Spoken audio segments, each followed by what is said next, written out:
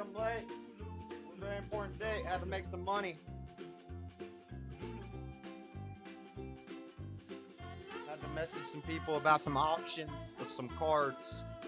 Little momento. Everything good? We're good? I think everything's good. Stop. Close this. Roll the camera in. Let's go! I was late, but not super late. It's commie day. We're all allowed to be late on commie day. Most of these lazy mugs are taking the day off. No, if you got the day off on commie day, I hope you had a nice barbecue. Hope you had a late as usual. Who are you talking about? I've never been late. This is like my first time ever being late. I'm 4 minutes late. What the? Late as usual. I'm never late. I'm white as I'll get out. If you're not 5 minutes early, you're not on time. What are you talking about? Y'all are crazy. My swarthy side is showing. It's commie day. Nukes, commies are coming. The commies are coming. It's commie day. Happy commie day, everybody. If you got the day off of work today and you took the day off, good for you. I hope you enjoyed it. I hope you had a nice barbecue. My boss, I was working today. My boss hands me $40 in cash. And I'm like, what's this? And he's like, well, you're working on Labor Day and it's just a gift. Go get yourself a steak or something for Labor Day. And I was like, you mean commie day? And he's like, you're a radical right-wing extremist, or you're a dangerous right-wing extremist. And I was like, I know. And he is too. He's not as much as me. He's not as extreme as me, but he's pretty radical right-wing extremist himself. And I was like, we are the most dangerous threat to America. We are the most dangerous thing in America right now, according to Joe Biden. But we got a show today. We got a show. We're going to talk about Commie Day, just like last year. I guess if I do the show on Monday nights, then every year we're going to have to talk about the violent origins based in socialism and communism of Labor Day. It's in the name, Labor Day. They'd spell it with a U if they had their way, these stinking commies. Labor Day. I've had enough. We'll talk about the violent origins of May Day / Commie Day. We'll talk about the base Gadsen kid. I know. Sometimes when I get to the news, it's kind of old news. We've talked about this in streams throughout the week. I played it on like Tuesday or Wednesday. I played the whole clip. We'll watch the clip. We'll watch a little bit of the interview with Ben Shapiro. Talk about a base kid. Talk about how young men are starting to stand up. And it's good to see. Unfortunately, the young ladies aren't following suit. They don't like it. And then we'll talk about final wrap-up of Hurricane Idalia and everything that happened with that. I know some people still be talking about Hawaii. Listen, I cover the news. And if the news and the media wants to cover all that up and move on, I got to go with what they're reporting on, what the news, what's in the media. We will have updates, though, in the rapid-fire news stuff on Maui. We got geopolitics in the rapid-fire news. We got some weird cess stuff in the news. Cool science stuff in the news. But in the main segment, we'll have This Week in Politics. Nothing real big happened this week. So it's really just wrapping up things that happened earlier in the week. And then in This Week in Politics, we'll hit like 4 real quick short stories. And then at the end of the show, and then also in Rapid Fire News, we'll do a little segment on the Burning Man. All the drowning hippies. The hippies are drowning in 2 inches of mud. They can't possibly make it out of the desert when there's 2 inches of rain and a little bit of mud on the ground. They can't walk when there's mud on their shoes. Then these are supposed to be the people who are in touch with the earth and in tune with Mother Nature. But in reality, they're a bunch of fat, worthless hippies and they can't survive anything. It freaking rains and their stupid statue doesn't light on fire properly. And now they're all trapped in the desert, starving to death. Crazy. Natural selection at its finest. And then to wrap up the show, we've been touching recently.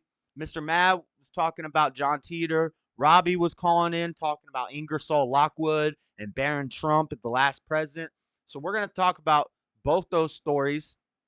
You know, if you want to go back and watch the old episodes, you can hear what Mr. Mad said about John Teeter in a call. You can hear what Robbie said about Barron Trump in a call. But I'm going to give you, we're going to review some videos, talk about real life time travel stories. I got Teeter, I got Lockwood, I got some dudes that went into comas and said they traveled through time. I got a crazy story about a guy from Ukraine. So it should be fun. It should be fun. I'm a time travel denier. I don't believe in time like that. I don't believe you could go back in time for sure.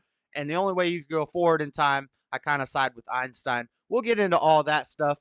But as a time travel denier, I'm going to be skeptical, and we're going to take a look at this stuff. And let's see if we can convert me to a believer. Let's see if we can convert me to a believer in time travel.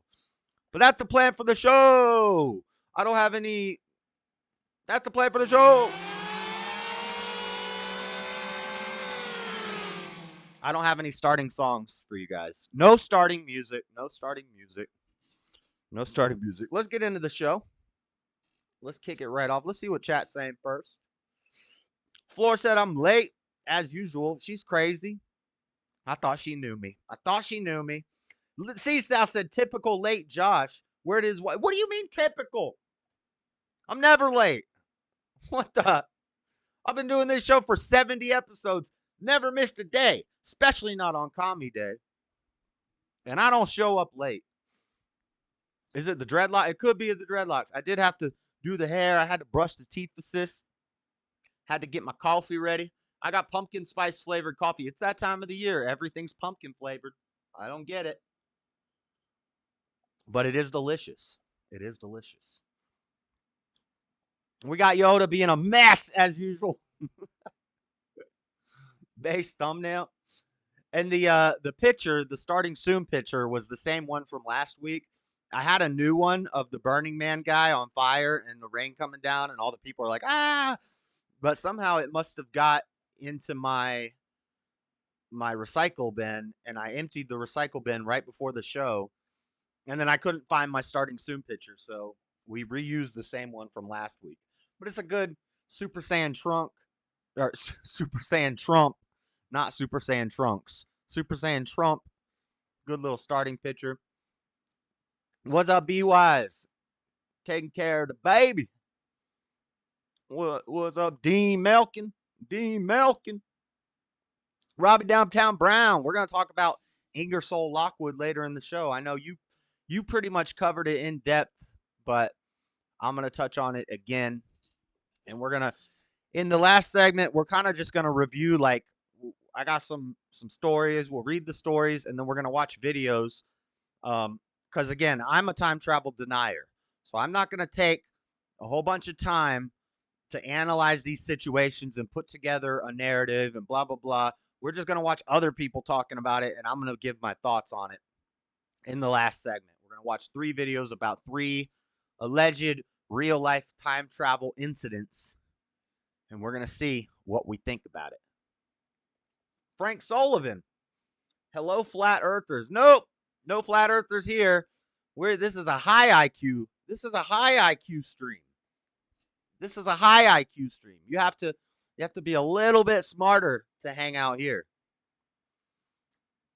All right, what else we got? Lady sees a Colombian with a O, not a U, with Daddy Jub. He don't know how to spell nothing. Pumpkin spice coffee ought to be ashamed. Only Colombian over here. This is actually Brazilian coffee with pumpkin spice creamer. So, blah, blah. Brazilian over Colombian in the coffee department. What's up, stubborn one? All right, everybody, let's get into the show. It's September. It's September. If you didn't know, there are several awareness months to be celebrated in September. We got Blood Cancer Awareness Month, Library Card Sign-Up Month. Man, nobody knows how to read anymore. They ain't signing up for no library cards. National Suicide Prevention Awareness Month. That's a long name. And World Alzheimer's Disease Month. And don't forget, because they got to be special, I don't know what's up with these Hispanic people. We got a lot of Hispanic ladies in the chat, but I don't know what's up with you Hispanic people. You can't pick a month. You got Hispanic Heritage Month comes from September 15th to October 15th. So that doesn't make any sense, but we got that. But on top of that, today is Labor Day. Labor Day. I know a lot of uneducated Americans think, yay, we get a day off. It's a federal holiday. It is not a holy day. There's nothing holy about Labor Day. It's an evil communist socialist holiday with its roots seeped in violence and riots and gore. Let's look at Wikipedia. Labor Day is a federal holiday celebrated on the first Monday in September to honor and recognize the American labor movement and the works and contributions of laborers to the development and achievements of the United States. Sounds good. Sounds good. Beginning in the late 19th century, as the trade union and labor movements grew, trade unionists proposed that a day be set aside to celebrate Labor Day. Labor Day was promoted by the Central Labor Union and Knights of Labor, which organized the first parade in New York City in 1887. Oregon was the first state to make it a public holiday, and it became a federal holiday in 1884. 30 states in the U.S. officially celebrated Labor Day. Joe Biden put out an announcement that today is Labor Day, as if we didn't already know. Thanks, Joe. Canada's Labor Day, with a U, because they don't know how to spell, also celebrated on the first Monday of September. More than 80 countries celebrate International Workers' Day on May 1st, May Day, the European holiday of May Day. May Day was chosen by the Second International of Socialist and Communist Parties to commemorate the general labor strike in the United States and events leading to the Haymarket Affair, which occurred in Chicago on May 1st and May 4th. Now, what's the Haymarket Affair? Let's look at this little article right here. I think this is the same article we looked at last year from the Dreadedconservative. Labor Day, American holiday rooted in Marxism and socialism.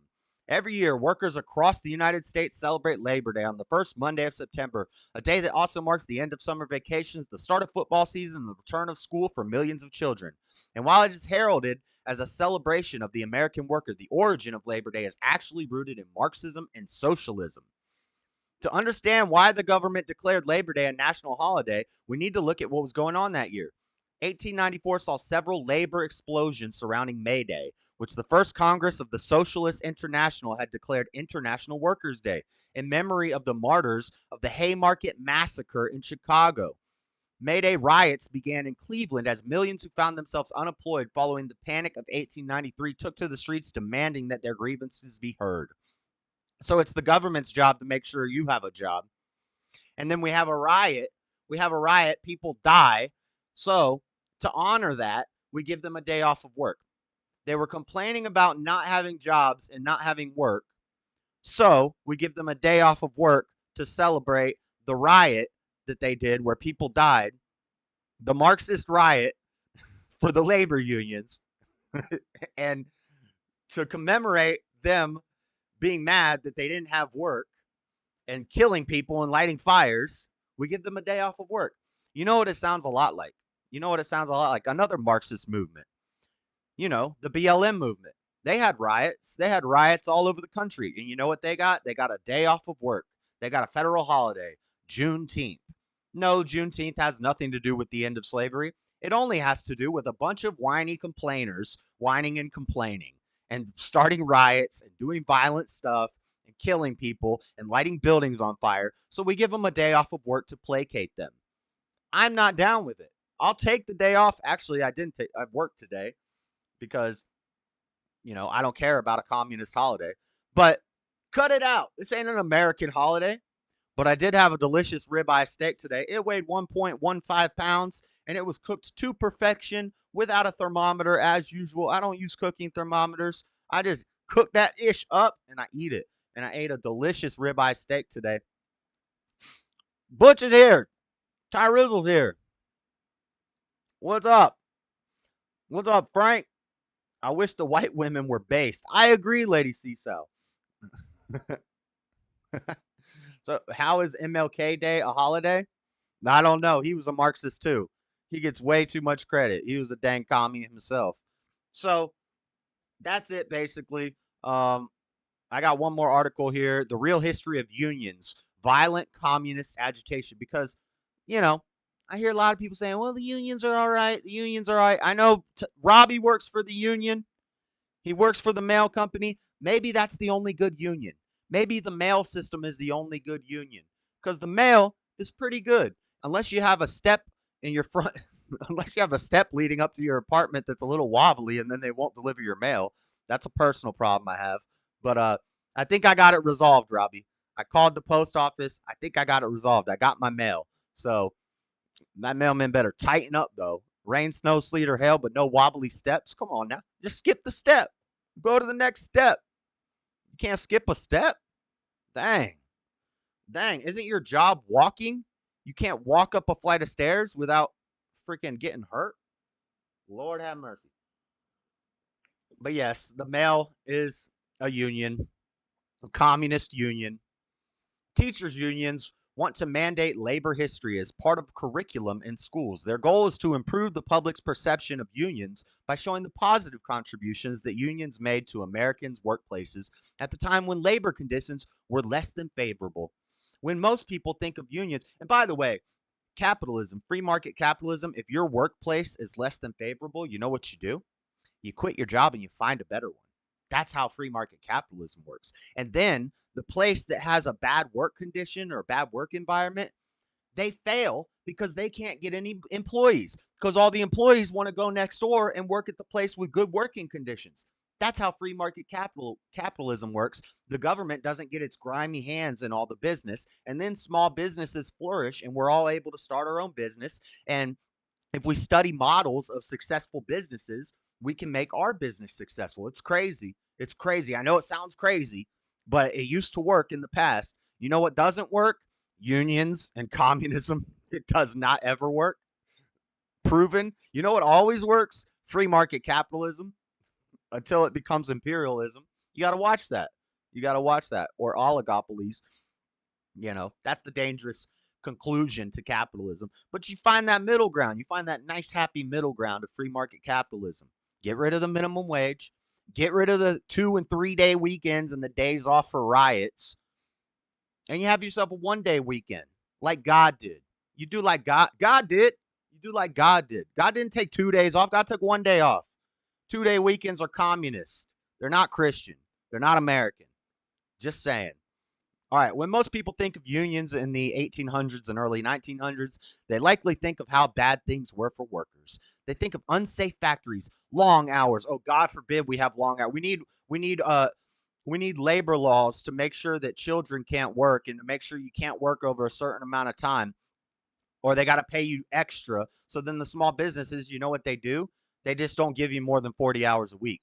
So now you can't get more than 40 hours a week because they have to pay you time and a half for overtime. And now you just can't get as many hours. You got to get a second job. If you could work as much as you wanted, that would be great. That would be great. And if you didn't like the long hours, then go get an easier job. Go get a different job. It's not that hard. Stop complaining to the government to fix all your problems because whenever the government gets involved, they screw everything up. Duh. Against harsh work conditions, unions seem like a welcome force. And also, if you're a parent and your kid is like 13 years old and he's strong and you've been having him work the fields and he wants to go get a job, he should be able to get a job. Yeah. Your 13-year-old should be able to go to work. Let him go to work. We don't need the government saying that kids can't work. Why can't kids work? Shoot.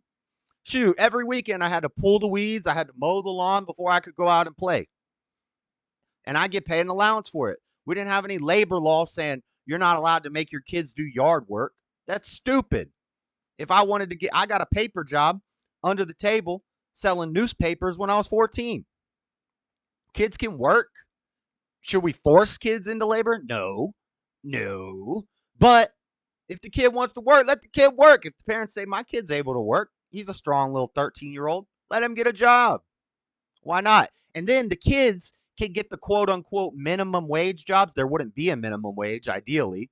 But the kids could get the basic, easy burger flipping jobs, and they could do that. And then you wouldn't have grown adults complaining about minimum wage. Man, Freddie and my brother were telling me I said there should be no minimum wage. If a company wants to pay somebody $1 an hour, they should be able to.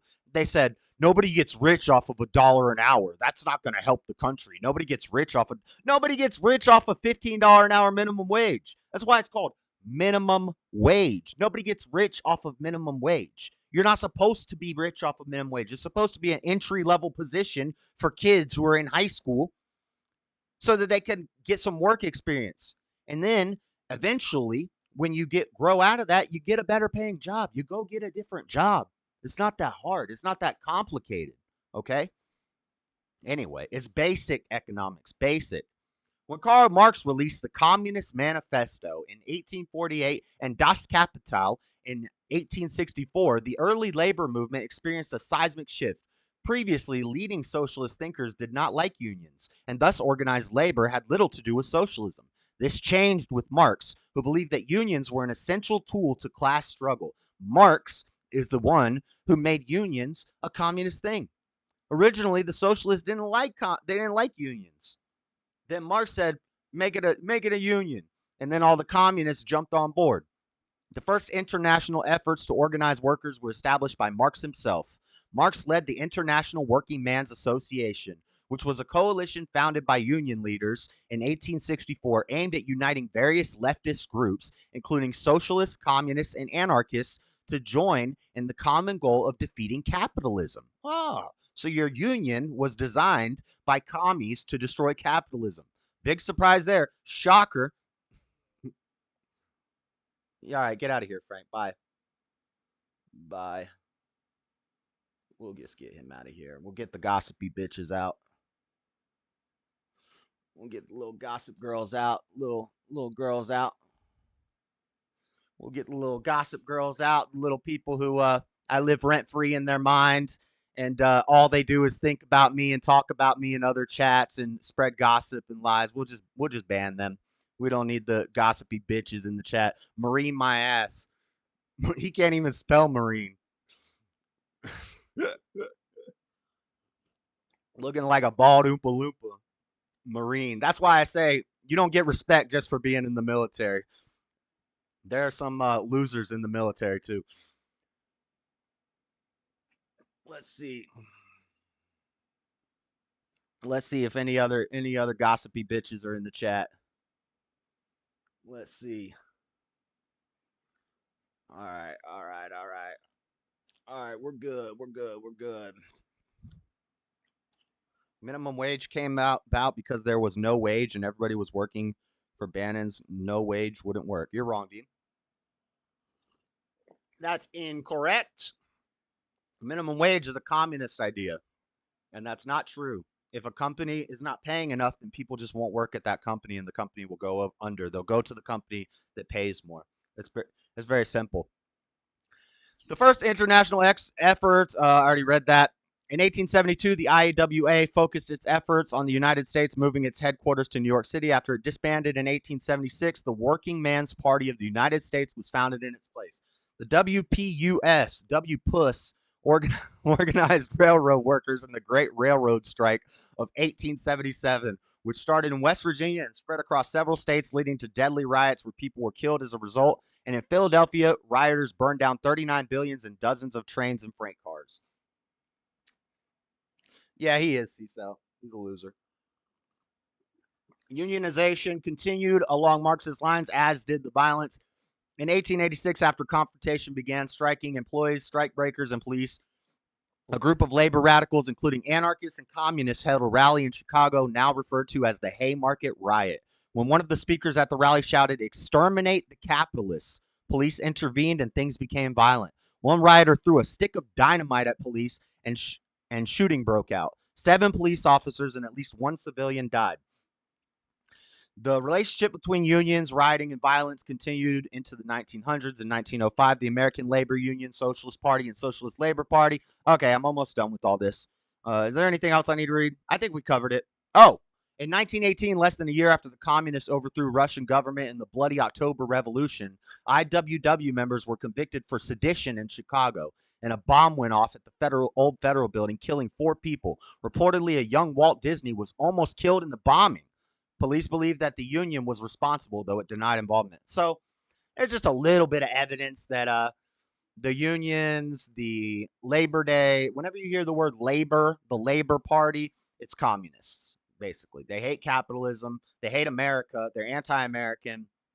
And if you work for a union, I ain't hating on you. I'm not hating on Robbie because he works for the mail, and that's a union. It's not his fault. He didn't do all this stuff. But the unions, it's the same thing. Like, I don't like, if I'm talking bad about China, I'm talking bad about the government. I'm not talking about bad about the individual people in China. Those people are suffering because of their government. So that's that. That's that. It's Labor Day. It's Commie Day. Happy Commie Day. Happy Commie Day. Mountain Rain Love. My kids went to work with me at 6 and 7 years old and sanded the sanded wood putty. Mountain Rain, stop destroying the English language. What is this? I paid them for working.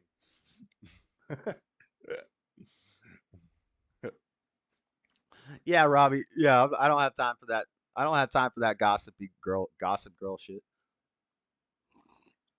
Tell him to grow up.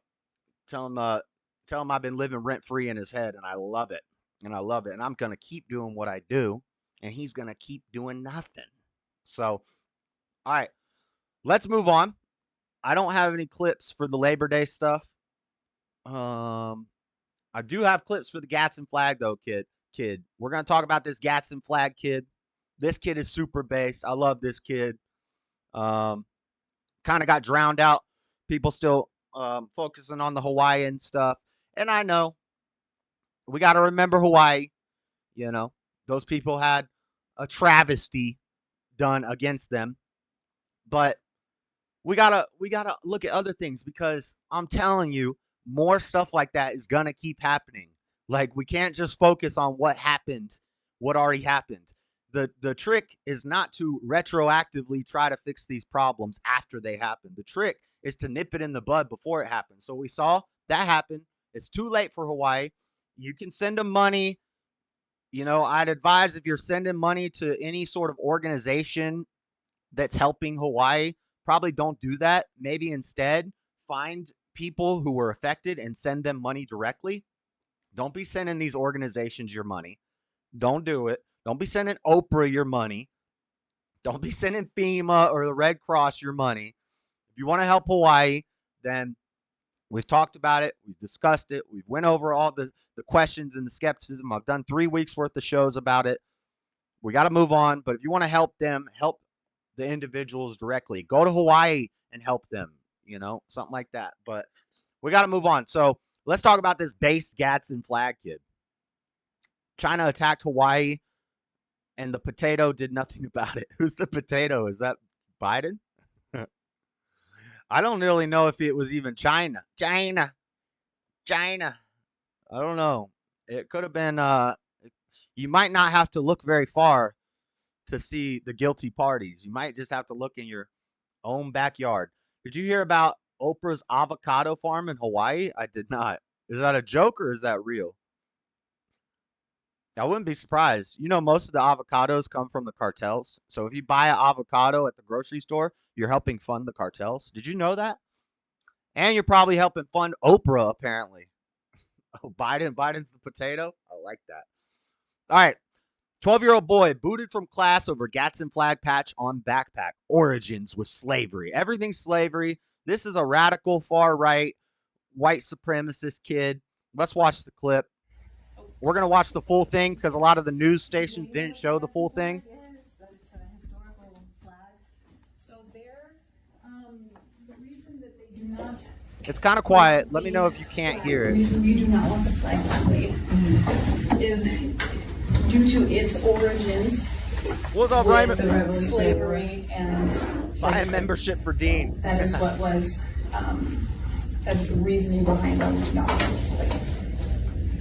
It's origins in slavery. Everything's got origins in slavery, apparently. You'd think if they wanted people to move on and, get over the... Why is the camera so freaking low when I'm in this mode? Also, check it out. The gaming chair is back. Oh, I just pulled my headphones out. The gaming chair is back.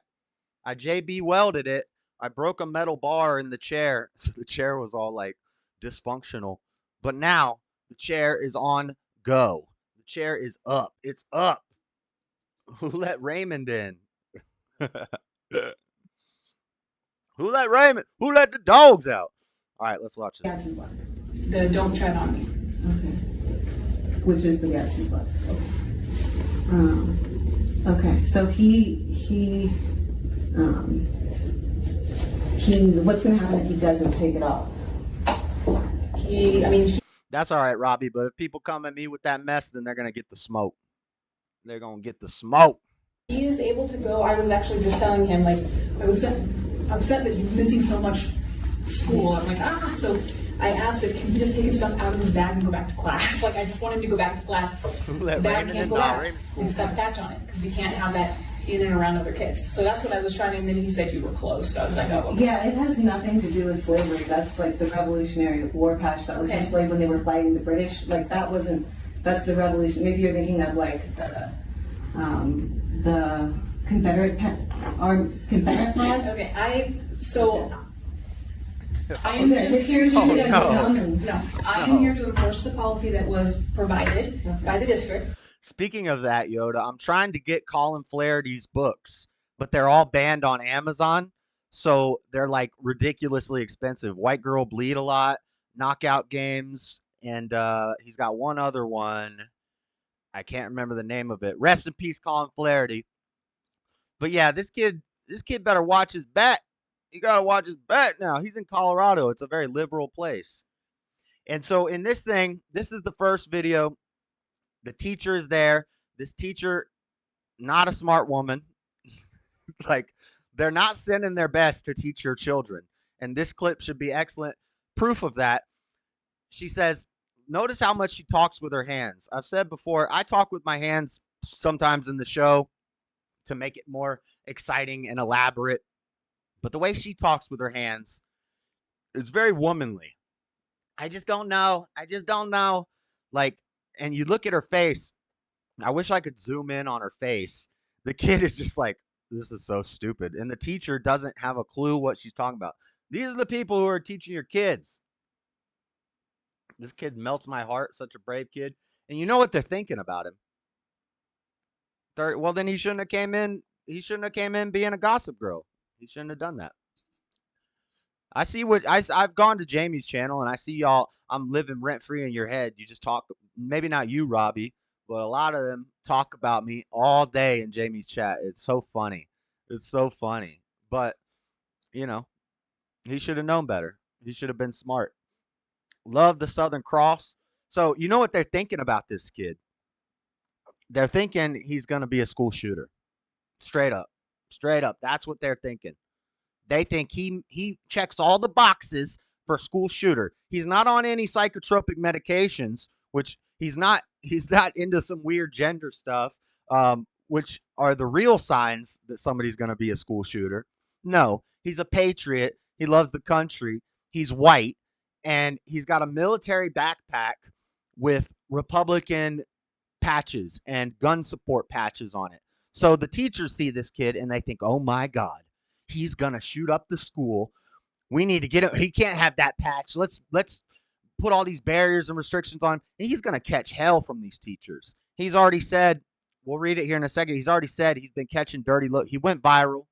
You know, he got some popularity at school. But, you know, he's going to be catching hell from his teachers now. They already thought he was a school shooter. Now he's popular. They don't like that. Yeah, I never saw you saying nothing, Robbie. Anyway, I don't want to keep talking about it. It's over.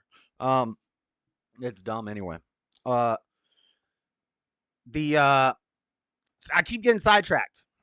So that's what they're thinking. They think this kid checks all the boxes because Joe Biden told them that the right-wing radical white supremacist is the worst threat to mankind in America. That and climate change. And by the way, climate change is making a lot more radical white supremacists. Did you guys know that? Because climate change is racist. Hopefully, class president in 9th grade. He's running for class president in 7th grade, and he's gonna win. Oh, he gonna win. Never had steak before, but I like steak. What's up, Sonia? I would have liked to ask this teacher, why is it then that the Gadsen flag is an option for your license plate in several states? They couldn't answer that question. These teachers are morons. And I got pictures of some of the teachers' cars here in a second. And but the one thing, when I first watched this clip, my reaction was, you'll see he's about to talk about how there's other patches and they don't get mad about that. And I told Daddy Jub during a stream, I was like, I think what he wanted to say is that there's a bunch of rainbow flags and pins and pride stuff, and they don't say anything about that. He doesn't say it in this clip, but I got another clip for you, and he said it. Oh, he said it. And definitely you have every right to not agree with it. I mean, Yeah, because the ACLU absolutely. says that he's allowed to wear that. If you like go on their website, it's like says in big So letters. all I'm saying is that Unless there's like a ban on patches, period. Like if you said there's no patches allowed at the school, you cannot display what you think or anything like that, or what cheer or anything like that. I think it's like one-sided, you know. By the way, shout out Sonia Scrapbook. Sonia Scrapbook. I talked to her for like 6 hours the other night on Latina and Cali stream. I don't know where Latina and Cali's at. Behind the at, don't end a sentence in a preposition. I don't know where I don't know where at is Latina and Cali. but I was on her panel till like 2:30 in the morning. I was about to fall asleep in my chair. Because you allow some patches, but not other Other patches. kids have patches, like other There you go. names, and like the American flag on their backpack. See, he stopped himself. He was about to say it. He said other kids have patches like the American flag and but he didn't say it. He's smart. He's smart. He knows how to parse his words and say the right thing at the right time. Smart kid. Smart kid. I love to see it. There's a lot of smart young men. I think that, I've talked about the reverse Flynn effect, how the average IQ is going down. I don't think that's the case among young men, because young men are very inquisitive and very curious, and we have the internet. We have the information technology all at our fingertips. So these young men are actually getting way too smart for their own good, and it causes them to get bored in class. So what do the teachers do? Well, the teachers take them to the school psychologist, and they tell them, well, we're going to need to put them on some ADHD to get them to focus, or some prescription meth for their ADHD. And they put all the girls on SSRIs to calm down their emotions. They put all the boys on ADHD medication to drug them up, turn them into zombies, so that they make everybody placid and easier to handle, because these teachers ain't worth nothing. If he identified as non-binary, they would be able to keep the rainbow version. Unfortunately, there's a rainbow version of the Gadsen flag. I'm not surprised. They're trying to. I mean, it's all co-opted. The rainbow is from the Bible. It's God's sign that He's not going to destroy the world in a flood. Funny enough, there were rainbows at the Burning Man festival during the flood. He said he wouldn't destroy the world with a flood. He didn't say he wouldn't wipe out a bunch of hippie festival with a flood. Okay, so he does stick to his word. Yeah. That was like flown during the revolution with. Oh Lord, Dean, calm down, buddy. Yeah, I calm down, buddy. Stand that at all. Don't summon what evil. I can do If you go onto the ACLU's website, yeah, let's talk to I someone. can 'cause I don't have want you a speak lawsuit. I really don't. to I can The have American you speak Civil to Liberties Jeff Union. Gilpin Okay. again. Okay. And then he can refer you to our person at the district. Okay. Because, like I said, we're following district policy, is what we're doing. No, you're not. So, the Liar. last thing I want is him out of class. Yeah, I know. Me That's too. all. You're being He inconsistent. takes You're it not all following any serious. policy. He studies. He wants to get straight A's. He did that. He made honor roll when he was here before. Yeah. He intends to do that again right now, but it's hard because he keeps missing class for this. So I understand that. yeah, And I mean, he's we still teach gonna him get to better always stick grades. up for your beliefs, and I mean, you're going over the revolution this for 7th grade. I mean, the founding Look at her fathers face. stood up for what they believe. Man, I wish I could zoom in on this lady's face. She's just a hollow shell. A hollow shell. Everything they're saying, you can see when a liberal is like on buffering mode. And they like their brain kind of shuts down, or their lack of brain shuts down, and they just kind of start rolling their eyes and like, oh, okay, oh, you're saying a lot of smart things that make a lot of sense, but my cucumber brain doesn't work properly, so I can't understand it. Against unjust laws, this is unjust. Okay, like I said. Oh, you don't want to get me on the spades table, name. I don't play. We go in Brooklyn every round. If I get a good partner, I need somebody else who's been locked up. Tyrizzle. Kidding. We're upholding a policy that was provided to us, which we have to uphold. Okay. Oh, okay, thank you. All right, that's enough of that. So, what do I have here? What is this? All right, let's get out of that. Okay. So, Fox, a video circulating on social media platform X, formerly Twitter, this week depicted young elementary school student in Colorado Springs, Colorado. A lot of weird stuff happens there, by the way. There's a bunch of military bases there. That's where the Aurora shooting happened, in that theater. They say there's a lot of weird stuff they be doing to the people there. MK Ultra type stuff. Yes, me and Tyrizzle going to clean up on the spades table now. We're going to be doing table talk. I'm going to be saying diamonds are forever. Diamonds are forever. I'm going to start singing songs. We're going to be kicking each other under the table. Yep. All right. The clip appeared to be recorded by 12-year-old Jaden's mother as she, her son, and the school administrator discussed the boy being pulled from class at the Vanguard School that day because of the patch. According to the staffer at Colorado Charter School, the patch was disruptive to the classroom environment and that it has origins in slavery. So it's a charter school. I'm assuming there's a uniform enforced there and that kid just doesn't wear that every day, because every interview I see him in, or he might be a future billionaire and he just wears the same thing every day because that's what Bezos and who's that other Jobs, they always wore the same clothes because they said it freed up time so they can make more money instead of worrying about what to wear. And I was thinking maybe this kid is just like a future billionaire genius, and that's why he wears that every day. But no, I think his school has a uniform. It would be super base though if he just wore that stuff. And they mentioned the Confederate flag. The mom said it's not like a Confederate flag. It's not racist. It's not like a Confederate flag's not racist either. Confederate flag is not about slavery. It's about the South. It's about the South. Now they banned the Confederate flag. How long before they banned the Gadsen flag? They're already trying to do it. Got him. Spade, not space. What's space? Following the 2016 Orlando nightclub shooting, posters containing a rainbow Gadsen flag inscribed with "Shoot Back" were placed around West Hollywood. Wow. So if they want to use the Gadsen flag, then it's cool. But you've been to jail for pot? Well, under Biden's new regulations, you might be good on that. We'll talk about that a little later. So hold on one second. Where we at? So I just want to look at what the Gadsen flag represents. I think the parent and the kid summed it up pretty well. The rattlesnake was a symbol of unity of the 13 colonies at the start of the Revolutionary War, and it had a long history as a political symbol in America.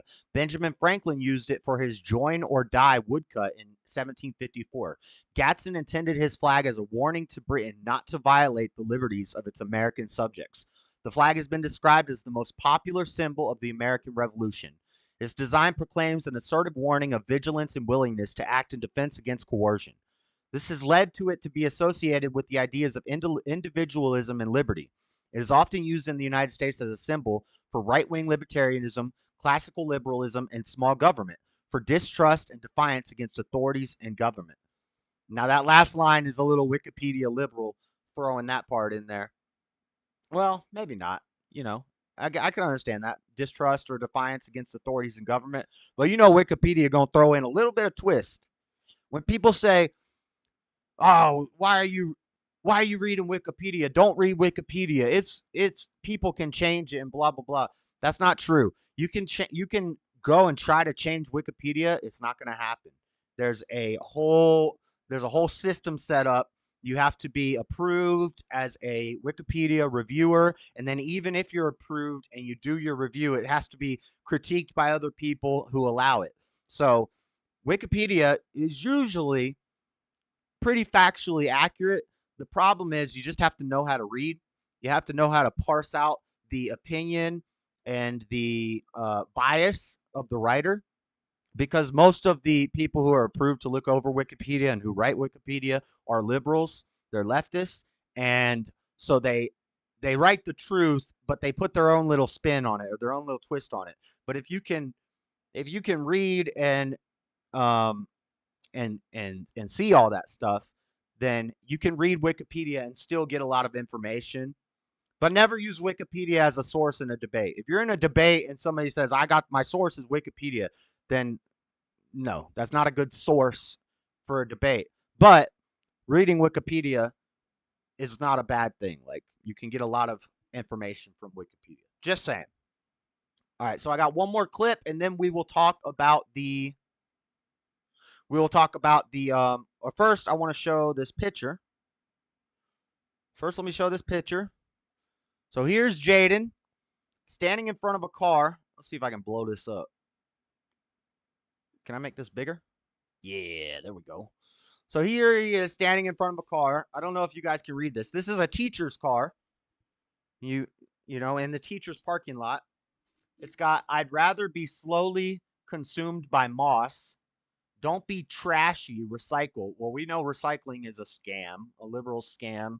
Putting bottles in the ocean in China, shipping them over on freight liners that use more carbon emissions than just throwing your trash in the trash can. And we pay extra taxes for a blue trash can and a blue garbage truck to come around and recycle the plastic. Plastic recycling is a scam. It's fake. Okay. Anyway, and a bunch of other liberal bumper stickers and make America green again. You know, so this is a teacher's car. Obvious liberal clown, and that's totally fine. That's totally fine. But this kid can't have this patch on his backpack. He can't have the patch. They're getting him for the patch. Let's watch this clip of him doing a little interview with Ben Shapiro, and then we will talk about the conclusion of this. They thought had something to do with slavery because they don't know anything. So, Jaden, why don't you just tell me your story? Welcome to the show, first of all. And y'all already know I'm not like a Ben Shapiro D rider. I'm not like a huge Daily Wire fan. When I first got into politics, you know, you start with Ben Shapiro, but you quickly grow out of that. And but this is a good interview. This kid is a good interview. It's a good interview. I like Ben. He's all right, but he owes JLP a sandwich. He owes JLP a lunch, and he ain't paid up. Typical Jew. And tell me, like, what exactly? How did this go down? Okay, so they were having a problem with my patches. That is a nice backpack. Originally, What's up, a S.E. teacher Wolverine? complained they're keeping the identity of that teacher. Floor, get out of here with your simping for Ben Shapiro. You don't know nothing. Floor listens to Brett Cooper and Ben Shapiro for her political opinions. Get out of here with that. They're not telling me the identity of it. And she complained to the administration, and they said I had to take it off, or no, I could not go back to class, which is crazy. And I'm like, why? It's the American symbol. Like, that was crazy. Yo, this kid do look like Pee Wee Herman though. I want to hear him go, ha, ha, make a like a high, make a hiney ho. And so I just missed out on a ridiculous amount of Don't say gas, that name, you'll be banned. all because of a gas. What? It's comedy. What? Are we not allowed to joke that they're cheap anymore? I didn't say anything about. I just said he's cheap. I'm just saying he's cheap. Are we not allowed to say that anymore? Dang. The ADL gonna be coming after me like that? Flag. They said it was associated with slavery. No, it was a warning to the British not to tread on our rights. So let's talk. First of all, it seems like you may not need to go to class. You might know more than your teachers. It seems like that might be a real possibility. at this point, considering a teacher reported you saying something completely wrong. So Christopher Gadsen, I'm sure he owned slaves, but just because he owned Marge slaves, Lamar. it was meant a warning sign not to tread on our rights in the revolution. No, it's not anti-Semitic. I love the Jews, but they are cheap. I thought we were still allowed to joke about that. I'm not saying that they run everything or that, I'm not talking about that horrible, terrible event where 11 million people allegedly. I'm not talking about that. I'm just saying they're cheap, right? We could say that. Which is funny because they tried to tread on my rights and then they found out I'm pretty sure he is, but that you're not. But patches are allowed, and the First Amendment clearly states freedom of speech. I know you're joking. And there's kids with pride pins, There and you the go. He said it. teachers don't say a thing. I'm glad he said But it. I wear a Gadsen flag, and it's the end of the world. I'm glad he said you that. do whatever you want. That's why I It's clipped 18 that. free years to have some fun. So let me ask, where did your politics? So he didn't say it in the original video to the teacher, but he said it to the whole world on Ben Shapiro's show. I'm glad he said it because that's what I was thinking. I know Pride Month, there's teachers with rainbow flags in the classroom. There's kids with rainbows all over their backpack. And, if you like the Care Bears and you got a little rainbow on your backpack, that's one thing. But if you got the freaking flag with the triangle and the pink and the blue for the Transformer community and the 6 colors instead of 7, yeah, that's where they take God's rainbow and they convert it and twist it and make it satanic. They take, instead of 7 colors, which is the holy number, they make it 6 colors, which is Satan's number. I'm not a numerologist, but it's kind of true. Come from? Because you're obviously very knowledgeable. You know a lot of things about American history. How did you get so political? Well, I give it all to my mom because the parents really matter when it comes to a child growing up. Now, I think he may be with a single mom, and not that things happen, but the way he says his mom got him into politics and his mom was at the school board meeting. I haven't heard any mention of his dad. So, but it's cool that this kid, it shows that just because you're in a single parent house and there's no father around, and I don't really know this. He may have a dad, maybe his dad's busy at work. Maybe his dad's a great dude. But from what it seems like, there's never any mention of the dad in the house. Maybe if it is a single parent house, it's cool because it shows that just because there's no father in the house doesn't mean that the kid is gonna be for sure cursed. Studies show and statistics show that they're more likely to end up in jail or on drugs or blah blah blah blah blah. But that there's still outliers. There's still people who can overcome that, and it's pretty cool. But yeah, I haven't seen any mention of a father in this kid's life, and he talks about his mom here. And my mom just slacked off, said, "Yeah, go play video games. I don't care." And I have no access to social media, no internet. So I give it that because most kids in my school, they rainbows all have over. odd Yep. thoughts. They're pansexual, but also they have TikTok. So go figure. Based. I give it. Hold on, I'm gonna go back and play that one more time. I don't have any access to internet or social media, but all these kids who are pansexual and demisexual and every other fairykin gender, they're all on TikTok. Shocker. Big surprise there. I wear a Gadsen flag, and it's the end of. To have some fun. So let me ask, where did your politics come from? Because you're obviously very knowledgeable. You know a lot of things about American history. How did you Pansexual get so means political? they have sex with kitchen appliances. Well, I give it all to my mom because the parents really matter when it comes to a child growing up. And my mom just slacked off, said, "Yeah, go play video games. I don't care." And I have no access to social media, no internet. So I give it that because most kids in my school, they have odd thoughts. They're pansexual, but also they have TikTok. So go figure. I give it thoughts. mainly like to Connor they got some with odd his thoughts. What? Tuttle Twins. I read those growing up, and that really, really helped me. And now I have a good understanding of America, and it talks about inflation and all sorts of key concepts that someone should know. So I give it to my mom and This kid got a firmer understanding of economics than Freddie does. Connor Boyack for my knowledge of knowing more than an average teacher. Based. They Cool kid. Cool kid. I like him. I like him. To wrap up, we see from Daily Mail here that Colorado school is forced to let student keep Gadsen flag patch on his bag after teacher ordered him to remove it and said it had origins in slavery. 12-year-old Jaden has been asked to remove the Gadsen flag patch from his backpack. School administrators initially claimed that the flag had origins in slavery and it was causing a disturbance in class. After Jaden and his mom kicked up a fuss, the school board ruled in his favor, which he says has prompted other kids at school to showcase the patch. Let's go. Little Jaden, a trendsetter. Little Jaden out here, trendsetter. Trendsetter. Let's freaking go. And that's it. That's it. Young men getting smarter, stepping up. Studies show that middle school and high school age boys are trending to the right. They're starting to lean more right, whereas middle school and high school age girls are trending farther to the left. What's going on here? What's going on here? Maybe it's because they see all the strong women on TikTok. They see the Doja Cats becoming demons. They see the Demi Lovato's becoming pansexual, whatever the heck that is. They see all these women, and then they don't see strong men. But I think these young boys growing up are the pendulum swinging back, and these young boys are going to step up to the plate, and they're going to save America. So let's freaking go. We got to have some support for our boy Jaden. He better get elected.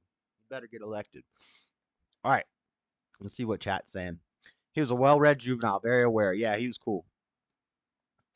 Knew he wore mom's high heels at one time. Wait, what? Pansexuals, don't pots need love too? Pots and pans. That's right. That's right. I cooked a ribeye steak on a pan today, but I didn't want to have sex with it. And it was a nice, beautiful piece of meat. It was a nice looking piece of meat, but I didn't want to have sex with it. What the? You know how in sports they pack kids with talent to obtain them and later on be part of the team? Same thing should be with politics, to train them and later be part of the team. No, in sports I don't know what you're talking about, Floor. I don't know it. I don't think we should be putting too much politics down kids' throats at too young of an age. This kid is an anomaly. Most kids are not concerned with politics. I don't know. There's probably a certain age, maybe around he's in 7th grade. 7th grade, probably the right time to start teaching him civics, start teaching him about politics and stuff. Much earlier than that, you're probably just going to make them reject it, whatever you teach them. Daddy Jub, I bet you took smaller kids' candy on Halloween. Daddy Jub was a tank. He was walking around taking all the freaking kids' Halloween candy. And he had 2 big brothers, so he was tough. I'm straight, but also homosexual. Not gay if it... Oh, my God. Get out of here with that. That's so gay. That's gay, bro. No. Oh, I wish I had the sound clip that Stubborn One sent me. It's Ice Cube saying, news alert, or I hate to break the news to you, but that means you're gay. From Law and Order. I want to get that clip. All right. The hell is demisexual? I don't even know. It's a thing, apparently. There are a lot of great mothers out there. True story. I was going to say he may be smart, but something sounds scripted with this. It might have been, he's going on an interview of a really big show.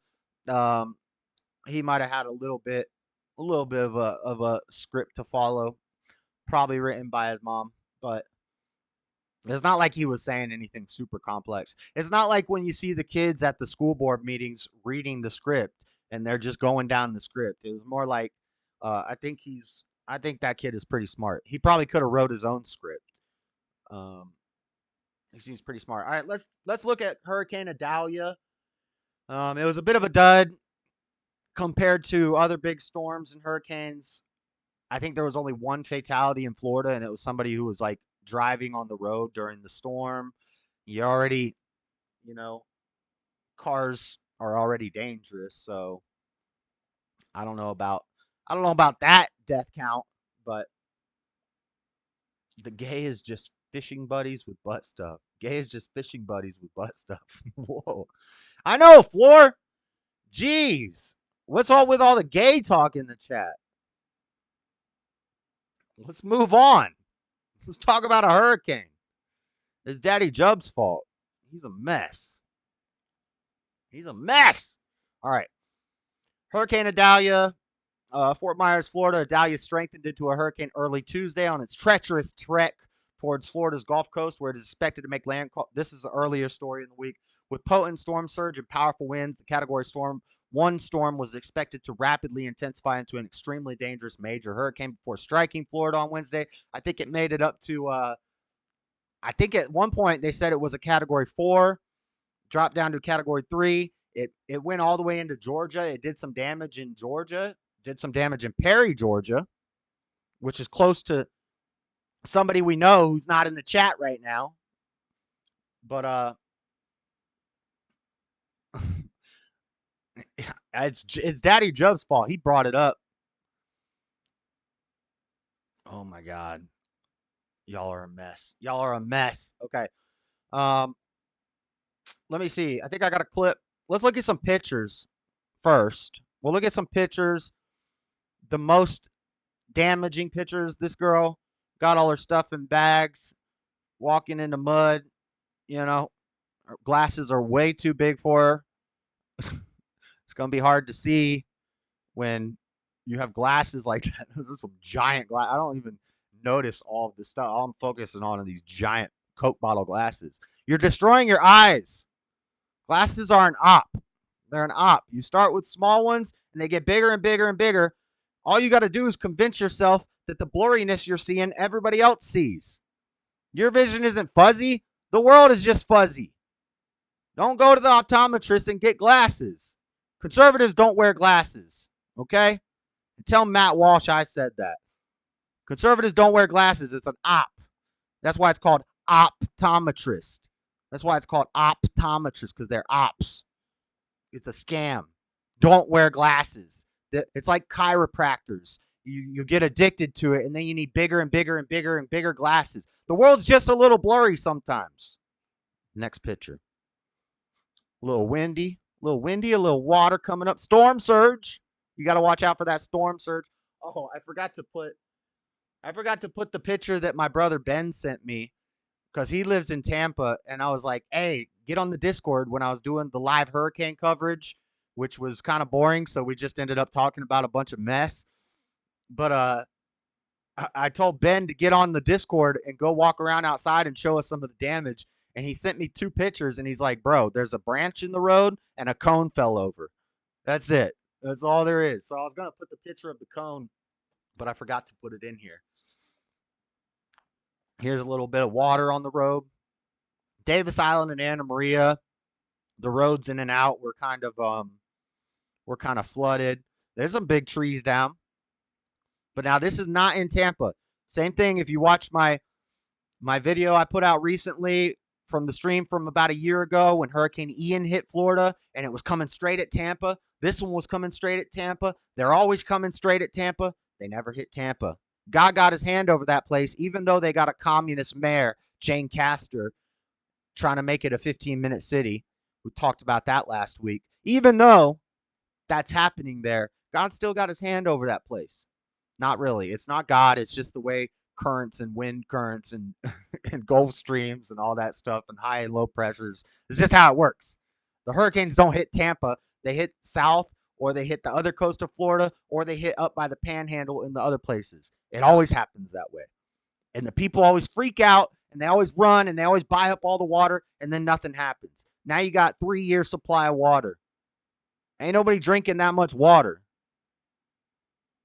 Next. We got some other dang. Uh-oh. Hey, do you remember what I said? I said the main reason I want to watch Hurricane Idalia is because I want to see if a bunch of random fires pop up out of nowhere. Because That seems to be what happened in Hawaii. A hurricane comes in, all of a sudden a fire breaks out and wipes out everything. California, a hurricane's coming in, first hurricane in 100 years, and we get hit with an earthquake at the exact same time. We know they got cloud seeding technology. We know they got earthquake making technology. We know they got freaking lasers with freaking satellites in their heads in space. So I'm just saying, 70% of the population has to be reduced by 2030. Stuff's about to get weird. And there's going to be a lot of I told you so's over the next couple of years. But here you go. Here's a fire. Crazy. Everything's flooding. It's a storm surge, but yet we got fires. Climate change, global warming. We got this guy. He got a Trump hat on. I'm just kidding. That's not a Trump hat, but should be. If you had a Trump hat, maybe your house wouldn't be underwater. Next. This guy got a kayak. Look at that. He having a little day out on the stream kayaking. He's just chilling on a kayak. Can't go wrong there. Look at all the hearts and the thingies in the chat. Let's go. This guy got his bicycle. Why are you trying to ride a bike in 3 feet of water, bruh? Just swim. Get a kayak. Next. Oh, that's not a bathtub. That's a little boat. That's a little boat, you know. But if you're going to be on a little rinky-dink house next to the ocean in Florida, come on. You got to expect this. You need to expect this. I don't know why this picture's in here. Oh, there's a gray cloud. Everybody's chilling at the beach, having a nice day. These are supposed to be, this guy's going skimboarding. Let's go. Whenever there was hurricanes in Florida, we would be on them skimboards. There'd be a puddle in the front yard. Yo, a puddle in the front yard with grass is the best skimboarding you could ever do. It's so fun. And you could get a trash bag and you jump on the skimboard and open the trash bag and catch the wind and just go forever. You'd be gone. You'll end up in Georgia on your skimboard. We got some people putting some sandbags and a little bit of the foil tape protecting the house. Based. We got a nice car about to be underwater. We got some people in rain jackets. All right, I got a clip. Let's watch the clip. We can see the damage done by Idalia.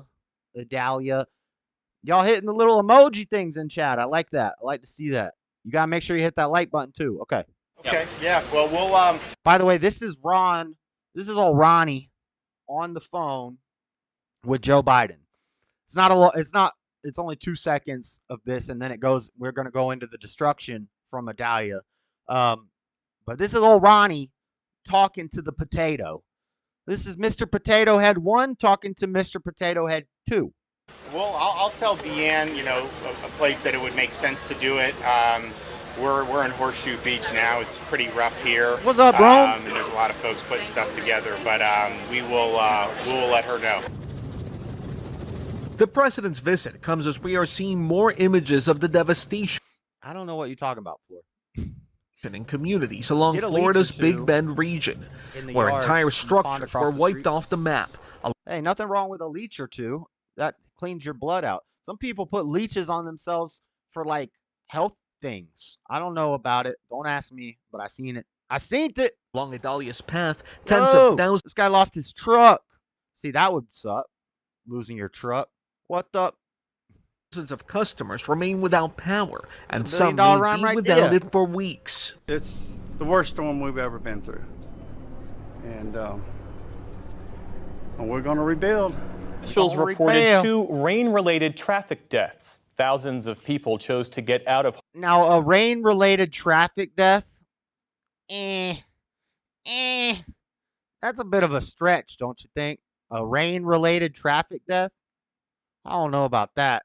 I don't know if you can even count that. That's like saying if you die on a motorcycle but you tested positive for the coof, we count it as a coof death. Yo, I'll get to this later. Maybe I didn't include it in the show, but I saw it right before the show. CNN put out an article on Twitter about like 147 deaths globally due to extreme heat so far this year or something like that. And the comments were relentless. It made me feel American. seeing the comments react, because I was about to go in the comments and say, what about cold deaths? Why don't you talk about cold deaths? More people die from extreme cold in the winter. Why don't you talk about that, CNN? But everybody, I didn't even leave the comment because everybody in the comments was already on top of it. They got it. So I'll have to see if I can find that article. It makes you feel American again to see that people aren't falling for the okie doke anymore. If somebody's old, if they're 85 years old and they drop dead and it's hot outside, that is not a climate change death, okay? Harm's way, while others hunkered down for the first major storm to hit the state this year. I'm going to get to the Burning Man stuff a little later, Robin. After a night of raging wind and rain, Hurricane Idalia landed early today on Florida's Gulf Coast. Those who sheltered in place woke up to find flooded streets. The flooding is unbelievable. I'm not going to be able to go to work, I don't think, for a couple days, and this is going to be devastating, I think, for at least a couple days. Bill Hall, is he related to a... Oh, I shouldn't say that. That's doxing.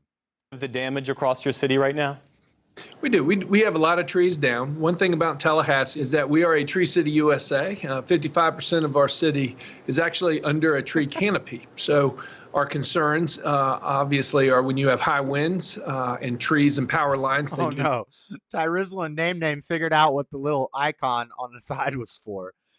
And now we're getting lit up by hearts and 100s. 100. Not mixed very well.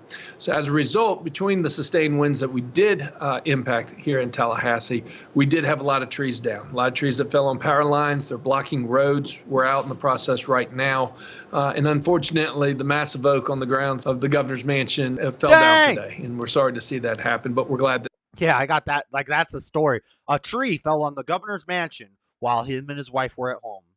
It was kind of like Joe Biden talking about his cat and his Corvette while during the Hawaii fires. Like, that's an important story. We got to report on it. No one was hurt when it did come down. Storm passed directly overhead here, and it took that awning behind me and simply just tipped it over. And there was brick and metal that was holding it in place that's now just shredded. This exploded brick and this twisted metal with the awning leaning completely on its side. You can take a look. This is actually what it looked like right where I'm standing earlier today as the worst of the wind hit. You can see the awning. There it is. Gotta watch out for those and that's trees. it tipping over. Yeah, that's another thing when I'm camping. Daddy Jub saying I can't survive in the mountains. The only thing that's going to get me if I'm in the mountains is winter. I'm not good with the winter. I got to step up my winter camping skills, but that just comes down to being prepared. If you're prepared, you'll survive the winter. But then animals, like a bear, if a bear comes, there's nothing I can do about it. I'm going to throw Echo out and hope that the bear goes after Echo, and I'm going to run. Okay? That's it. That's all I could do. And then last but not least, a Widowmaker. Yeah, if you're camping, but that's just awareness, situational awareness. If you look around, you want to look around your area, you want to make sure you got strong trees around you, because if a branch breaks and falls on you while you're sleeping, you might die. So you don't want that. Here in Perry, it was a wind. This is Perry, Georgia. I've been there before. An awning fell over. And a rainstorm. Along the Gulf Coast, though, it was all about the storm surge, a surge not seen in a lifetime. This is Alexis DeLeon, and yes, where she was in the hometown Joe does she have had a sweet recently Corvette. returned to. Swimming down the street was how she ended up getting around. Alexis will join us shortly. She got to work. She got to be on that corner. She got to work, you know. Can't take a day off because of some rain. She's going to swim out to that corner. We're also going to speak to a resident of another hard-hit area, the barrier island of Cedar Key, a man who told us last night he was staying in part to help any neighbor. All right. Enough of that. I got one more clip relating to Hurricane Idalia. I don't think there's much more on this topic to talk about. Let me see. We got pictures here. We got more pictures here. We got some pictures. You know, we kind of saw this. I think this is the Howard Franklin Bridge. I was showing live footage of that during the stream that I did. There's a little destruction. So, you know, our hearts and prayers and thoughts and prayers and all that good stuff and sympathy and blah, blah, blah goes out to the people who suffered due to Hurricane Idalia. but it wasn't that bad. It wasn't that bad, especially compared to past hurricanes. We're about to hear a clip of Joe Biden saying it's the worst storm in 100 years, which is the same thing he said last year. Same exact thing, the worst storm in 100 years. Both lies, both not true. Fact check. It's not the worst hurricane in 100 years. I was in Florida when we had 4 hurricanes, all category 3, 4, and 5, back to back to back to back for 6 weeks straight. Nobody had power for 6 weeks. Not the worst storm Florida's seen in 100 years, Joe. And he said the same thing 2 years in a row. So, hurricane knocks over some stuff. Oh, Hurricane Idalia knocks over tree at Florida governor's. This is from People magazine. Great source. You know, I got all the sources. Florida Governor Ron DeSantis later said he and his family were fine after Hurricane Idalia made landfall as a Category 3 storm. On Wednesday morning, Florida Governor Ron DeSantis' wife, First Lady Casey DeSantis, used social media to inform the public that she and her family were okay after a massive century-old tree toppled over onto their home during Hurricane Idalia. 100-year-old oak tree falls on the governor's mansion. So, yep, they got a big old mansion. Good thing you got a giant mansion. It lessens the likelihood that you're in the part of the house that got destroyed by the giant tree. Good. That is a nice mansion. That's a nice mansion. Look at that mansion. That's a nice mansion. Big old tree. Dang. Huh. Looks like it got struck by lightning. The way it split like that. Well, maybe not. You'd see more burning. All right. So, I think that's all the stories I got, but I do have one more clip. We got to show Joe Biden's reaction. Joe Biden actually made it out to the Hurricane Idalia destruction pretty quickly. Tommy's probably in the green room, Butch. What's the green room? Tommy's in boot camp relearning how to be a Marine. They should call it Drowning Man next year. What, Burning Man? Swim to the corner. Yeah, she got work to do. All right. Sure, you have to have awareness with the widow makers, not window makers. Yes. Okay. Let me play this clip. Oh yeah, Echo getting domestic terrorism. And oh my god. So when I start this, you're gonna be like, Josh, that's the wrong clip. Why is he talking about domestic terrorism? That's irrelevant to the hurricane. What does that have to do with anything? If you recall, last year during Hurricane Ian, after he wandered around and talked to nobody for 30 minutes, and then he found his way to the microphone stand, and he had to fumble with the mics for 5 minutes to talk into the right microphone. Pause with this. Pause. Okay. He was talking about off-the-wall stuff that was unrelated to. No, this is the right clip. He's talking about domestic terrorism being of the radical right wing being the biggest threat to America, while he's addressing people who had their homes destroyed by a hurricane. Yes, this is our president speaking. Let's listen. Will not prevail. Domestic terrorism will not prevail in America. And to make it real clear, silence on this issue, both public and private, in the private sector, silence is complicity. We must not. Bro, you couldn't say science is compliance and just been a little catchy with it, Joe. Silence is violence. Silence is compliance. No, he had to try to make it sound smart and say silence is complicity. He struggled with that. I'm struggling with that one. He's talking about domestic terrorism. He's talking about far-right, white supremacist, radical extremism is the biggest threat to America, even though we got floods in Burning Man. We got California getting hurricanes and earthquakes. We got Hawaii getting hurricanes and laser fires. We got Florida and Georgia getting hit up by hurricanes. We got all sorts of wind and problems. We got these dang carnivores eating up all the meat. We're going to have to eat crickets soon. We got climate change and global warming. But the biggest threat to America is guys like me.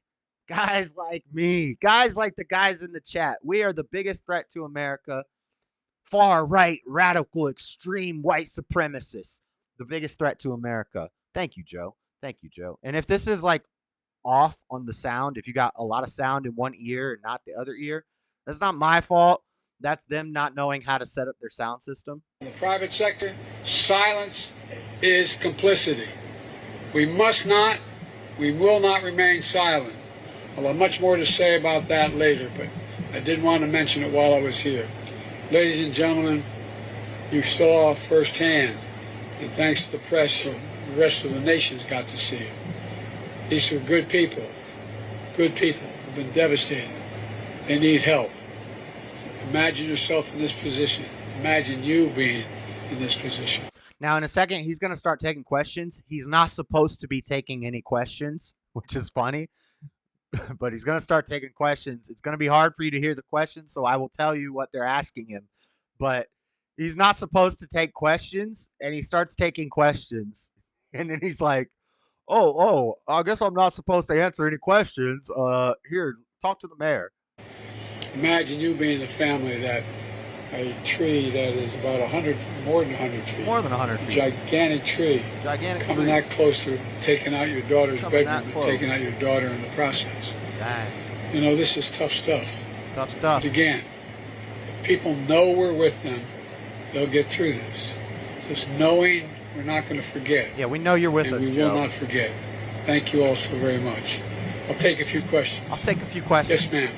Mr. President, are you disappointed that the governor didn't join you on your visit today and that his handling of your visit makes it seem like politics is getting in the way? Are you disappointed that the governor didn't join you on your visit today? The governor's busy. Of your joint response to this crisis? Well, no, I'm not disappointed. He may have had other reasons but he did help us plan this. He sat with... The governor ain't got no time to hang out with Joe Biden. This guy ain't doing nothing. FEMA and decided where we should go, where would be the least disruption. And I'm very pleased. The guy who we don't agree very much at all, the distinguished former governor and senior senator, he came, talked about to me and to you all about what an incredible job the federal government was doing, and I found that reassuring. And so I think we can pull all this together. I really do. You said in March that you would go to East Palestine, Ohio. You guys could probably hear it. He said you said in March that you would go to East Palestine, Ohio. That's where the plane derailed. Not the plane. That's where the train derailed, and there was like a nuclear explosion. There was a mushroom cloud from a chemical explosion. That's odd that it made the same exact type of cloud as the alleged nuclear explosions make. If y'all, the new people in chat, don't know why I'm doing the quotes, you should go back and watch the old episode. Nukes are fake, by the way. Nukes are fake. But anyway, East Palestine, Ohio is where the train derailed. Biden has still not been there. He has still not gone to East Palestine, Ohio in 6 months to see what happened with the train derailment. I don't think Butt Gig has gone there either. In here, how come you haven't gone to East Palestine yet? Well, I haven't had the occasion to go to East Palestine. There's a lot going on. He said, I haven't had the occasion. The occasion is the freaking train that exploded, bruh. That's the occasion he's asking you about. He's like, oh, I haven't had the occasion to go to East Palestine, Ohio. What happened in East Palestine, Ohio? Oh, that's where that giant train explosion happened and the water was poisoned and people are turning into radioactive fish. Yeah, Joe, it's been 6 months. I've been real busy. Taking a lot of vacations. I've been hanging out at the beach. I got a lot of things to do. I'm a busy man. Here, and I just haven't been able to break. I was thinking whether I'd go to East Palestine this week, but I then was reminded I've got to go literally around. I was thinking about going there this week, but then it turns out I got to go a lot of other places. Sorry, Ohio. The world. I'm going from Washington to India to Vietnam and so it's going to be a while. But we're making sure that East Palestine has what they need materially in order to deal with their problems. Yes. Mr. President, are you confident that there will be enough money to deal with this disaster and the other disasters that have happened and will continue to happen around the country? The answer is I'm confident because I can't imagine. He said, I'm not saying I want Biden to get hurt, but I really wish they would lead him up some stairs. Yeah, they got to keep him away from the stairs. They got to keep him away from stairs. He has never met a flight of stairs that was not his arch nemesis. The Congress saying we're not going to help. They're you going to be Jill? fights about. You see Jill in the background, kind of like she's just realized, oh, he's not supposed to be answering questions. He hasn't had his answer question shot today. He's not supposed to be answering questions. He was just supposed to talk for 30 seconds and then get out of the way. So Jill is like champing at the bit to pull Joe back and say, hey, Joe, we're not supposed to be doing questions right now. Things don't relate to this, trying to connect this to other money or not, but I think we'll get through it. I just can't imagine people saying no, they're not going to help. Well, ladies and gentlemen, oh, I'm sorry. That is a Walmart podium. What kind of podium is that? I usually say a podium is a great invention. That's an invention I can stand behind. Podium is a type of invention that I can stand behind. But that podium, that's a whack-looking podium. What the? It's like a microphone stand with a desk put on top of it. What the heck? That's a Dollar General podium. He's not even supposed to take the questions now, Mr. Mayor. I apologize. Arcade one-up podium. The podium is yours, Mr. Mayor. Thank you, Mr. President. And again, thank you so much for coming to. Now, this simp talks for a while, and then he starts talking about how they got to have their wife with them everywhere they go. It's kind of like my wife. When I go somewhere, I like for her to go with me, even if it's to jump in the car and go out to Walmart. So we enjoy being together, and I know you do too. So again, thank you, First Lady, and thank you, Mr. President, and God bless you. Mr. President, your reaction to the death of Governor Richardson? Oh, Joe's wandering off. He doesn't know where he's going. He's just wandering away. He's walking towards the destruction. That's not the right way, Joe. He was a good friend. Get the Easter Bunny. Mr. President, when can you tell the people? Look at this Secret Service guy. This Secret Service guy's like, I need to walk the perimeter so that Joe doesn't get stuck in a tree because he doesn't know where he's going. Where's the Easter Bunny to tell Joe where to go? I should tell him we're going to stay here until it goes back. Okay, guys, we have. She just said, when's it going to go back to normal? He said, we're going to stay here until it goes back to normal. But he just said he's got a lot of places to be this week. So how long are you staying there, Joe? What did you stay there for? A total of 6 hours? You think it went back to normal before you left? He's such an idiot. He's not an idiot. He's a poor, sad old man, and he's being taken advantage of by these puppeteers. It's sad. It's sad, really. It's sad, really. I'm not losing any sleep over it, but it's a sad situation. Kind of like McConnell. And yes, Freddie, we're going to talk about McConnell. So that's all the main stories. But now, to wrap us up on the main segment of the show, we got This Week in Politics. We just got 4, nothing big this week. Just 4 quick stories. Speaking of Joe Biden, speaking of potheads, speaking of people that are higher than a box of rocks, that doesn't work.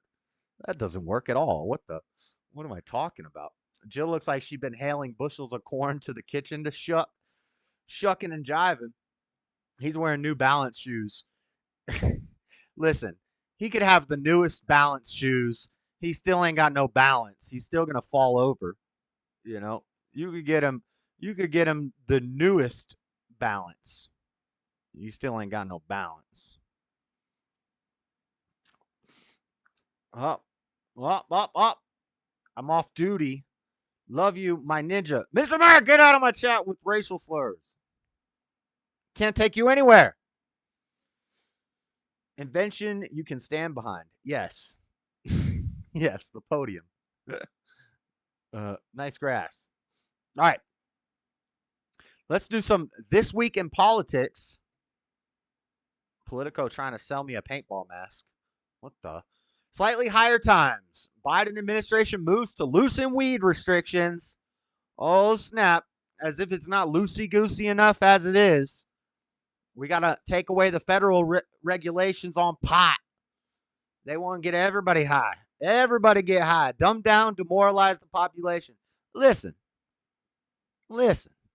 I've said it a million times. You want to smoke a little pot? Smoke a little pot. You know? I don't condone it. I've been pretty clean for like 3 months. I've smoked pot like a handful of times. Right now, I'm probably on 3 weeks of no pot. I went like 4 weeks no pot, and then I smoked a little pot. Somebody gave me some free pot, so I smoked the free pot. I haven't spent money on pot in like 3 or 4 months. But I'm not going to get all high and mighty on y'all and tell y'all, don't ever smoke pot. Like, I don't think it's a good thing. I don't think it's something we should be promoting, especially as Christian conservatives. I don't think it's something we should be promoting. I definitely don't think young kids should be doing it. It's not good. In the movie American History X, you know what he said about pot? It's funny. I see a lot of people who are with all that stuff, but then they be smoking pot. Didn't you know that's a ninja drug? That's a ninja drug. Y'all know what I'm talking about. If you've seen American History X, you know what I'm talking about. When Derek smacks the joint out of the guy's hand, he said, don't smoke that crap in front of me. That's a ninja drug. So, anyway, I'm just saying, we can't be condoning the pot. But if you smoke a little pot, smoke a little pot, you know. Don't judge yourself for it. Don't, you know. If you're addicted to it, you wake up and you got to have it immediately. You got to have it before you go to bed to sleep. You smoke it all day long, and it's making you not motivated to do it, other things. It's probably a problem. It's probably a problem you need to work on. But I don't think we should be legalizing it. I don't think we should be selling it in corner stores, and then it gets stronger and stronger and stronger, and you got the dang, I'm not really Derek Vineyard, just a lookalike. Yeah, Derek would smack that blunt out of your hand. Derek don't play that mess. But you can't afford a ninja drug. I can afford it. I just don't want to. But yeah, so the vape pens that are super strong and they're mixing other stuff in it and it just gets stronger and stronger and stronger and they're doing genetic splicing and all this other stuff. But then the people say, it's natural. God gave it to us. Let's smoke it. You're not smoking poison ivy. You're not shooting up rattlesnake venom. It's natural. That's a stupid argument. So, and then when the government is making money off of it and taxing you for it and the government's getting rich while they're dumbing down and demoralizing the population, that's no bueno. That's no bueno. And now you see, I was right again, because Biden wants to remove the federal regulations. Shocker. That should tell you something. It should tell you maybe it's no bueno. The Biden administration's Department of Health and Human Services is recommending that the Drug Enforcement Administration significantly loosen federal restrictions on marijuana, but stop short of advising that it should be entirely removed from the Controlled Substances Act. The health agency wants the drug moved from Schedule 1 to Schedule 3 under the CSA, potentially the biggest change in federal drug policy in decades. HHS Assistant Secretary of Health Rachel Levine wrote in Rachel Levine, that guy, in a Tuesday letter to the DEA, first report, of course. And you see the people who support the pot. You see the people supporting the pot, okay? You see Rachel Levine. I wish I had a picture to pull up of Rachel Levine just to give you guys nightmares for the next 3 weeks. But I'm not going to do that to you. But, yeah, you know Rachel Levine. It's a man, baby. Okay. That's our health administrator. Overweight, doesn't know what gender they are. Rachel Levine wants the pot. Joe Biden wants the pot. Remember the Infrastructure Act? The Infrastructure Act, they slipped marijuana in there like 4,000 times. It was in the bill. This is an Inflation Reduction Act, was supposed to reduce inflation. Why is it talking about pot 4,000 times in the bill? I'm telling you, it's an op. It's an op. They're trying to dumb down the population, and they're using pot to do it. As part of this process, HHS conducted a scientific and medical evaluation consideration for DEA. DEA has the final authority to schedule or reschedule a drug under the Controlled Substances Act. And here's the thing. The drug war was a farce. The drug war was a farce. The pot stuff is all a money-making taxation scheme. And in reality, I like what Hunter S. Thompson, I believe he said, basically, the government should have no say in pot. It should be like, it should just be illegal to sell it. So if you want to grow marijuana in your house and you want to smoke it, that's fine. Do you? I'm not, I don't like it, but it's not that horrible, but you shouldn't be able to sell it. And then people sell it to school children and they profit off of it. They get rich, the love of money. They want to make more money, so they want to sell it to more people. Kids get hooked on it. They're selling it to kids. That's bad. But if you want to grow pot and you want to give it to your friends who smoke pot, that's fine. But you shouldn't be able to sell it. If you want to give it away, if you're going to say it's a natural thing, it's just a God-given thing, it's natural. If you want to do it, but don't sell it. Why are you trying to make profit off of it? If you want to grow it and have it, that's fine. Don't be smoking it in public. In the privacy of your home, do what you want to do. And then if you want to grow it and give it to your friends for free, then do that, but don't sell it. Because as soon as you turn it into a profit thing, then the love of money is the root of all evil. The love of pot is the root of all evil. And then everybody wants to get rich and sell pot to everybody. You want to have a pot shop on every corner, and that's a mess. That's a mess. So they're trying to loosen up the restrictions. Biden and Rachel Levine. Biden, the beta, and Rachel Levine. It's a man, baby. Yes, those people. Enough of that. Wait, what's this say? Rescheduling could also mean legislative changes on Capitol Hill, where a bill to make it easier for banks to offer financial services to the cannabis industry. Yeah, that's what we need. We need a bill to make it easier for banks to offer financial services to the cannabis industry. Who's going to pick up that bill? Who's paying that bill? Us, the American people, the people who don't smoke pot. I'm telling you, it's a mess. All right, now we got Mitch McConnell freezing up again. This is sad. I'm not playing this to make fun of old Mitch, even though he is a rhino. He is a rhino. But he's currently just a shell of a man. Like Joe Biden, but way worse. He's just a shell of a man, and he's being used by demonic puppeteers to control him. And it's kind of a mess. Let's watch this clip. It's kind of sad. He's an old man. He shouldn't even be on this stage. And it's kind of hard to watch. It's not hard to watch, and we can laugh, we can make jokes, but it's kind of sad. Poor Mitch. Not poor Mitch. 3 short years. What are your thoughts on that? What's up, baby? I'm sorry, I had a hard time hearing you. That's okay. What are your thoughts on running for re-election? Shut up, low IQ Freddy. My thoughts about what? Running for re-election in 2026. That's It's very quiet. They asked him, what are your thoughts on running for re-election? Now, what if this is just an epic troll from Mitch? What if Mitch is like, this guy just asked me if I'm going to run for re-election in 2026? Does he not see how old I am? I'm going to pretend to freeze up and have a stroke in the middle of this conference just as an epic troll. That would be like a boss move. I don't think that's the case, though.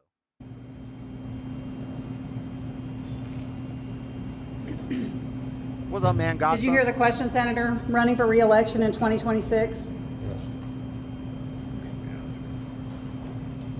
All right, I'm sorry, you all. We're going to need a minute. Senator. Benny. Yep. Benny.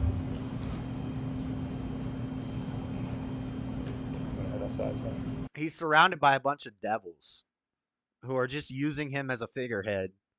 They know he's not competent. He should not be in this place. But as long as he's in there, they can control him. They don't even have to be elected. People we never elected are running our government through these puppets that they just pull the strings on, and they control them, and they get them to sign the paper, sign the paper, sign the paper. Don't worry about what the paper says. You're too old to read. Just sign the paper, sign the paper. Come with us. Okay. Don't let him keep going. You're going to let him keep going? Somebody else have a question? Please speak. No more questions. And here's from a couple months ago.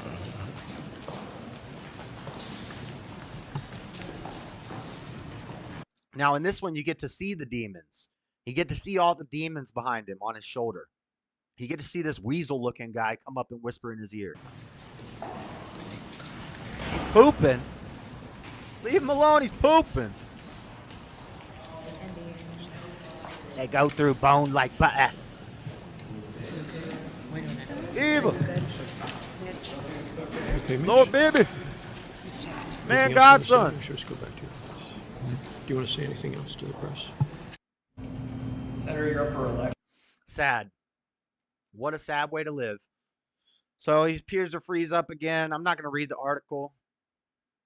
We've been through. We talked about it. We got a throwback here. A little throwback clip that I showed a couple weeks ago. We'll show it here in a second. Eminem wants to do a rap battle with Vivek Ramaswamy. They're gonna rap battle, guys. Eminem asked Ramaswamy to stop using his music after Lose Yourself performance. After performing his rendition of Eminem's Lose Yourself, the Iowa State Fair Republican president candidate Vivek Ramaswamy has been asked by the real Slim Shady to stand down. BMI, a performing rights organization, has informed Ramaswamy's campaign at Eminem's request that it will no longer license the rapper's music for use by the campaign. In a letter to the campaign dated August 23rd, that's because Eminem is a dang liberal. BMI says it received a communication from Marshall B. Mathers III, professionally known as Eminem, objecting to the Vivek Ramaswamy campaign's use of Eminem's musical compositions. Vivek just got on the stage and cut loose, McLaughlin said, referring to a lyric from the rapper. To the American people's chagrin, we will have to leave the rapping to the real Slim Shady. Ramaswamy joked about the letter on social media, responding to a post that praised him for appearing to look cool compared to Eminem. Vivek said, will the real Slim Shady please stand up? He didn't just say what I think he did he? To Eminem, he said on X, formerly known as Twitter. So a little throwback clip in case you missed it. Let's watch Vivek doing some karaoke and piss off Eminem. Oh, dope baby. Oh, dope baby. Never heard it. Did you hear the ladies in the audience? She's like, is this Eminem? I've never heard it. Like, these are conservatives, Vivek. They don't listen to Eminem. Come on, bro. You're out of touch, my boy. You're supposed to be the young, got your finger on the pulse guy. This song is played out and old. It was never even that good. 50 Cent about to bust a cat. Yo, Dr. Dre's making a beat right now. 50 Cent's making a hot hook. And Eminem's dropping that Fire 16. They're about to battle rap with Vivek. It's about to be a rap beef.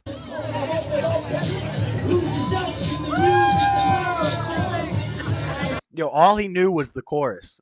Like one of the most famous choruses ever. That's the only part he knew of the song.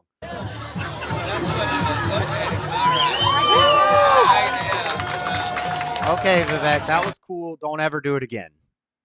It's not just Eminem asking you. We, the people of the United States, say, don't ever do that again. That was a little bit... Beta! Okay, and I think we got one other this week in the news story, or in politics. Speaking of Vivek, we got one more story relating to Vivek. Check this out from Fox News. Trump offers advice to Ramaswamy. Be a little bit careful with what you say so you aren't controversial. Be a little bit careful, Vivek. Vivek, you look really good out there. You're looking really good. I don't know about your background. You took some money from Soros to go to college. You said you really needed it. You didn't really need it, Vivek. You were worth $2.2 million. You didn't need the money, Vivek. Why'd you take the money from Soros, Vivek? Be careful, Vivek. That's what Trump said to Vivek. I'm not making it up. I got the article right here. You want to see it? Fact check me. Trump offers advice to Ramaswamy. The GOP frontrunner praised the political newcomer as a smart guy with a lot of talent. He sings Lose Yourself epically, bigly. It was a big performance. One of the biggest, one of the best performances ever. I really like Vivek. When asked about who his campaign running partner might be, based off of the GOP primary debates, the only name that Trump mentioned. He said, a lot of people look really good up there. There's a lot of talent. I see a lot of young talent, a lot of good-looking people, a lot of good propositions. But the one I see is Vivek. Vivek looks really good. The only name he mentioned was Vivek. So don't be surprised if we see Trump Vivek 2024, okay? Former President Trump offered unsolicited advice from GOP rival Vivek Ramaswamy, who has garnered a lot of attention in recent weeks. Appearing on Glenn Beck's show Tuesday, Trump was asked whether he's considering a Vice President Ramaswamy as he was watching the first Republican presidential debate last week. Well, I think he's great. Look, anybody that said I'm the best president in a generation, I don't know. You have to define generation. That's a long time, Trump quipped. He said it a couple times, and he said in 100 years. So I have to like a guy like that, you know. I can't get upset with him. He says I'm the best. He's probably right. That's Trump. Trump hailed Ramaswamy as being a smart and young guy, very intelligent person, a lot of talent, good energy. He could be some form of something. He could be some form of something. What the hell does that mean, Trump?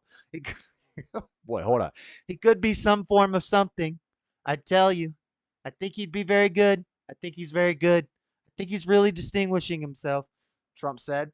The GOP frontrunner went on to warn the political newcomer that he was becoming a little bit controversial. He's starting to get out there a bit. He's getting a little bit controversial. I tell him be a little bit careful. Some things you have to hold in just a little bit, right? Trump said before adding, but he's got a lot of good energy. He's been very nice to me. Ramaswamy spokesperson Tricia McLaughlin told Fox News Digital, if I'm betting woman, I wouldn't expect Vivek to hold back much. Former president maintains a dominant lead in the GOP primary race, holding a 40-point advantage over the rest of the field, according to the Real Clear Politics average polls. Ramaswamy has seen his polling go up in recent weeks, averaging in third place behind Ron DeSantis. I thought he pulled ahead of Ronnie. Trump is certainly no stranger to controversy. He has hit with 4 indictments this year, blah, blah, blah, blah, blah. Mugshot was taken. We already know about all that. Thank you.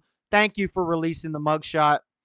You just solidified the MAGA movement. You just made us all a lot stronger. Thank you. Thank you for releasing the mugshot. And that's it for the main news.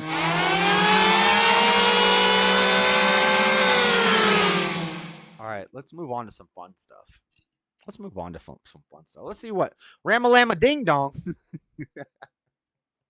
What? Let's see what chat's saying. He's holding on to the seat to keep it from going blue, but he is bought and paid for, said Robbie. Did they try to unplug him for 10 seconds and plug him back in? Who are we talking? Oh, Mitch. Oh, Mitch broke down. Him and Biden look like they have a guy who can look the most vacant competition going. DJ on Paul. Bohemian Grove controls him. Could be. Robbie Downtown Brown. Oh, I already read that.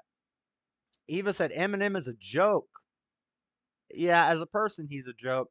But as a lyricist, he is the GOAT. If you can separate the art from the artist, he is the GOAT lyrically. Hands down. Objectively. Lord Bibby 42. Him and Lil Wayne. I don't care what you say. Rome 13. Playful Secrets. Oh, are they flirting again? Are y'all flirting again? Freddie saying some nonsense as usual. 50 Cent found him. Busting shots. He's about to catch 9 hot ones. TLC was better than Eminem. What the? Don't go chasing waterfalls. Don't go chasing. You got to creep. Okay? Eminem is desperate to stay relevant. Sad. Well, all he's got to do is put out an album and he's instantly back at the top. Trump warned him to not be controversial. Yep, that's the story we just did. Robbie knew it. Jinx! Robbie knew it. Robbie called it. China, Trump voice. Yeah, that was a Chinese Trump voice. It's not the best. It's not the best Trump voice. Not the best. It's the Wish store. It's the Wish.com Chinese version of a Trump voice. Quit trying to. Please say what you got to say. Vivek said I don't know what that means. Vivek said he had zero interest in being vice president. Did he? I didn't hear that. Maybe he's just saying that. I'm sure he's not going to pass it up if the option comes. Selma Hayek putting it out there. What the Ramalama ding dong. I didn't like Operation Warp Speed and putting that lady in the scouts. I concur, name. Actually, I have a different perspective on that. I think Operation Warp Speed was good. Well, it should have been. It should have been good because the Democrats should have been like, man, this guy's actually not that bad. Should have secured the election for him. But it didn't. Big surprise there. Stubborn one, you could say that again. Carlson, then Vivek. Hey, Carlson as VP, that would be great. But that's it for all the main story news. We got more coming up in rapid fire. We'll talk about Burning Man. We'll burn through some stories. And then we'll talk about time travel. But first, y'all know what time it is. Hold on, let me make sure I did all my clips. Yep, we did all the clips. Y'all know what time it is. It's that time of the day. It's meme time. It's meme review time. Women in the 60s. Oh, wait, hold up. Let's go to full screen. Women in the 60s versus modern women. Look at this. They got dresses on, looking like the Brady Bunch. And then we got these chicks, trashy tattoos. Women in their 30s getting tattoos. Cut it out, women. It's trashy. You look trashy. Stop it. Grow up. Cut it out. Next. Only 6% of people can handle this puzzle. These three want to share 2 apples equally. How you handle this with using only 1 stroke of the knife. You've got 2 apples, you've got a knife, and you've got 3 people. How do you equally share the apples with 1 stroke of the knife? And we got Monkey Man saying, you really want the answer to that? About to pull a Michael Myers, jack somebody up with that knife. You about to get got. About to get slashed up. What's up, Steve Harloa? Aloha, everyone. I'm working, so I'm not in chat, but I'm listening. All right, what's good? We're doing meme review right now. Lyndon B. Johnson and Jumbo for his vice president. Who's Jumbo? They all say that Indian would be a game changer. Bible time? Heck yeah. It's not Bible time. It's meme time. It's meme review time, Dean. You should know the layout of the show by now. Red rum, red rum. Red rum, red rum. Somebody's getting stabbed. That's right. Next. Oh. Where'd the caption go? I don't know where the caption went. I don't even remember what the caption was. But we got some images here from dang, what's this movie called? They Live. Is that what it's called, Stubborn One? Anyway, y'all told me to watch this movie, and I watched it, and I had never seen it. And I saw where all these lines came from. Like, I'm here to chew bubblegum and kick ass, and I'm fresh out of bubblegum. I've always said that, and I didn't know where it came from. And then I saw this movie. Yo, this movie is the most... I never gave my review of this movie. Great movie. Speaking of reptilians and brainwashing and the MSM messaging and MK, the MK Ultra and the subliminal messaging and the monarch mind control and the reptile people. And the great thing about the movie, which you don't want to miss, the struggle between the races. The struggle between the races. There's like a 20-minute fight scene between the white guy and the black guy.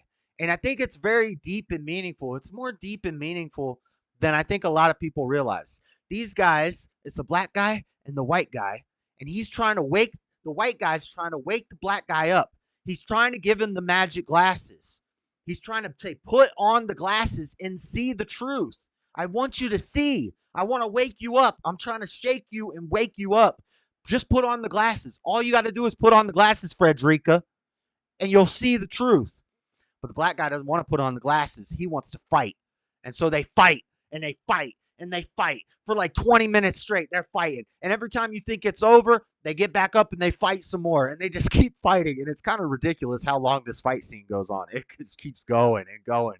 And I think there's a deeper meaning in that, which is to show how the world, how this system that does all this crap to you, how the reptilians and the mass mind control, it kind of tries to pit the races against each other, and they just keep fighting and fighting and fighting and fighting until finally he forces the glasses onto the black guy, and the black guy wakes up, and now all of a sudden you got black voices for Trump. Let's go. Great movie. If you haven't seen it, They Live, you need to watch it. Next, whoever drew Goku Jackson is really a menace to society. This is from Dragon Ball Z. What the heck? That's this guy.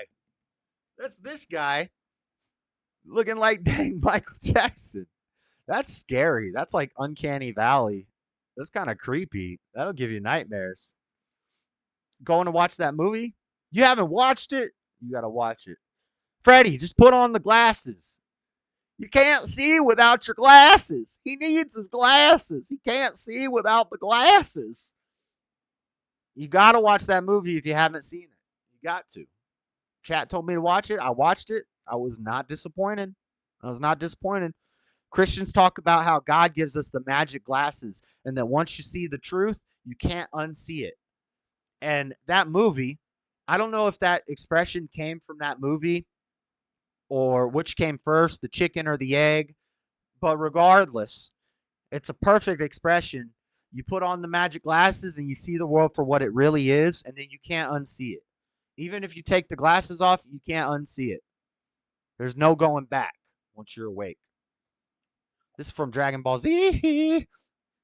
Somebody in the comments said he did a Kamehameha. Okay, next. Energy E equals MC squared, says Einstein. Energy equals MC squared. Super energy equals down, left, right, up, down, punch. Now Einstein's shooting a dang Kamehameha. Let's go, Einstein. That's right. Next. When you hear the name Bob Barker, when I hear the name Bob Barker, when you hear the name Bob Barker, the price is wrong, Bob. When I hear the name Bob Barker, I think of the dang Bobos that you get in jail. Those are the Bobos. Those are called Bobos. Those are shower slides that they give you in jail. So they don't want you having shoes with laces because you might off yourself like Epstein did, allegedly. So you got to get these plastic sandals. And then here's a jail tip. If you ever wind up in jail, don't ever tell anybody that it's your birthday, because if they find out it's your birthday, they're going to hold you down. They're all going to take off their Bobos, and they're going to basically give you a birthday beating with the Bobos. A Bobo birthday beating. You're going to get however old you are. I think I turned 29 when I was in jail one time. No. I turned 23, 22 or 23, and I was in jail, and I said it was my birthday. And they're like, oh, you just messed up, boy. And they held me down, and they beat me with their Bobos. I'm not talking about like, you know, when you're a kid and you get the spanks or whatever from your parents, or, you know, and it's a gentle. No, this was whack, whack, whack repeatedly 22 times. And it wasn't just 22 times. It was 22 times from each person that participated. They beat you relentlessly. No, that wasn't in Bibb County Jail. That was in Pasco County Jail. I was in Bibb County Jail, though. That's when I smoked collard greens in Bibb County Jail. True story. What year was that? The movie? I don't remember. 88? You'll have to Google it. I don't know. That goes against what Jesus teaches. We are born with the glasses. Oh, Jesse. I don't know why you're always riding his nuts, Freddie. Okay, I don't. He doesn't teach anything. He says, let no man teach you. Pay attention, buddy. Maybe you'll learn something. Next. The taco in the Taco Bell commercial. There's Rachel Levine. I do have a picture of Rachel Levine. Sorry, guys. You're going to have nightmares for the next 6 months. The taco in the Taco Bell commercial, the taco you get in the drive-thru. Speaking of Taco Bell, tomorrow is the last day of Taco Tuesday. Get a free nacho Dorito taco. I'm just going to tell you, get it to go and leave, because if you stay there and eat it, you're just going to be made hungry, and then you're going to end up spending money on garbage food from Taco Bell. That's what happened to me last week. I got the free Dorito nacho taco thing, and I ate it at the restaurant, and I was like, dang, now I'm just hungry, and I want to try other things. And I ended up getting the $10 meal box, messed up my whole carnivore diet because I ate a dang burrito and a chalupa and their new grilled dipping taco. That thing is a mess. That thing is a worthless. That's the stupidest menu item I've ever seen at a fast food place. It's a crunchy taco with shredded beef in it, and then they put cheese on the outside, and then they put it in the grill to melt the cheese on the outside, which doesn't make a cheesy, crunchy taco. What it makes is a falling apart mush ball that you're supposed to dip into a little dip cup, but you can't, because as soon as you take it out of the wrapper, it falls apart. It's ridiculous. Ridiculous. I spent $10, and then the next day I felt sick because I've been eating nothing but carnivore diet for like a month, and then I go to Taco Bell, and I just ruined the carnivore diet, and I felt sick the next day. Don't do it to yourself, ladies and gentlemen. But yeah, here's the taco in the Taco Bell commercial. That's McEnany looking finer than a mug. Ooh, girl. Come on now. Come on now, Kaylee. Calm down. No, I don't like her. She's a turncoat. She's a rhino. I don't like her, but she's fine though. And then Rachel Levine. Oh wait, wrong. It's a man, baby. That's Rachel Levine. You don't want to be looking at Rachel Levine for too long. I'm sorry I'm burning your eyes. Let's move on. Oh, we got the Jaden. We got the Jaden Gadsen flag kid meme. We got the Black Lives Matter flag. We got the trans flag. We got the rainbow flag. We got the pride flag. We got the black commie fist. We got the weird gender symbol. We got the upside down transformer rainbow. We got the eggplant on the desk. I think that symbolizes a penis. On the desk. And then we got little Jaden. We got the weird deformed teacher. We got the teacher. It's a man, baby. We got the beta teacher. And then we got little poor Jalen getting kicked out of class. What a mess. I got like 40 memes. We got to go faster through these. Okay. Another Jalen meme. Let's zoom in here. Let's review. Butt plugs. Oh, God. I'm sorry. If you got children in the room, take them out of the room. This is a dirty meme. But this is actually happening in classrooms. It's not even a joke. It seems like a joke, but this is real. Fleckis has done things where they were showing butt plugs and dildos. That's a funny word. I wish it wasn't such a dirty, nasty word, because it's a funny word. It's fun to say, dildo. I just crack myself up when I say that word. Let's review. Butt plugs and dildos are for play. Packers are for creating a penile bulge in, and then she sees the backpack. Don't tread on me. You can't bring that into the classroom. How dare you bring that into the classroom? Yes, this is actually, it's a meme. It's funny, but this Packers are for creating a penile bulge. That's a real story. Teachers were teaching kids about things, and then Fleckis was showing it on the stream, a picture, and it's like fully erect, and it's supposed to be this thing that the kid puts into the little girl would put it into her.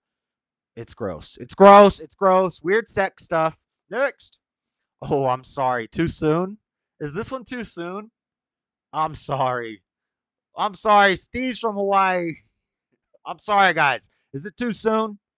Listen, we got to joke about things. Just ordered a Hawaiian pizza, and it's burnt. The thing is burnt. Dang. Too soon? Okay, next. There's a burglar in our house. Europeans, please don't hurt me. Americans, oh, look at the time. It's Glock o'clock. That's called a gloctopus. This right here is called a gloctopus. That's a Glock o'clock. That's a little gloctopus. The family show. Yeah, it's a family show. We got a little derailed. At least it ain't a drill dough. It's just an extinct bird. It's an extinct bird. It's called the dildo. Right? Isn't that an extinct bird? Looks like my pizza's back in the day. Yeah, Robbie makes pizzas and they come out looking like that. That's just wrong.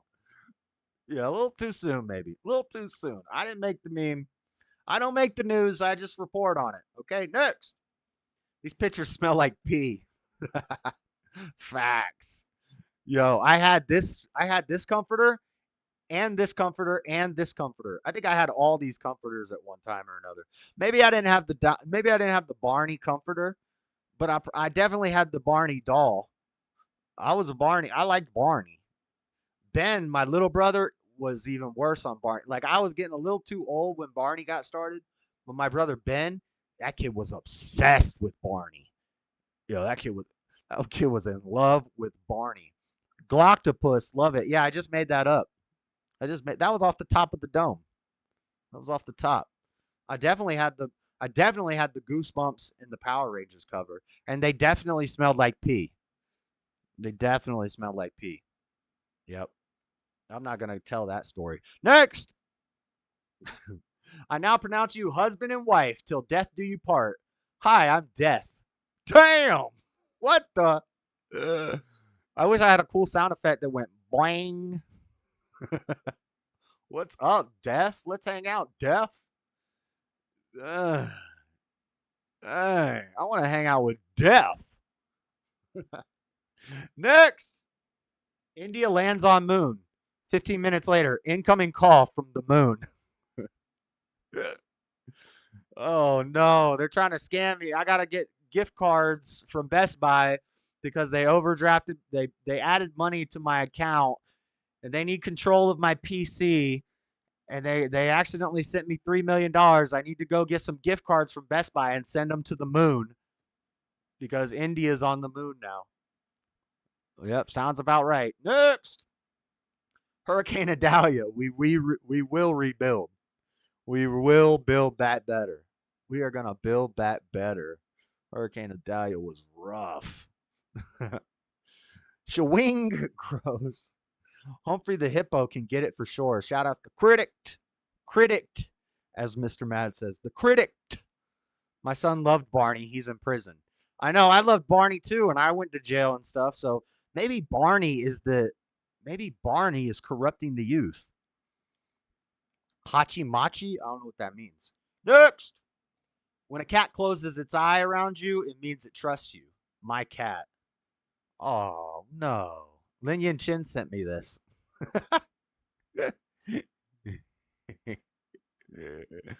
Lin Yin Chin sent me this. Dang, that's an Asian boy. That cat is frightened. That cat is frightened. Dang. Next. I found Hank Hill's daddy. Look at him. Look at that little guy. That's funny. That's a dead ringer. That is a dead ringer. Latina and Cali. Play with hoes. Get hose prizes. Oh, you talking about deaf? Yeah, you're probably right. Pause on the hose, though. Yeah. Are you talking about playing with hoes? Tell yourself. What the? Oh. Okay. Next. When they see you at your worst, we got to have a nerd meme. We got to have a nerd Dragon Ball meme. When they see you at your worst. Dun, dun, dun, dun, dun, dun, dun, dun, dun, dun, dun, dun. This is Goku. He's about to go Ultra Instinct on AA. He's about to go Ultra Instinct on AA. When they see you at your worst, but they still think you're the best, they are your people. That's right. That's right. That's right. Roll with me or get rolled over. Because one day, we're going to go Ultra Instinct. And all my homies, I'm going to take care of all my homies. Because when Goku goes Ultra Instinct, he says, nobody tries to hurt my friends. And then he jeering in the face. Next. I know you guys don't care about this. I know. We're losing viewers. We're purging viewers right now. The same Congress members who are going after my taxes somehow became multimillionaires on a $170,000 a year salary. Huh, isn't that interesting? Isn't that interesting? And they don't want to change the tax code. Remember when Trump said, they ain't going to change the tax code. Why aren't they going to change the tax code? Because they benefit off the same things that I benefit off of. They're just coming after me because they're hypocrite demon rats. All right, next. Hold on. Hold on 1 second. All right, look at the picture. It's Elmo talking to two black guys. Hold on. Let me get this.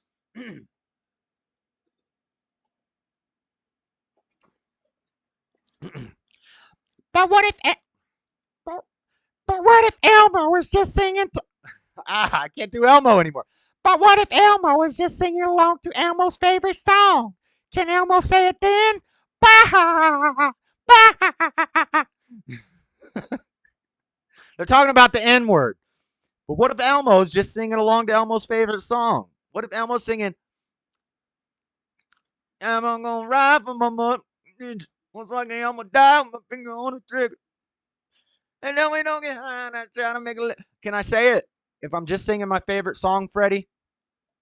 Is Elmo allowed to say it in? Bro, I swear I practiced my Elmo voice. I haven't done it in like 20 years. I used to do an Elmo dead on. Now I have more of a man voice, so I can't do it as good. But I practiced it last night, and I had it on point. And now when I'm on the spot in front of the microphone, I can't do it. But what if Elmo was just in... I'm not doing it right now. I was doing it better last night. What the heck? I was laying in bed doing Elmo. Pause. Whoa. Hold up. What the? Beta! Next. Guests urged to Vaseline. I can't say that word. Guests urged to be Vaselined at the anti-vaxxer Robert F. Kennedy Jr.'s party. Huh. Wait, so he threw a party and you had to have the Vaseline? I call it the Vaseline because they lube you up right before they jam it in, right before they F you. Get F'd. Get F'd right in the B by the Vaseline. Guest urged to be Vaselined at Kennedy said his wife Cheryl Hines was behind it and that he is not always the boss at his own house. Wow. Beta! Oh, no. That's super. We need more of those. Beta! He's not the boss at his own house. Next. Me. I promise I won't get all political. 3 drinks later. The only good communist is a dead communist. Yeah, that's me. That's me for sure. Don't invite me to a party.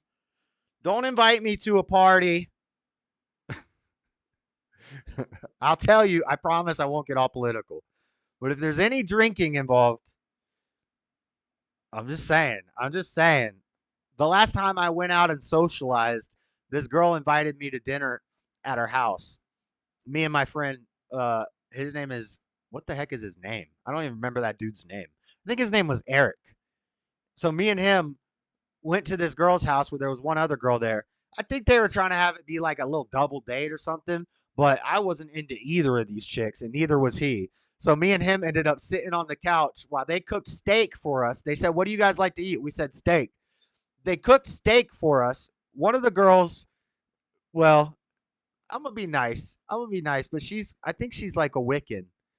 She said she wasn't, but her name was Moon. That's not her real name, but she goes by Moon. And I was like, usually all the girls I meet who call themselves Moon are Wiccan. That's like a Wiccan thing. And she wore all black, and she had pentagrams and stuff and candles all over the house. I was like, are you Wiccan? And she's like, no, I'm not Wiccan. I think she was lying because she knew that I was Christian, and she was trying to kind of like flirt with me, and I was not feeling it, and homeboy was not feeling the other chick, and Shane was there too. So it's 3 guys and 3 girls, and none of us were feeling the chicks. And so we ended up sitting in the living room talking politics all night. And and me and this Eric dude are like right wing, and they're all obviously liberals. So they just hung out in the kitchen. And then they made the steak, and it was, I'm sorry, but that was garbage steak. I should have known better. You never let a woman cook a steak. That was a mistake right there. That was a mistake. But yes, we talked politics all night, and they just stayed away from us and hid in the kitchen. It was pretty funny. It was pretty funny. Next. What's chat saying? Let me catch up on chat. These are long memes. We got like 40 memes today. Usually I try to keep it at 30, but I think we got like 42 of them today. What's up, Robbie? I'll send you a 100% Italian sauce recipe for your pizza. There's another one of the same picture. It says, Elmo swore he left his bike right there. Nice. I don't make pizzas from scratch, Floor. That's silly. Robbie can't even cook a freaking DiGiorno pizza without burning it. You think he's going to make a scratch pizza? And stop trying to send people stuff, Floor. This is why I got to ban people, because they come in gossiping, because you try to cut it out. Jeez Louise. Okay, now I got to unban Frank, because now I'm joking on the same jokes he made. I got to unban Frank. I'm going to unban Frank. I'll unban Frank after the show. All right, Robbie, that's the most American thing I've heard you say. Then he tried to blame his wife. If he can't control his wife, how could he possibly control a country? Oh, RFK, I agree. Put JLP on camera. I can't hear him in the studio. Oh, he's right over there. Beta! You hear him? Yeah. And then we got Norm Macdonald back from the dead. Murderers. Yeah. Oh, Clinton, he murdered a guy. We got Kanye. Wait till I get my money right. You hear Kanye over there? Look at little Kanye. Yay. I'm sorry, Yay. Bro, I'm sorry. He gets pissed when you call him by his government name. He don't like that. You don't call Paul Saul, you know? I was born again. God gave me a new name. You don't call Yay Kanye. He don't like that. He don't like that. We even got Toby Maguire over there. Try Jesus, not me, 'cause I throw hands. Okay, enough of that. Oh, hold on. I just minimized the chat. Moon Unit Zappa. Wait, I lost what he said. What did he say about Moon? I don't. Elmo impression for the win. Can I say it then? Then he tried to blame his. Oh, I already read that. All right, I need to scroll down. Moon Unit Zappa. Moon stage name? No, I think it was her Wiccan name. Braided her underarm hair. What the? Josh, that's because you haven't tried my steak? Yes, I have. Yeah, I have tried your steak. And I'm standing by what I said. Women don't know how to cook steak. 100%. Saul's his dead name. That's right. What did Frank do? Nothing. I'm just recovering. Floor gained 5 pounds this week. Dang, you need to get on that carnivore diet. Frank Zappa's daughter. All right, next. Want to have some fun? Go to a Starbucks and order. When they ask the name, say Trump. They will be forced to yell out Trump, and everyone in the store will start crying. I did it this morning. It was awesome. That's based. Let's go. Next. Oh, I do not promote vandalism. I think graffiti looks really cool, but I don't think it should be all over everything. And I do not promote vandalism here, even though I used to be a tagger myself back in my wild days. But I will say, this is not vandalism. This is Americanism. I am 100% support spray painting Donald Trump's face on every surface ever known to man. Next, climate change. Wait, but that's a guy pouring gas on fire, or he's got a flamethrower or something. It looks like he's pouring gasoline on that fire. Looks like he's starting a forest fire. That's climate change? Yep, that's climate change. Look away. Don't ask any questions. That's climate change. Next. Genders. These two are genders. And the rest of all these on this list are mental disorders. And look, I told you I wasn't making it up. Demi Boy. demi-boy, androgen, bigender, third gender, demi-girl, gender queer / non-binary, panda gender, or no, pangender / polygender, epicene. Yo, epicene is a Pokemon. This is actually, these are all actually missing no, which is a Pokemon. And he comes in many different forms. So you can catch all of these different genders in Pokemon. If you go into this one cave, the unknown cave, you can catch all the different forms of missing no, and you'll get all these different genders. That's a nerd joke. If you guys don't get it, sorry about it. Transgender, femme, butch. Dang. Did you know you are a gender butch? What the? There's a butch gender. I did not even prepare this. I didn't know Butch was going to be in the chat, but he's got his own gender now. Alia gender, demiagender, agender, agender 2. There's multiple agenders.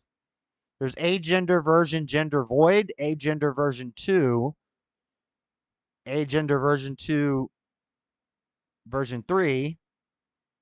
What the heck? Why are there 2 version 2s? They don't know how to count. This would be version 3. This would be version 2. This is gender void agender. Gender fluid androgen.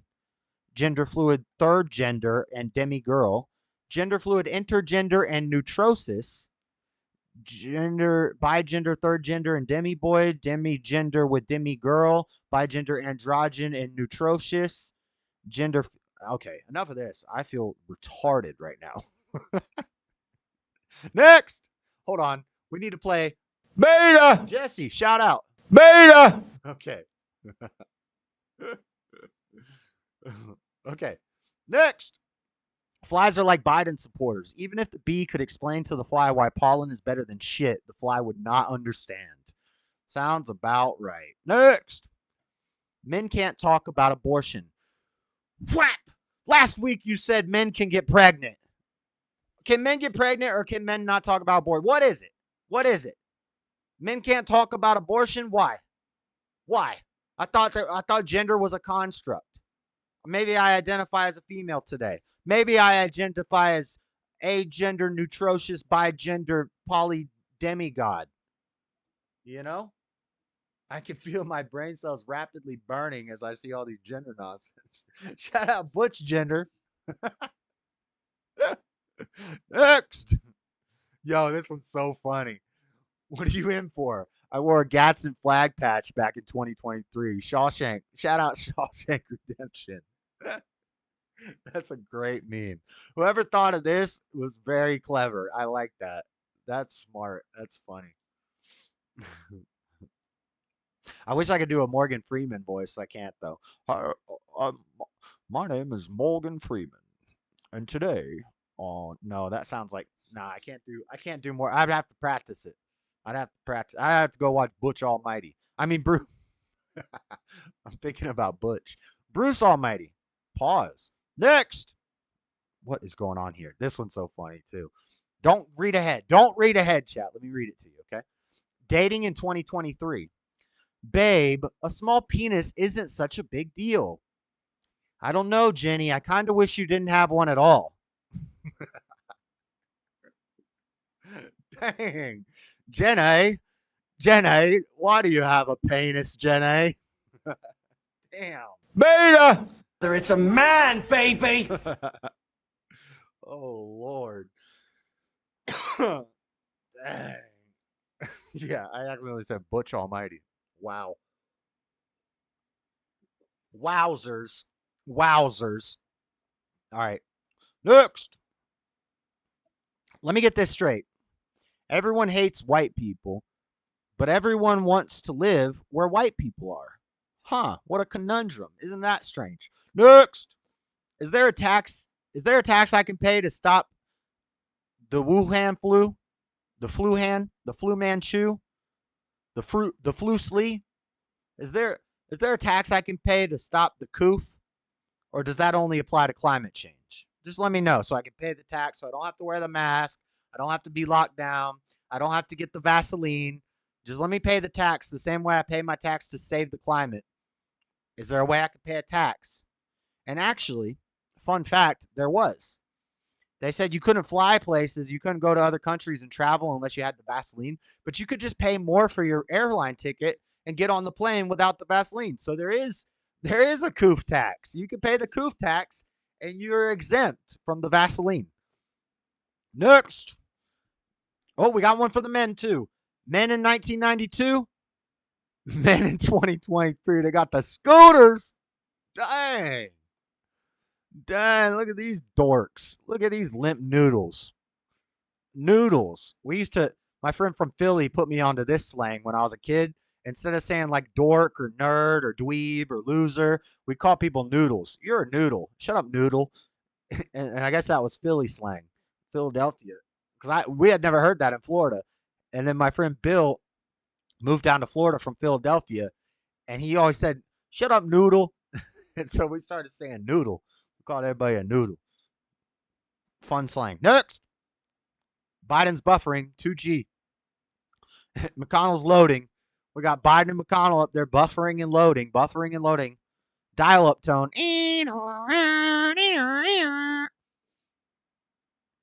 How did Jenny get pregnant?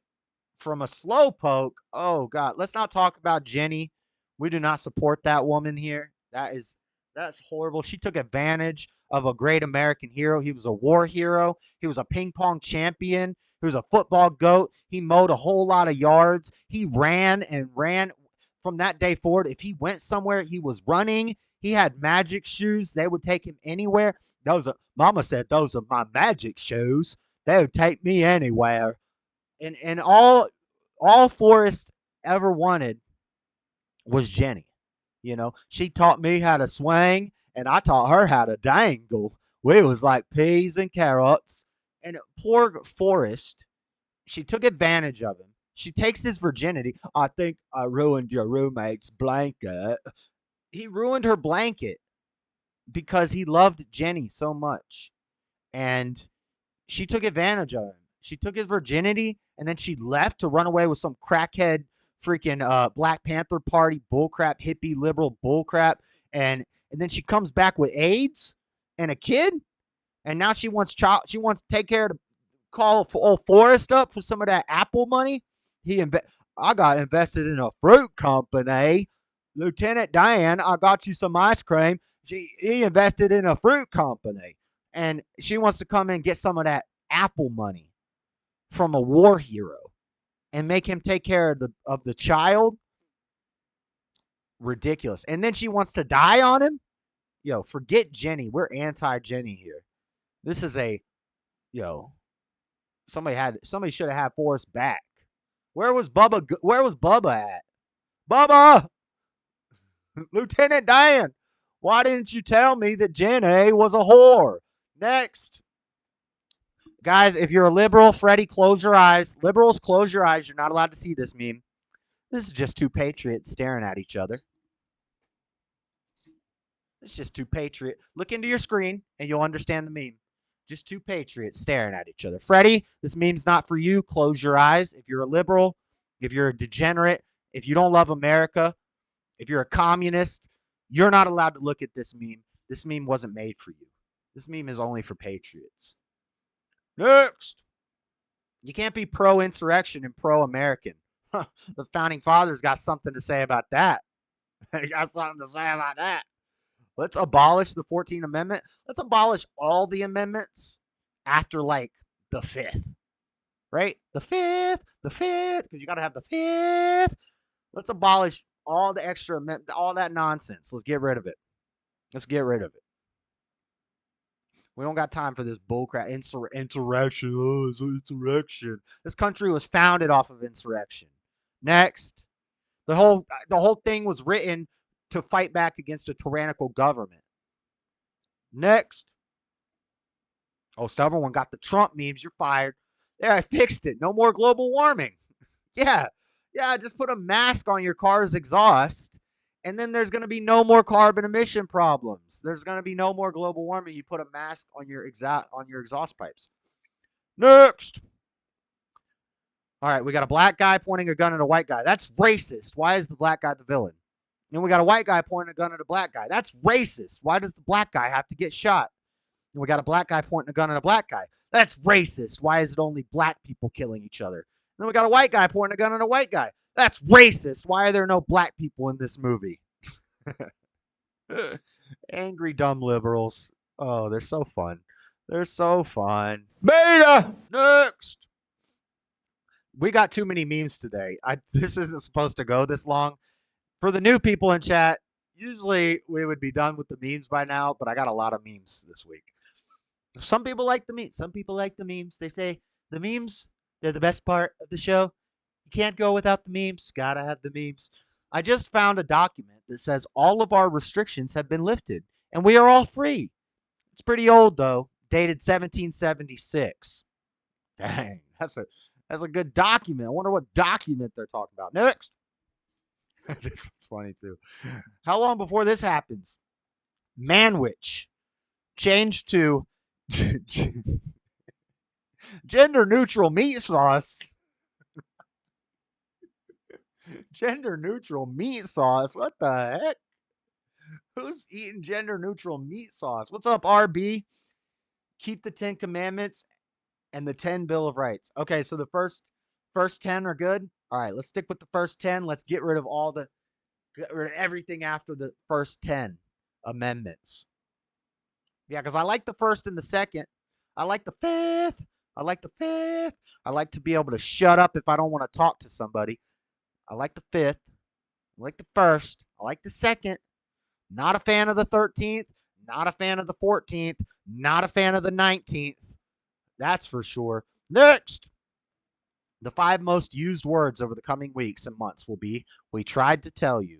We tried to tell you. I wish it didn't have the Guy Fawkes liberal mask on it. Let's just zoom it in here. There you go. There you go. There you go. The real ones aren't anonymous. The real ones aren't afraid. They don't have to be anonymous and hide behind a mask. That's how you know when you see like the Patriot Front guys getting loaded into the van and they all have the white masks on. That's an op. Those are feds. Conservatives don't wear masks like that. We're not afraid. Next. Goes hunting, hiking, and fishing every day in order to survive. Goes to the office every day so he can afford to go hunting, hiking, and fishing once a year. What a sad way to live. What a sad way to live. What a sad way to live. Now, I don't have no problem with you going to work every day to pay your bills, but it does suck that the system we live in, you know, you can't just go out and hunt and hike and fish naturally like we're meant to do. Angry conservative, what's up? JS, you need better memes? I got the best memes. Don't discriminate against my memes, angry conservative. Angry conservative, meet the dreaded conservative. This show is called the Dreaded Conservative Show. It's a double entendre. It's a play on words. Dreaded conservative, as in I got dreadlocks, but also as in they scared of us. We're the dreaded conservative. We're the boogeyman in the closet that all the liberals are afraid of. Dreaded conservative, dreaded conservative. You get it? It's a nice little play on words there. Everybody say hi to Angry Conservative. Go check out his show. Go check out his streams. He does streams too. He's creeping on a come up. Go check out Sonia's scrapbook. Go check out Sonia's scrapbook. She's smart. She knows all the names of people. You know what I was thinking about the other day, Sonia? I was like, man, she knew all the names like that. And I get kind of foggy with names because there's so many names in media and politics and commentary. So sometimes I get a little foggy on the names and I can't remember all these different names. And I was like, how did Sonya just remember all the names? And then I realized she's a woman and women love to gossip. Of course they know all the names. Okay, I'm sorry. That was just a joke. It's just a joke. Dang, I don't want to see the ingredients of that. Love the memes. See, people love the memes. They love the memes. They got to have the memes. Ew. Oh, snap. Manwich. Nope, it's gender neutral meat fluid. Whoa. Gender neutral meat fluid? Pause. That's gross. Would you guys eat gender neutral meat fluid? Okay, next. Never see yourself as a failure. After all, you probably started out as a back rub, and look how far you come so far. We all started out as a back rub, guys. If anybody wants to give me a back massage, funny thing about my back, it's located on my beep. This is a family show. I'm not gonna finish the joke. Super bad reference. It's super bad. Let's go next. How many more of these are there? Holy crap. I did way too many memes this week. Sarcasm doesn't get you anywhere. Well, it got... I forgot about this one. Sarcasm doesn't get you anywhere. Well, it got me to the Sarcasm Championships in Uruguay in 2018. Really? No. No, dumbass. That's sarcasm.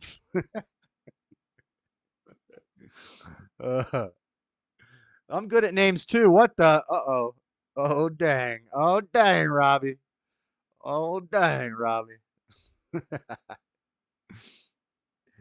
And I have the audacity to vote. No, we need you to vote. We need you to vote.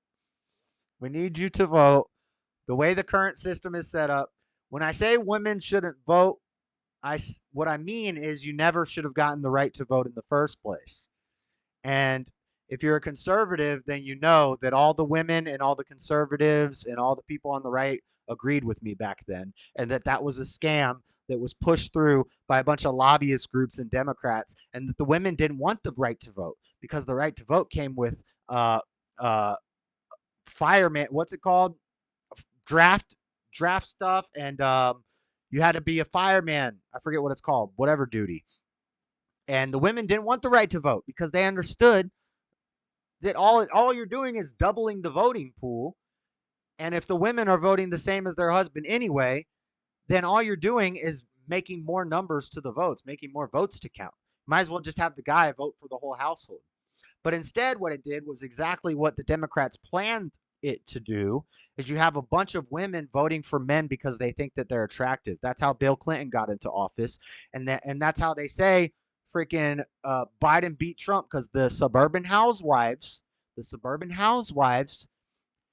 women form consensus. Women form the consensus.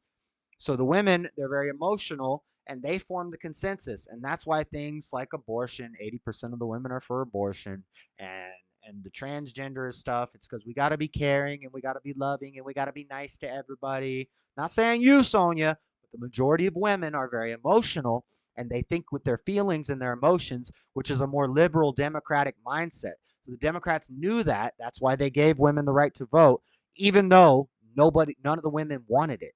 So I'm not saying you shouldn't vote. I'm saying you never should have got the right to vote. And voting is not even a right. It's a responsibility. It's a civic duty. And in a republic, only certain people are supposed to vote. Here's how a democracy is. A democracy is if you're trying to pick the football jerseys for the team. So you have everybody on the team, all the managers, all the announcers, all the fans, everybody who's ever known anybody who played football, everybody who's ever watched football on TV, even if they don't know the rules to football, they don't know anything about football, but they've seen it on TV one time, or they threw a football one time, they all get a vote. That's democracy. Whereas in a republic, only the managers and the first string players get the vote. So in a republic, men, landowners, business owners, people who can pass a civics test, non-criminals, American citizens by birth, those are the only people who vote. And it works better that way. That's what a republic is, not a democracy. But I'm not saying you shouldn't vote. I'm saying in our current system, you have to vote. The women have to vote. Unfortunately, they say, I'm just a second vote for my husband, but that's not true. That's not true, because a lot of them, when they get in that booth and they get in their feelings and they're like, ooh, I'm a strong, independent woman, I don't have to do what my husband said. I don't have to vote for that guy my husband likes. I'm going to vote for this woman. I'm going to vote for this strong woman. I'm going to vote for this strong woman. And they're all Democrats. And that's by design. Let's move on. Next! Another Asian kid with cats meme. Oh, no. These kids will destroy that cat's future, too. The cell phone and the cell phone is destroying these kids' future. But these kids are going to destroy that cat's future. Sad way to live. It's sad. Don't trust China. China's asshole. Next. Oh, yeah. Hold on. I did have to play this meme. For the Chinese meme. And last but not least, I think this is... Yes, finally we're at the last meme. Pumpkin spice Xanax for your seasonal anxiety needs. When regular anxiety and regular depression just aren't enough, make sure you take a pill. Make sure you try this new treatment for your treatment-resistant depression. And make sure you take pumpkin spice Xanax for your seasonal depression and your seasonal anxiety. There's a pumpkin spice meme, and that's it for the memes.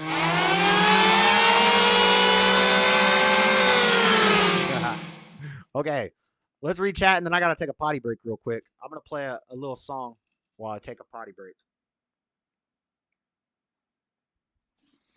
I love this song.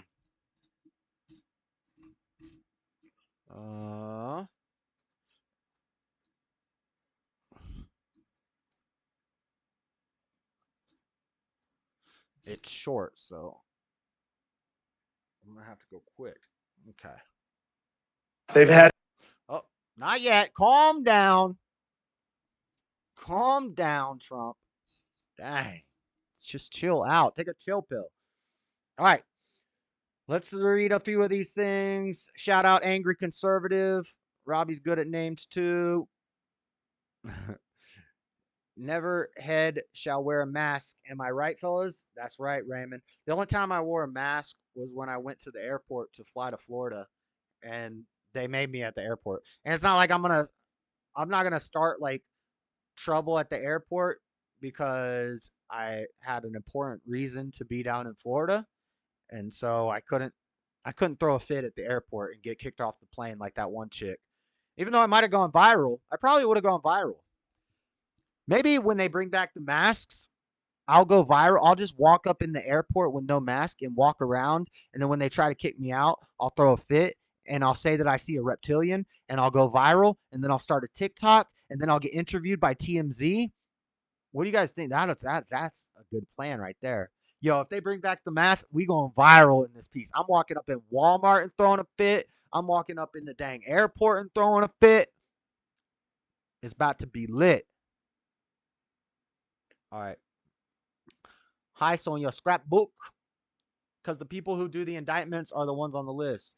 It's good to spread your money around and make it work for you later. My money don't jiggle, jiggle, it folds. Jingle, jingle, it folds. Something like that.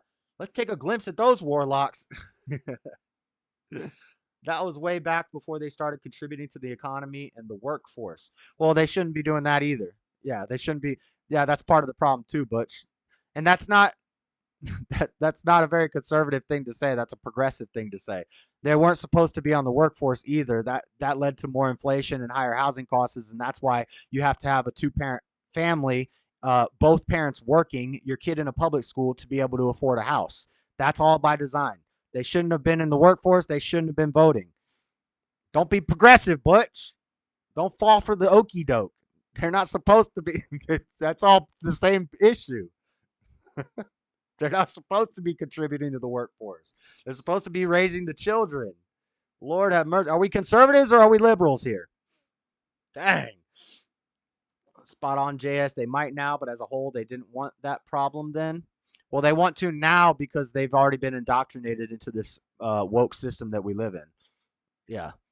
That's why they think, and it's so funny when conservatives get mad when I say that. It's like, I thought you were, what are you trying to conserve? What do you want to conserve? I thought you were a conservative. We're conserving traditional values and Christian traditional values of America. That's what conservative means. It's not saying, well, times have changed. We got to go with the change. That's progressive. Come on, duh. There's a study done where stay-home wives went to first feminist movement back in the 60s, and the wives went in happily and came out miserable afterwards, the feminist movement. Yep.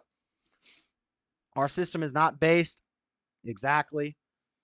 Democracy is governed by people. Republic is governed by laws and representatives.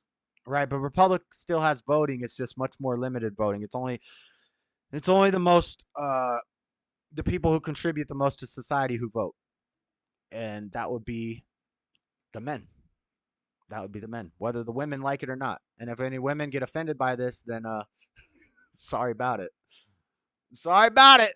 That's why I said what I said. Is that a Spice Girl drink? I don't know what you're talking about. Women were happier staying at home raising their children. Exactly, 100%.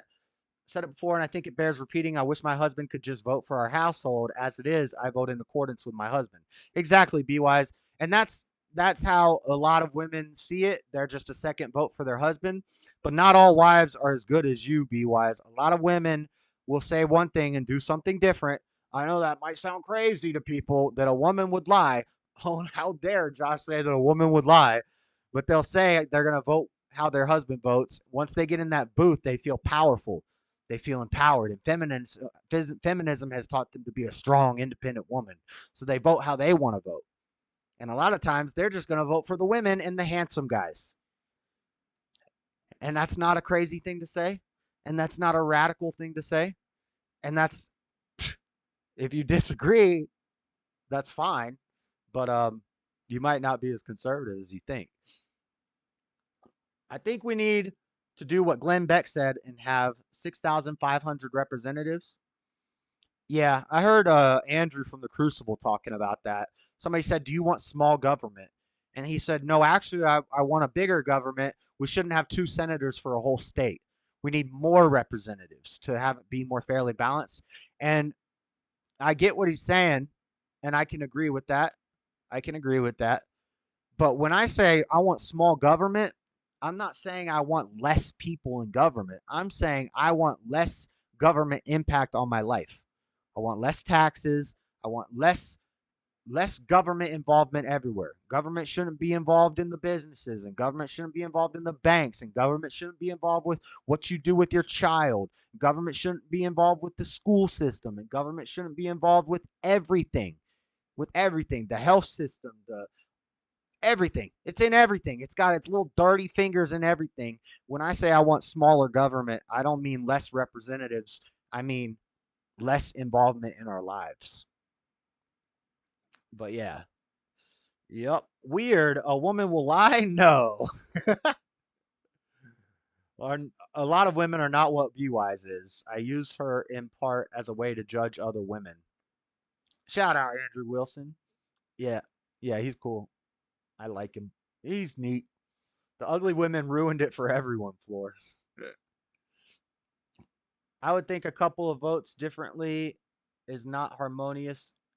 I would think a couple that votes differently is not harmonious in terms of their relationship. Have you seen the man on the street interviews where the husband is a Republican and the wife is a Democrat? These people aren't Christian, so they don't understand that if we aren't agreed, how can we walk together? That's Amos 3. That's in Amos 3. Amos 3:10, I believe. If 2 are not agreed, how can they walk together? Yes, ideally, a couple would agree on things like politics and religion when they get married, before they ever get married. But that's not the world we live in. The world we live in, we got Republicans who marry a Democrat woman, and she's the head of well, the women are supposed to be the head of the house. The man is the head of the wife. But there's a lot of couples out there that have totally different political views, which doesn't make any sense to me. But it happens. It's very frequently. That's why the divorce rate is so high. And that's why you got a bunch of cucks and a bunch of open relationships are becoming more and more popular, because marriage isn't really a religious institution anymore. It's just a way to get a tax write-off. So they don't care. They're just going to live together, split the rent. They're basically roommates, and they're doing it for tax write-offs. It has nothing to do with God and being married under the umbrella of God and becoming one flesh. That's not what marriage is anymore. It's a sad way to live. It's a sad way to live. All right, I'm going to play this song. I got to go take a bathroom break, guys. Watch this song in this little video. This is powerful right here. Pay attention to these words. It's Trevor Wesley, and I will be right back. Had me to their homes. They've had me to their homes. They've introduced me to their children. I become their best friend. They've asked for my endorsement. They've had me to their homes. They've introduced me to their children. I become their best friend. They've asked for my endorsement. And they always wanted my money, money. They always wanted my money, my money. And they always wanted my money, my money. They always wanted my money. They always wanted my money, money. They always wanted my money, my money. And they always wanted my money, my money. They always wanted my money, money. They always wanted my money. They've had me to their homes. They've introduced me to their children. I become their best friend. They've asked for my endorsement. They've had me to their homes. They've introduced me to their children. I become their best friend. They've asked for my endorsement. And they always wanted my money, money. They always wanted my money, my money. And they always wanted my money, my money. They always wanted my money. And they always wanted my money, money. They always wanted my money, my money. And they always wanted my money, my money. They always wanted my money. They always wanted my money. Always wanted his money. They always wanted his money. Ah, get out of here. Get out of here, Ad. Stop it. Stop it. Sorry. I was late. All right. Dang, I'm going long. Sorry, the ad played. How about no one pays anything and let's go free market? That's right, Ray. I agree. 100%. 100%. Taxation is theft.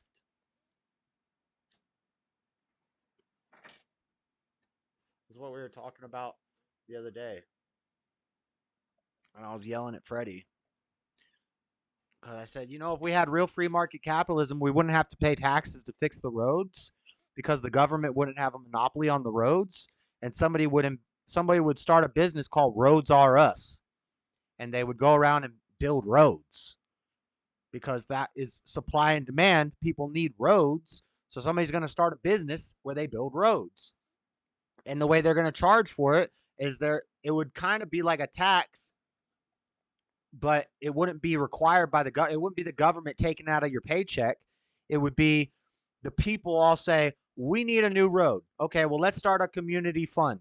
And then everybody puts some money into the pot. And very similar to taxes, the only difference is it's not the government doing it. It's the people doing it. And charity and social safety nets are not socialism. If the community wants to do a charity, combine their money and put it together to do something for the homeless people or whatever, they can do that.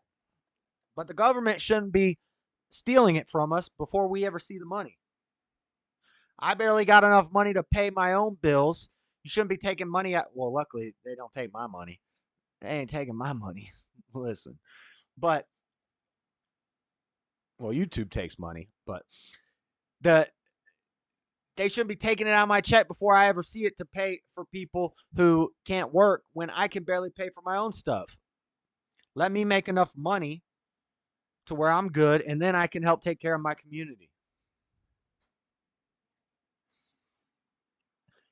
And then if people say, well, people aren't going to do that. People are selfish and greedy. Not if they're Christians. Christianity teaches charity. Be charitable. Take care of the least of you. So if we had a Christian country, a Christian capitalist country, then the government wouldn't have to steal our money to pay for people who don't want to work. We would take care of the people who can't work, and the people who don't want to work would be banished. Because if you don't work, you don't eat. Is that based? I think that's based.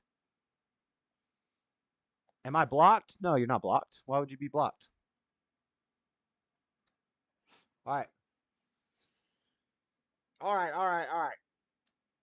let's look at some funny reels, and we'll do rapid fire news, and then we'll do our last segment. We'll talk about time travel.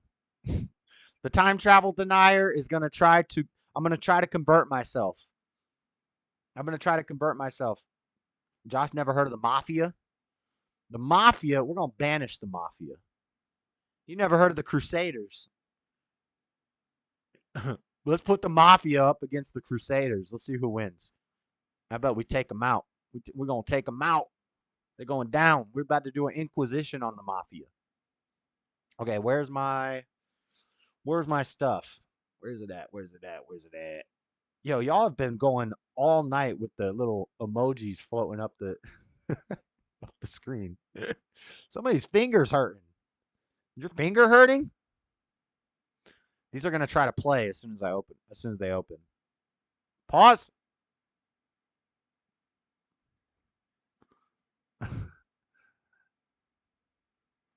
Hold on. How can I make it restart? Hold on. 1 second, guys.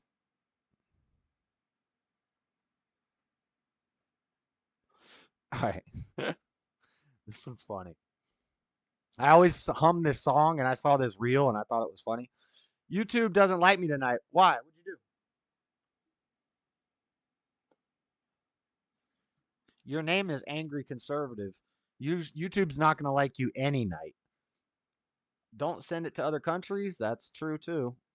My idea of free market would be, hey, you need 4 pigs. You got a road. I'll give you 2 pigs that you don't have, and I can use your road for a certain amount of time if I'm not using the grass. Exactly. We do need currency. Not controlled by the Federal Reserve. It needs to be a finite amount of something for currency, for systems of trade. Because if I'm a table maker and you're a chair maker, once I got a table and you got a table and you got chairs and I got chairs, I don't need no more chairs from you and you don't need no more tables from me. How we going to trade our stuff? What if everybody's all tabled out and I'm a table maker? Everybody's got a table already. What am I going to do? I got to be able to what if I already got all the chairs I need, but you need my table? But I'm not going to give you a table for more chairs because I already got chairs. So what are we going to do here? We need to have something to represent currency for a system of trade. Nothing wrong with that. I did not explain that good at all. Trade would be your goods. Yeah, that's what I'm saying. But you have to have a currency, because if I already have all the goods that you have, then you have nothing to give me for my goods. You need my goods, but I already have everything that you have. So instead, you give me, or I give you my thing, and you just give me something that represents goods that I can use for other goods that somebody else has. Gold and silver. That's right. All right. Let's watch some funny reels, and then we'll do rapid fire news. This was funny. If you have audio only, you're not going to get this. But if you read along with it, it's pretty funny. When you're having a bad day, but you remember what Bone Thugs and Harmony said. Egg salad, like a hippopotamus. Got a poop and God's got it. I done rolled and poked my cake. Looked at a rotten egg. Egg salad, like a hippopotamus. Easy as Uncle Charlie. Got a poop and God's got it. And I'm gonna miss everybody. I done rolled and poked my cake. Looked at a rotten egg. Okay. That's so true. Whenever I sing that song, whenever I'm start humming that song, I go,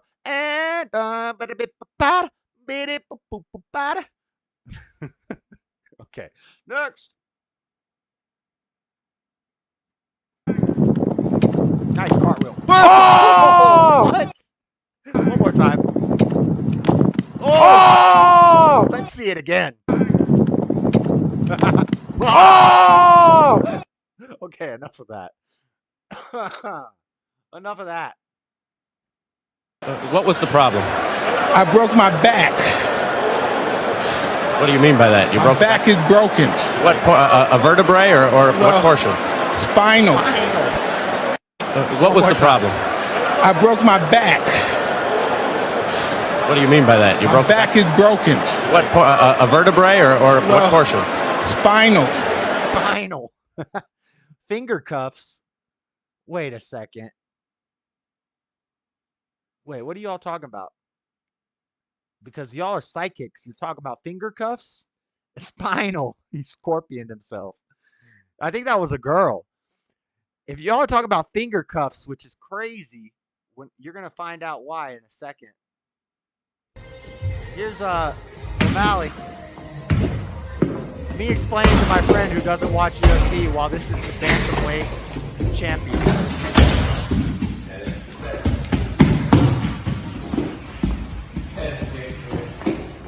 He's smoking a joint the whole time.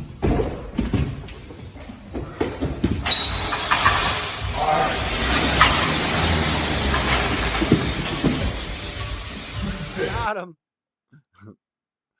Recording. Oh, get out of here. There's the bantamweight champion for you. Hard to believe. Bro. Sean O'Malley's awesome. Okay. Fuzi, you don't. Yo, this is Zerka biting JLP's content while he's got a drugged up 12-year-old in his lap. This is disgusting. This is Zerka talking to FuziTube about his drug addiction, and he's totally biting off of JLP. He did his little interview with JLP. Now he's biting JLP's content. Look at this girl in his lap when you see her face. This is a drugged out, like, 12-year-old girl, and it's just gross. Like, she looks scared. She looks lost. This is human trafficking right here. Here you go. Don't need medication. All you need is prayer, and right after a phone call with each family member. And the conversation can't be superficial. It has to be about your life. Never ask your mom how she's doing. Mothers don't give a They only care about how their son is doing. So you say, Mom, everything's right, and I forgive you for any resentment. After that, those pills doing. So you say, Mom, everything's right, and I forgive you. Never ask your mom how she's doing. Mothers don't give a They only care. You see this girl? You see her face? She looks like she's about 12 years old, and she's her hair is sweaty and greasy. She looks high as a kite. About how their son is doing. So you like, this is horrible. He's coked up right now. Say, Mom, everything's right, and I forgive you for any resentment. After that, those pills, nothing else matters. Family, God, in repeat. But God first, because He gifted you the family. Yeah, you're not based, bro. Fuzi, you degenerate. President Biden in Florida Saturday, getting a look at the damage Hurricane Idalia. That's not it. Okay, here's how you guys are psychic. Can I blow this up? No. Y'all are psychic with the finger trap line. This is horrible, but he made it for people to laugh at, so we're gonna laugh.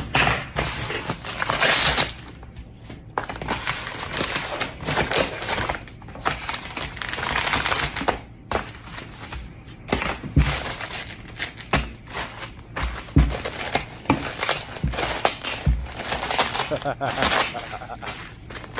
got a Chinese finger trap. What the? He was just talking about, Mr. Mao was just talking about finger traps. Oh no. Oh no. Oh shit.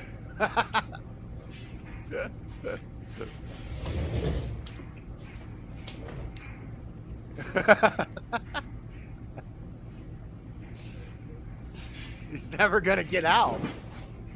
Nice. Okay. And then last but not least, we got one more. This little kid. Slow children at play. Bullshit. I'm fast fuck boy.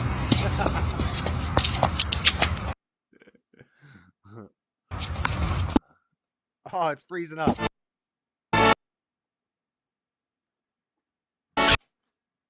It's freezing. Why is it freezing?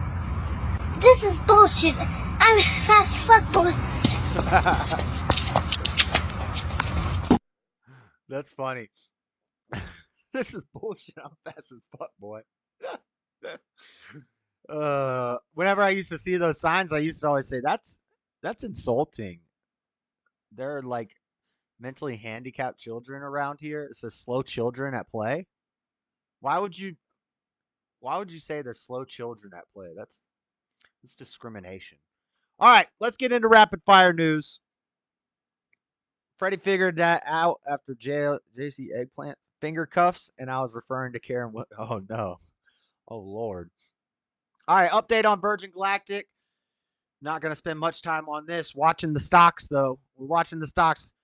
Actually, right now, Bezos is in a lawsuit because his rocket, his commercial space flight, did not use like a Falcon 4 rocket or something. And so he's getting in a lawsuit. Elon might be preoccupied with other things. Virgin Galactic set to launch its next space tourist flight on September 8th. So I'm hoping these Virgin Galactic stocks are going to go back up. We get those Virgin Galactic stocks back up to $55, $60. Your boy making some money. Okay? That's all I got to say about that. Next. Here's a crazy one for you. So by the way, this first little segment is cool science stuff. Cool science stuff. We got Virgin Galactic. Now we got from Business Insider. The U.S. Air Force wants to make $5.8 billion to build 1,000 AI-driven unmanned combat aircraft, possibly more as part of its next generation air dominance initiative. If that's not freaky, I don't know what is. Unmanned AI-controlled fighter jets. You know why we got to do that, right? Because we're sending all of our F-16s to Ukraine. Fun fact. Family pack Salisbury steaks, the only banquet to holla at. Get that gravy on some bimbo toast. Robbie's internet is slowing down my videos. It's 11:11. Make a wish, Lord Bibby. No, I'm just kidding. Don't do that.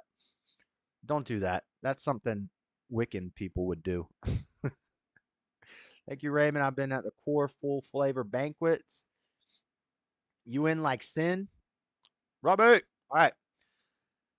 Air Force has requested $5.8 billion in its budget to build AI-driven collaborative combat aircraft. The autonomous aircraft are ideal for completing suicide missions and protecting pilots, the Air Force says. Human rights advocates say letting technology take lives crosses a moral boundary. Yeah. Well, I mean, technically we've been doing that for a long time, but this is just crazy. Like, Air Force seeking multi-billion-dollar budgetary allowance to research and build at least 1,000, but possibly more unmanned aircraft driven by AI pilots. The XQ-58A Valkyrie aircraft, a potential contender for the Air Force's Collaborative Combat Aircraft Program, is meant to serve as a robotic wingman to human-piloted aircraft able to provide cover and maneuver. So, I guess for now, there will be a human pilot, provide cover and maneuver around in scenarios where a flesh and blood pilot might struggle. The New York Times reported, and they're ideal for suicide missions in which a human would be unlikely to return. Okay, well, don't we have hyper missiles for that? Do we really need an AI-controlled jet to do a kamikaze mission? Don't we already have freaking lasers with hyper missiles on them? Or satellites with hyper missiles, lasers? I can't talk. Later this year, the craft will be tested in a simulation where it will create its own strategy to chase and kill a target over the Gulf of Mexico. Insider previously reported the Valkyrie can cruise at 550 miles per hour. Its operational altitude is 45,000 feet with a range of 3,000 nautical miles. There are also other research and development efforts underway. So that's crazy. All right. That's it for cool science stuff.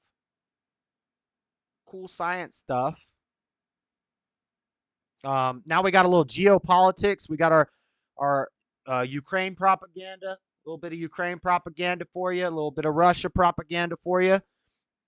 Here's our geopolitics from CNN. No silver bullet. Ukraine faces many challenges in getting the F-16 into combat. I was just talking about this. They're getting the F-16s. They're going to need American pilots to go over there and train them how to fly our planes to fight Russia. After months of intense lobbying, Ukrainian President Volodymyr Zelensky is ebullient. What does that word mean? Ebullient. I've never seen that word before. Ebullient. We're going to do a little Googling right now. You know, you can't just see a word you don't know. Like if I read it in context, Mayor Volodymyr Zelensky is ebullient about the upcoming transfer of Dutch, Norwegian, and Danish F-16 fighter jets to the Ukrainian Air Force. So they're not even American. We probably gave them to Dutch, Norway, and the Danish. The Danish, isn't that a breakfast treat? What the heck? Cheerful and full of energy. Yeah, I was thinking it looked like jubilant. Ebullient means cheerful and full of energy. Volodymyr Zelensky is cheerful and full of energy about the upcoming transfer. In many ways, the U.S. made F-16. Yeah, the U.S. made F-16 is the ideal platform for the Ukrainians. It's multi-role. It can provide air cover for troops, attack ground targets, take on enemy planes, and intercept missiles. And it's available. European air forces have plenty of F-16s and are phasing them out. There's a ready supply of spare parts, and the F-16 can operate with a variety of weapon systems. The need is critical. Russian air superiority, especially on the southern front, has stymied the progress of the Ukrainian counter-officials and inflicted heavy casualties on Ukrainian units. With the right armament, F-16s could deter Russian fighter bombers from approaching the battlefield. But just when the F-16s will fly in combat missions is at the mercy of many variables, training programs, which are only now getting underway, getting support infrastructure in place, and the type of weaponry deployed. There's a delicate balance between the urgent need to get the F-16s into Ukrainian colors and thorough preparations required to make the most of the aircraft. Then there's the question of how many F-16s would make the difference on the battlefield. Denmark, the Netherlands, and Norway have committed to providing Ukraine with more than 60 jets, but some will have to be used for training, and there will be a maintenance cycle. So, oh, and look, here we got a nice little picture of Zelensky in an F-16. The actor in an F-16 for a photo op. Oh, he's not wearing his normal shirt. He still doesn't own a suit. He's still yet to buy a suit. He doesn't own a single suit, this man. But for the first time, he's not wearing fatigue green. He's got a black shirt on. Unless they just raise the contrast up on this image and he's actually wearing a green shirt and it just looks black. Enough of that. And then we got Russia. From CNN, Russia sees the biggest drone assault on its own territory since invading Ukraine as Kiev strikes back through the skies. They're sending the drones.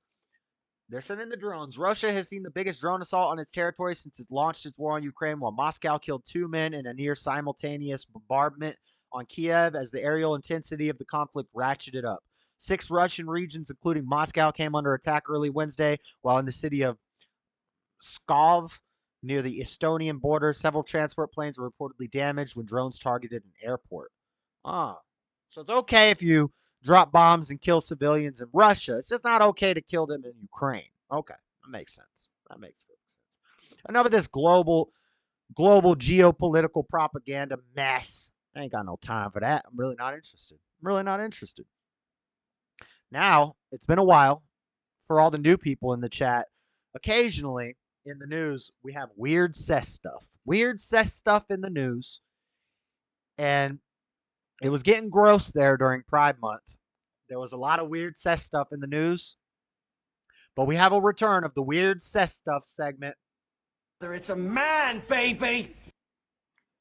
We gotta look at some weird cess stuff in the news. I got some local news from my current hometown of Salt Lake City. Let's take a look at this. Oh man, my window is not set up properly. It's supposed to be like that. Yeah, that looks good. Okay. From Salt Lake Tribune. Anti-LGBT low IQ STD flyers at Salt Lake Community College and the school's response raise alarms. This is actually based weird cess stuff in the news. This is actually based news for the weird cess stuff community. Flyers around the South City campus on June. This is right down the street from my house, by the way.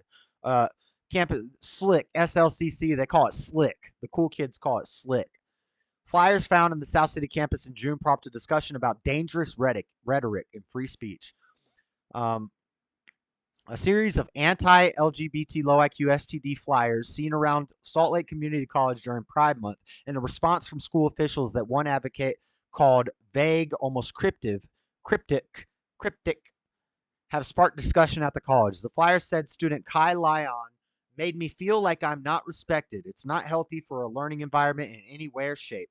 Lyon works with SLCC's Gender and Sexuality Student Resource Center, the GSSRC. So the community college has a Gender and Sexuality Student Resource Center. That's great.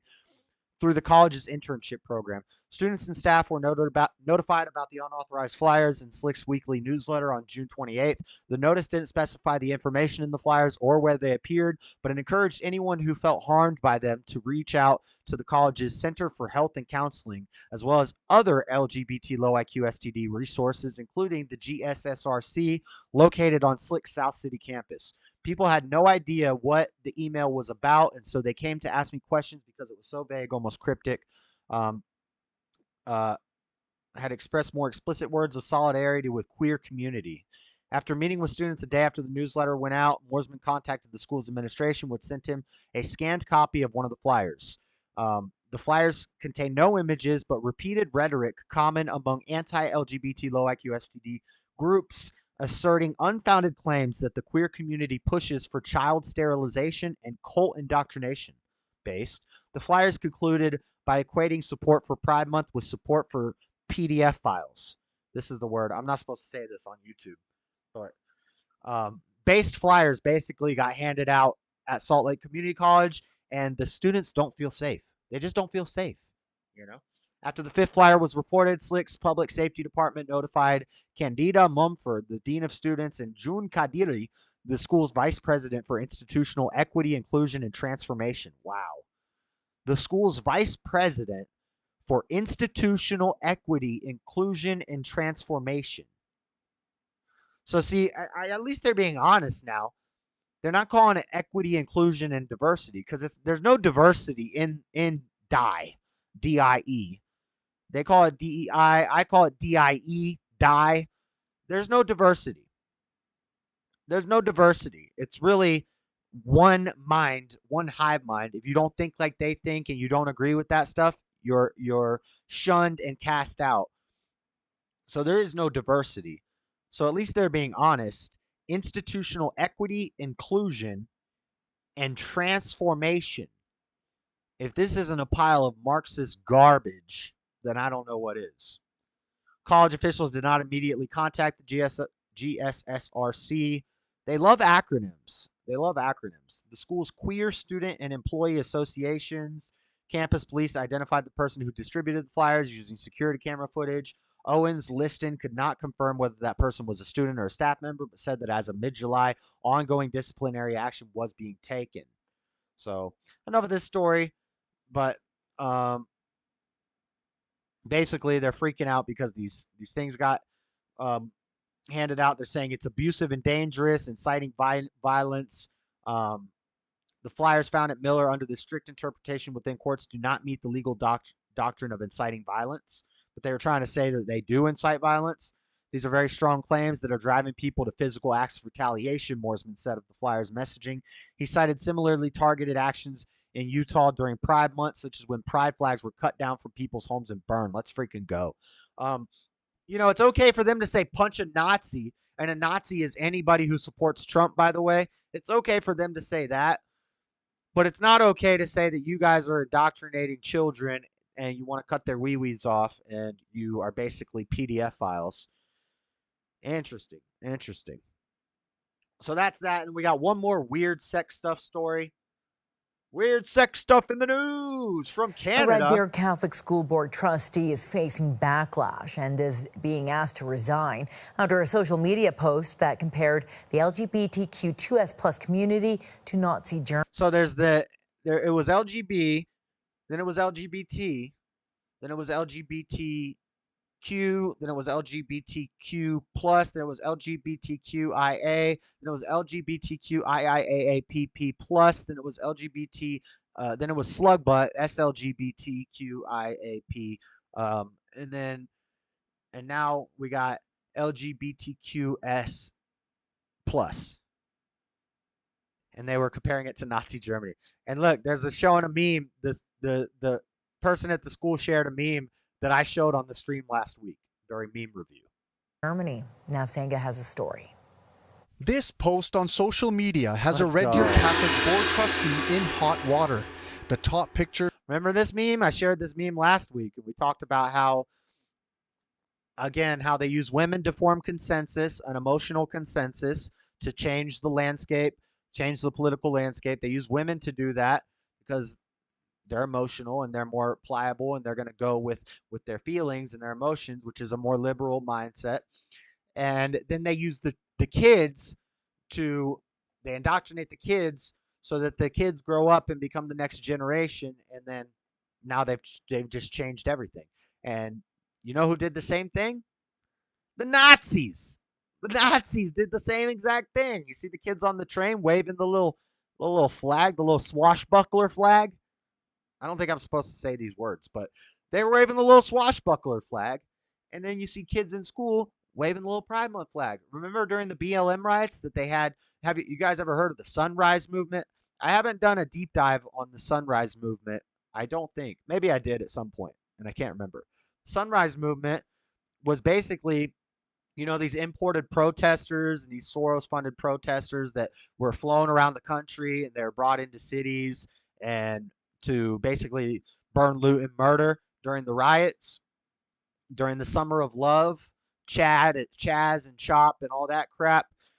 Well, at the same time, the Sunrise Movement, which is an activist group that targets young children, they would set up protests. They would set up mock protests in school, and they would have kids with Pride banners and BLM banners walking through the hallways of their school practicing protests. And the teachers would be wearing rainbows on their heads saying, hell no, we won't go, or pigs in a blanket, fry them like bacon, or whatever little stupid chants they come up with. They're not very creative.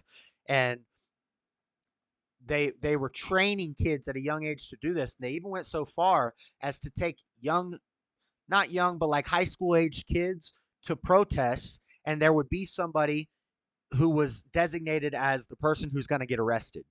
And then they have a news story. They arrested a 16-year-old girl. They arrested a 16-year-old girl. But that girl was set up to be arrested. They already knew before it started, okay, she's going to do this and she's going to get arrested. I talked about this when we saw the riots fairly recently. I don't remember where it was. And remember, they got shut down fairly quickly. I can't remember where it was. But they were throwing fireworks at the bank and stuff. And the cops came in and they took a bunch of people to jail. Those people are supposed to go to jail. They plan all this. They already know who's going to go to jail, who's going to go down, and they already have the bond ready and waiting. And it's by activist groups, have the money ready. As soon as they go to jail, get them out, and then they bury it. And since they're juveniles, it doesn't stay on their record. It doesn't hurt their record, but it becomes national news because the police tackled and took this 16-year-old girl to jail, this small little 16-year-old girl to jail. And that's what they're doing. They're indoctrinating the kids. Shows children waving the Nazi flag. On the bottom, children waving the pride flag with the caption, "Brainwashing is brainwashing." Monique LaGrange posted this on her Instagram page. I was horrified and very disappointed to see someone espousing hate. The post was later removed, but not before getting the attention of the local LGBTQ2S+ community. In a letter sent to the Red Deer Catholics Board Chair, the Central Alberta Pride Society wrote, "We would like a formal apology by her." All right, so she compared them to Nazis. We're not going to play the whole news clip. That's it for the weird sex stuff. I'll get through these things fast because it's 9:30. We got to get done with this. So here's another weird sex stuff story. Actually, they're not done yet. Florida mother faces 15 years in prison over racy breastfeeding videos. I talked about this in a stream to Latina and Cali.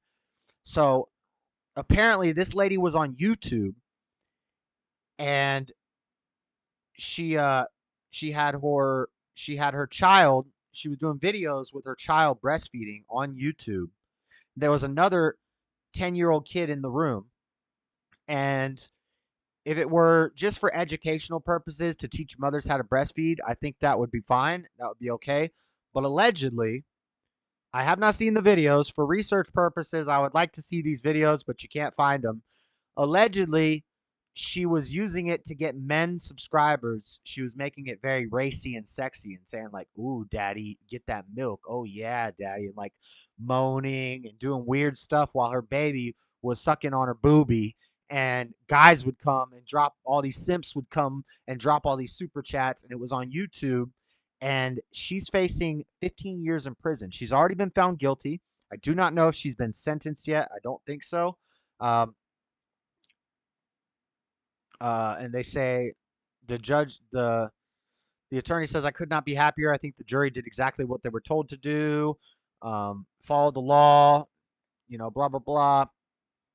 Who's already spent nearly 3 years in jail for posting racy breastfeeding videos on YouTube, was acquitted on 33 out of 34 charges earlier this week. A Tallahassee judge of 6 found Lee Felton guilty of 1 count of lewd, lascivious performances, a second-degree felony defined as intentional sexual performances in the presence of a child younger than 16.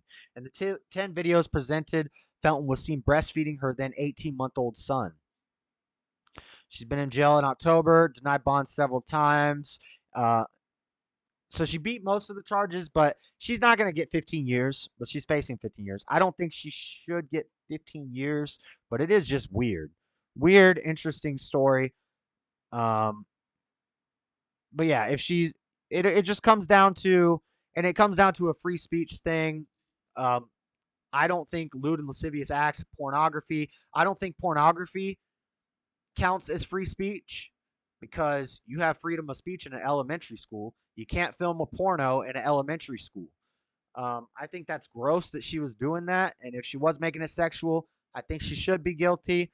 I don't think she deserves 15 years, but she should, she's already been in jail for 3 years. So probably get time served, and, she's going to be a sex offender for life. So weird case. Floor, if you want to do your YouTube channel about crime, it'd be interesting to talk about that chick. But let's see what else we got. We got some dead celebrities. 33-year-old Brazilian fitness influencer dies after double cardiac arrest. 33-year-old fitness influencer, and she Brazilian. Are there pictures? I gotta see pictures. I gotta see pictures of this. I gotta see these warlocks. Yeah, she's 33-year-old Brazil. Oh, okay. Oh, she thick. Oh, she thick. All right. Yeah, as expected. 33-year-old Brazilian fitness influencer. Oh, she fit. How about fitness? Okay, stop. Wonder if she can fitness. Okay, enough. Enough of that. But yeah, she's fine. But she did. Why? Double cardiac arrest. 33-year-old fitness influencer. Yeah, they die from cardiac arrest all the time. I mean, of course. Add her to the list, as Jamie would say. Add her to the list. 33-year-old fitness influencer suddenly mysteriously dies. Probably from climate change, actually. Probably count it as a climate change death. Add it to the toll. And then we got Margaritaville singer Jimmy Buffett died this week. He was 76 years old. He's not going on the list. People die when they're 76. It happens. And then the Smash Mouth guy died. The guy from Smash Mouth died today. I don't have that story pulled up, but apparently that guy died. I saw Starborn said in Bibby chat, somebody once told me that the guy from Smash Mouth died. Allegedly, he did. Now he was younger. Let me see. Let me pull it up real quick. Smash Mouth singer. He did. Steve Harwell, the former singer of band Smash Mouth, best known hit All Star, 56. Confirmed, who said the cause was liver failure. Yeah, okay. 56, liver failure. rock star. Kind of makes sense. Kind of makes sense. So I'm not going to add him to the list. I'm not going to add Jimmy Buffett to the list. But a 33-year-old Brazilian fitness influencer who's thick, she's definitely going. Cardiac arrest, double cardiac arrest. She's definitely going on the climate change death list. If you know what I'm saying. If you picking up what I'm putting down, okay?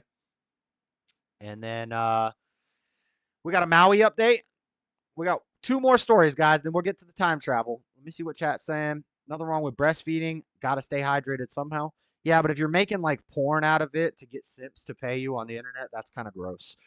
Rico, wish you would get OG Newports. The outlawed Newports in Commie Fort. Yeah, Freddie can't get Newports. Everybody send Freddie some Newports. He's struggling like a mug out there. Yeah, you might have to go to bed, Robbie. It's going to be late. It's going to be late. Face only a mother could love. Come on now, Jimmy B, a OG. Yeah, but he was old. Not dead, but close. Sounds about right. Okay. Maui updates. Maui County Council gets an earful from angry residents over housing proposal. This is due to Josh Green's emergency housing proclamation, which sounded like a good thing when I first heard it. I thought he was trying to stop a land grab from happening. Turns out this just lends to the land grab problem.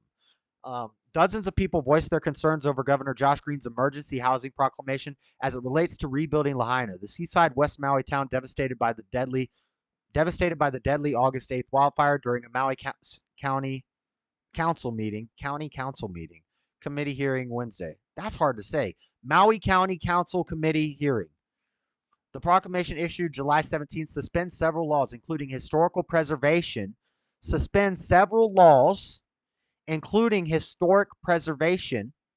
environmental review, sunshine and collective bargaining, and replaces them with different rules designed to speed development and ease the state's housing crisis, where the median cost of a home is $1.1 million. Let me read that again. The proclamation suspends several laws, including historic preservation. Okay. No more historic preservation, environmental review, sunshine and collective bargaining, and replaces them with different rules designed to speed development and ease the state's housing crisis, where the median house cost of a home is $1.1 million. The morning meeting opened with remarks from Chief Housing Officer, whom Green chose in November for a new cabinet-level position to advise him on how to tackle the state's housing crunch. After expressing condolences over the 115 lives lost in the worst fire in over a century, Madera spoke about a working group dubbed Built Beyond Barriers. Built Beyond Barriers. Madero spoke about a working group called Built Beyond Barriers. What does that sound like to you guys? Have you heard anything that sounds similar to Built Beyond Barriers? Sounds kind of like Build Back Better, doesn't it? Doesn't it sound kind of like Build Back Better? Let me show you guys something interesting here. B-U-I-L-D.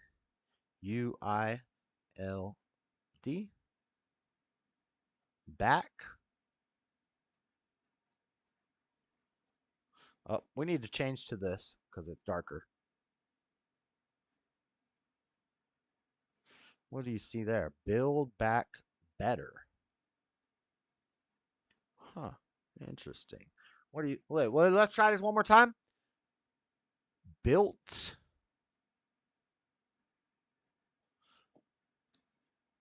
Beyond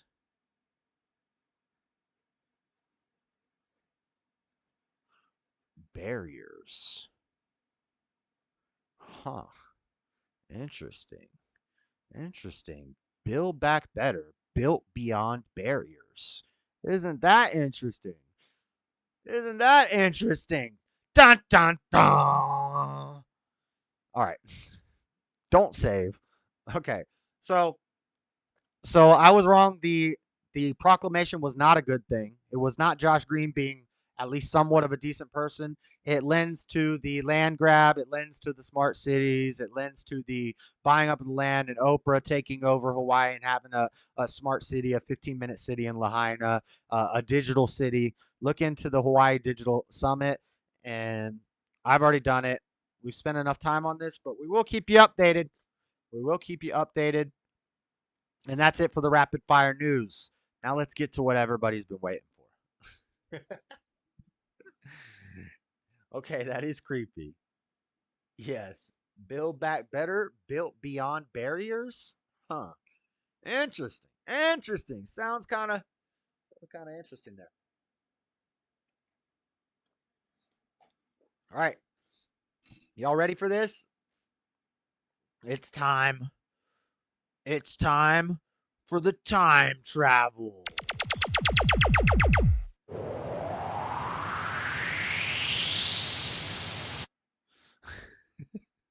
Okay. We're just going to watch some videos, hang out for a little while, because I really don't have a lot about this. Again, I'm like a skeptical guy, but we're going to watch some videos, and we're going to review the videos and talk about the videos. Time travel. Is it real?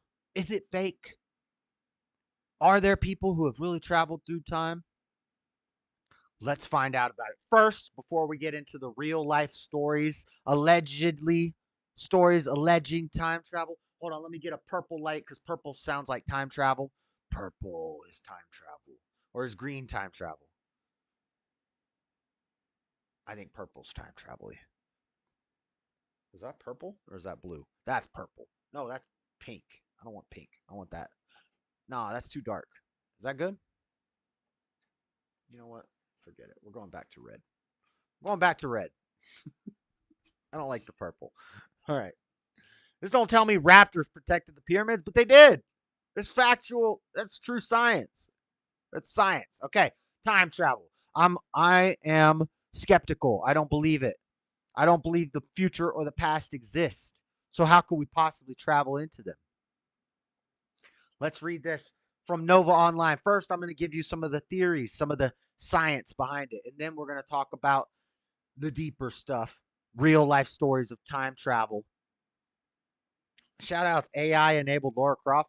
Meanwhile, Rome been going up to wine country to settle down. Okay. What is time? Is time travel possible? For centuries, these questions have intrigued mystics, philosophers, and scientists. Much of ancient Greek philosophy was concerned with understanding the concept of eternity, and the subject of time is central to all the world's religions and cultures. Can the flow of time be stopped? Certainly some mystics thought so. Angelus Silius, a 6th century philosopher and poet, thought the flow of time could be suspended by mental powers. Time is your own making. Its clock ticks in your head. The moment you stop thought, time too stops dead. Ooh, it's like a poem and philosophy and science all conglomerated. The line between science and mysticism sometimes grows thin. Today, physicists would agree that time is one of the strangest properties of our universe. In fact, there is a story circulating among scientists of an immigrant to America who has lost his watch. He walks up to a man on a New York street and asks, "Please, sir, what is the time?" The scientist replies, "I'm sorry, you'll have to ask a philosopher. I'm just a physicist." Most cultures have a grammar with past and future tenses, and also demarcations like seconds and minutes and yesterday and tomorrow. Yet we cannot say exactly what time is, although the study of time became scientific during the time of Galileo and Newton. A comprehensive explanation was given only in this century by Einstein, who declared, in effect, time is simply what a clock reads. The clock can be the rotation of a planet, sand falling in an hourglass, a heartbeat, or vibrations of a cesium atom. A typical grandfather clock follows the simple Newtonian law that states that the velocity of a body cannot subject to external forces remains constant. This means that clock hands travel equal distance in equal times. While this kind of clock is useful for everyday life, modern science finds that time can be warped in various ways, like clay in the hands of a cosmic sculptor. Don't worry, guys, it's only 2 more paragraphs. Science fiction authors have various uses for time machines, including dinosaur hunting, based, tourism to visit one's ancestors. The dinosaur hunting thing, I've read that. That's, what story is that? That's the one where he steps on the butterfly and it changes all of history. That's a great short story, but I forget what it's called. And they have to walk on the floating platforms because if they disrupt anything, then it will change the history. And the guy steps on a butterfly and then he comes back to the present and the whole world's changed. Great story. I don't know what it's called. If you know what it's called, drop it in chat. I can't remember what it's called. Schrodinger's watch. Is that what it's called? Story where they hunt dinosaurs in the past. It's a short story we read in school. Sound of Thunder. Ray Bradbury, A Sound of Thunder. Time travel safari with a machine company that takes hunters back to the time of dinosaurs and allows them to hunt the Tyrannosaurus Rex.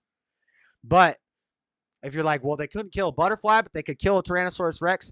No, they could only kill a Tyrannosaurus Rex that was meant to die naturally that day. So right before the Tyrannosaurus Rex would naturally die, they shoot it, and then it dies, and then they go back to the present. So that's the way they explain it. And that's from Ray Bradbury, Fahrenheit 451. Great short story. Anyway, H.G. Wells famous for the time machine. People have grown increasingly intrigued by the ideas of traveling through time. I'm going to skip all this stuff. One of the earliest methods for fictional time travel didn't involve a machine. The main character in Washington Irving's Rip Van Winkle simply fell asleep for decades. Ooh, we got a real life story that sounds just like that. King Arthur's daughter Gwyneth slept for 500 years under Merlin's spell. We got stories. We got stories just like this, just like these fictional stories of time travel.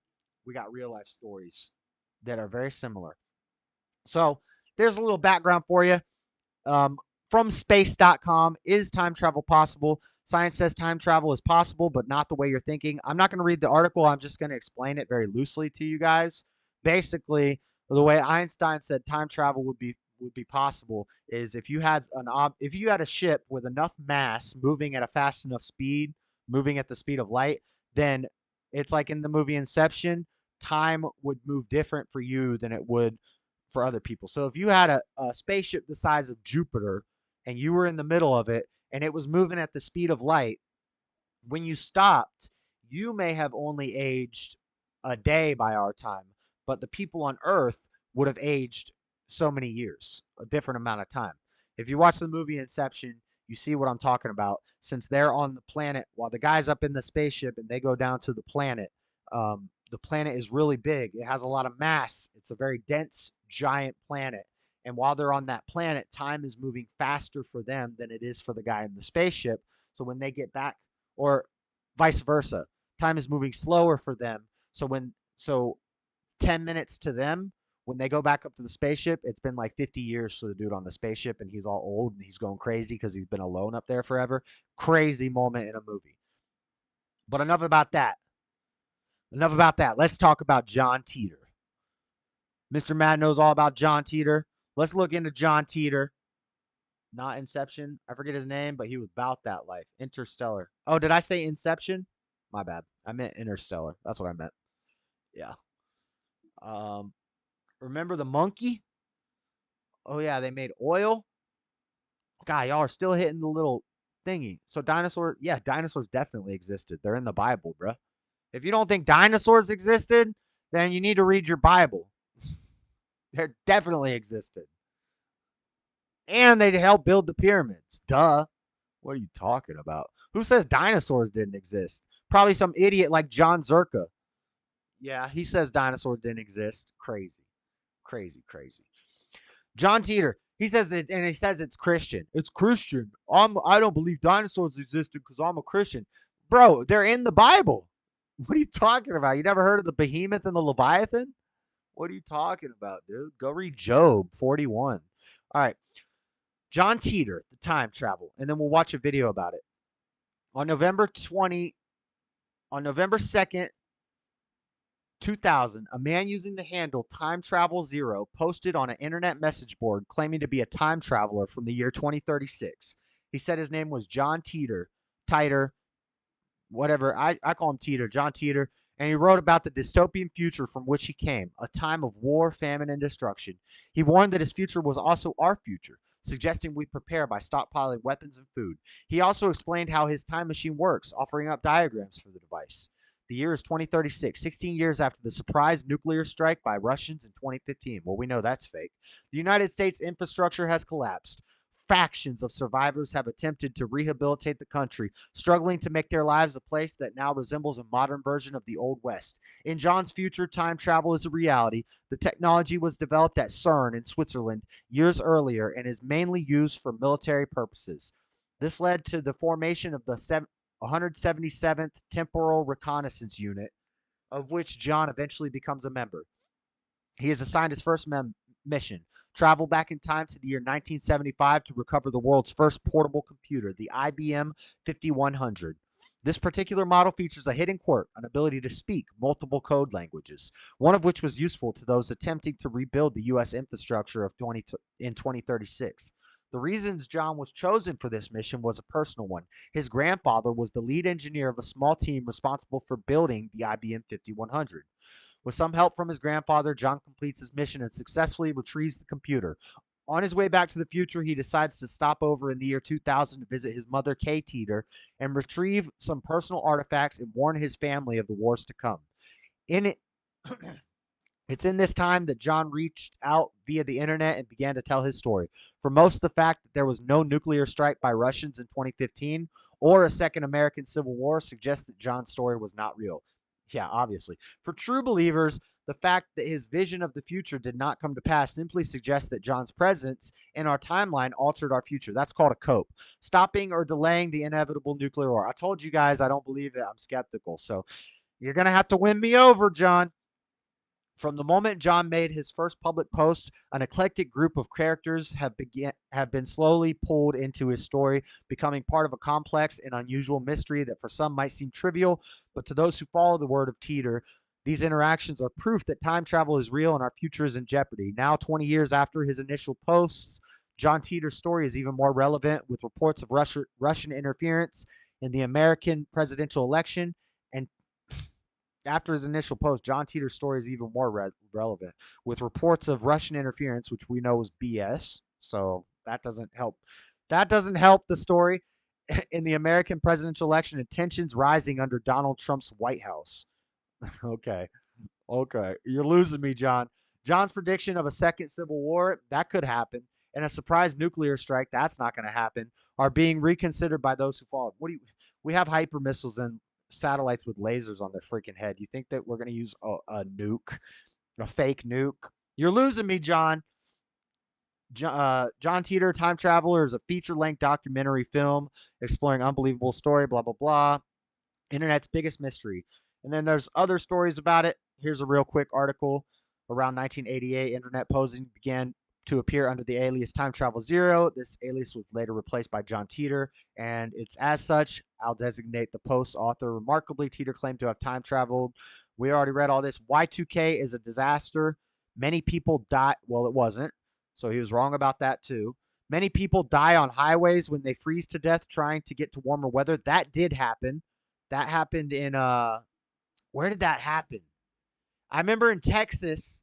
In Texas, people were freezing because it got cold, and their power went out because of the windmills freezing up. I feel like there was another place. Didn't this in New York? Remember the New York blizzards that happened this past winter, and people were freezing to death on the roads? So he's right about that one, but I don't know. That's like that's probably been happening forever since cars were a thing and winter was a thing. Time is fake. See Southside, which movie is this? There's a code bug in Unix, the year 2036, similar to Y2K bug that never happened. It's not a cope. Time isn't linear. Yeah. It happened in Chicago. You don't know that. Lizards are dinosaurs. You believe that, and that's fine, but you don't know that. Why did they shrink Butch? They shrunk Butch. Lizards are dinosaurs. Alligators are dinosaurs. Yeah, dinosaurs existed. Maybe not all the dinosaurs that they show us existed, and maybe some of the stuff that modern paleontology is telling us is a lie.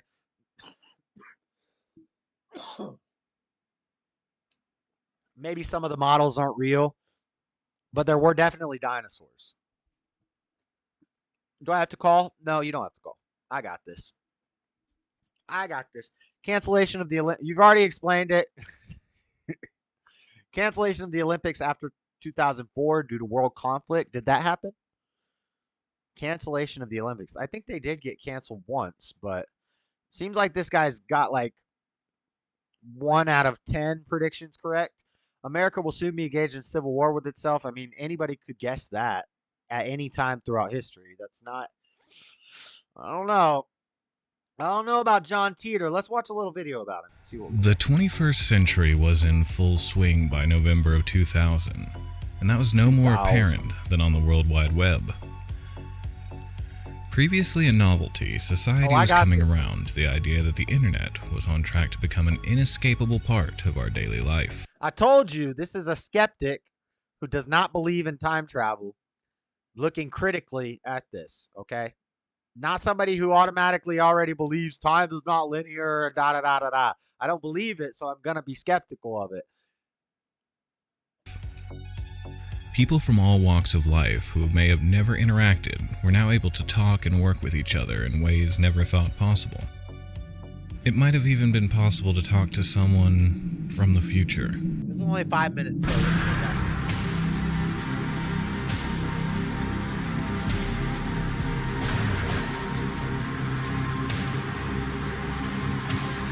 what is this? Okay, I don't need to see your intro. It's a 5-minute video. How long is your intro, dude? On November 2nd, 2000, a user known as Time Travel Zero, or John Titor, began posting on the Coast to Coast and Time Travel forums. Oh, I know all about Pander. He exploded onto the scene, claiming to be a military time traveler from the year 2036.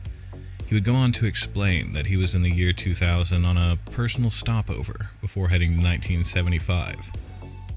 He was going to 1975 to collect an IBM 5100 computer to fix legacy system errors. I'm hoping this video doesn't just go through everything I just read. But if it does, that's fine. It's got cool music and it's got some cool pictures and videos and stuff. I'm hoping they drop some like some information that we haven't heard already. Caused by a virus in 2036. He was very forthcoming with the ins and outs of time travel, explaining in detail the components that went into building a time machine. In true time traveler fashion, this time machine was housed in either a 1966 Corvette or a 19... Oh my. He had Joe Biden's Corvette for his time machine? For real? Wait, how did he get a time machine in there with all those documents? There's no room for a dang flux transitioner or whatever the heck it's called. You need a DeLorean, not a Bronco or Joe Biden's document Corvette. Come on, John. 1987 Chevy Suburban. Outside of posts about who he was and how his time machine worked, Titor was happy to tell people about the future that awaited them. He was always quick to add a disclaimer that alternate timelines existed, and that his foretelling of events may never happen in our timeline. Titor's time on the internet only lasted about 4 months, but in that time he built a faithful following, hanging on to his every word. What follows is a brief list of events John Titor foretold. I know, string theory, multiverses and stuff. The only multiverse I care about is in Dragon Ball. They got a multiverse. There's 12 universes. And they're all similar, but different. Same, but different. I don't believe in that. I don't believe there's infinite Earths and there's infinite versions of us and there's a gay version of me somewhere. That's impossible. It's impossible. I'm telling you right now, it's impossible. I do not believe in it. A civil war over order and rights would kick off in 2005 before becoming a full-blown crisis by 2008. This civil war would split the U.S. into 5 different regions with different goals. Flux capacitor, the Civil War would end with a short nuclear World War III. At the conclusion of the bombs dropping, Omaha, Nebraska would become the new capital of the U.S. Oh, look at the fake nuke. Now in 2022, these events obviously never happened. This has not detracted fans of Titor. Nothing he said happened. By telling people that these events would Except happen. for the very because basic... of the many worlds theory, a new timeline was formed by Titor. Oh, that's It's a very why. complicated way to explain away why these events never happened. The enduring legacy of Titor is probably due to the perfect time which he was active. Nowadays, it's hard to remain completely anonymous on the internet. Today, John Titor would have been dragged on Twitter within 5 minutes of claiming to be a time traveler. In 2000, it was a complete. No, Eva has not shown me nothing. Eva has not come over. Jezebel don't even stand a chance. Y'all need to go listen to Closed on Sunday. You my Chick-fil-A. You're my number one. With the lemonade. He's talking about God. He's talking about God. Okay? I can't be tempted by a dang Jezebel. No, I'm just kidding. Eva's not a Jezebel. She's nice. She's nice. I'm just kidding, Eva. I can't be tempted by Eve, bro. Completely different story. Tider still stays in the cultural consciousness because no one ever took credit for him. There was no grand reveal of the puppet master pulling the strings on the John Tider project. Attempts to find him have been strangely fruitless. The closest thing to a break That's because he was a troll on the internet. in the case came in 2008, when a private investigator hired by an Italian TV show found the John Tider Foundation, a for-profit organization started in 2003. A search of their company contacts returned a post office I wonder how much box money in he made Kissimmee, off of this Florida. hoax. An IP address connected. I told y'all, this is time travel from a time travel denier, a skeptic, okay? A skeptic. I'm even skeptical of the skeptics, okay? So you're not going to get no light. You're going to have to prove it to me. You're going to have to prove it beyond a shadow of a doubt, okay? All right, that's what I'm saying. To Tider also returned a result in Kissimmee. Oh, didn't get no facts correctly. A report by a self-proclaimed hoax hunter allegedly blew the lid off of the John Tider case. It was found that You know what predicted the future better than John Tider? The Bible. Just read the Bible. It tells you all this stuff, and it's way more accurate than John Tider. And I guess it is Tider. They're saying Tider. Just read your Bible, bro. You'll know all this stuff. in the original thread where Tider answered questions, over 80 of the people replying were allegedly found to be likely creations of the person or people. No, it's not before it was mainstream. It was mainstream way back then. CERN was well known way back then. They had to shut it down, and then it reopened and became mainstream. CERN is an old thing. Like, people were talking about CERN way back in long time ago. People were talking about CERN. Running the John Tider account. The reason it wasn't mainstream for a while is because they shut it down. This is that those accounts outside of John Tider's thread never posted about him again. They seem to exist solely in the John Tider bubble, never venturing out into the internet at large. Hundreds of thousands of words have been written about Tider, and while I can confidently say that some of the cases I look at will never be solved, I'm not so sure about Tider. This all happened just 22 years ago. There is still time for whoever created Tider, or Tider himself, to show up and throw back the curtain. But, what do you think? Was John Tider real, or just the bored CERN was built in creation of a forums user in 1954. Florida? Let me know in the comments or on Twitter.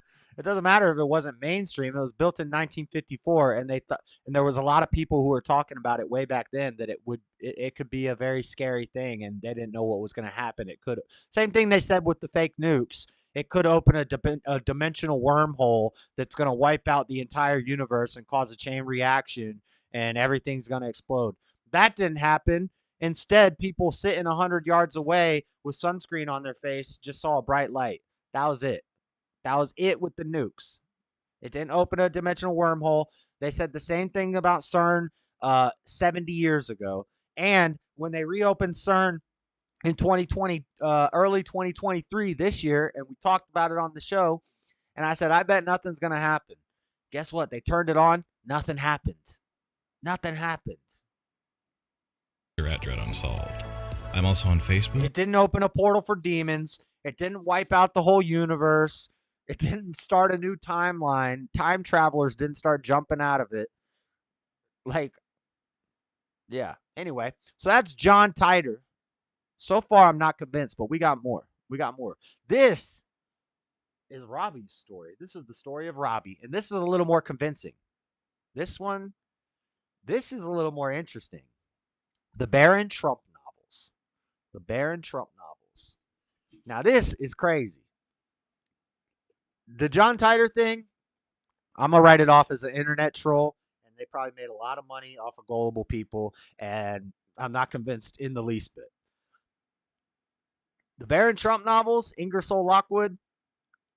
Now you're starting to tilt my needle. You're starting to tilt my skeptic needle. Hold on, cigarette went out. I gotta smoke when I'm talking about time travel, you know? Because this is serious. Dean said he was gonna run the emojis the whole show. Has that been Dean? Is that Dean doing that this whole time? Dang. Dean's fingers are on fire right now. This has been going nonstop. I think maybe it helps the algorithm, so tear it up, Dean. Tesla's Looking Glass. Have fun. Good night. Yeah. I just got Real Mr. Mad, they just said that he had a nonprofit foundation called the John Titor or a for-profit foundation called the John Titor Foundation. They just said it. He had a for-profit foundation set up. You know what that means? That means he made profit. What do you mean? What the? Anyway, the Barron Trump novels. Let's look at the Barron Trump novels.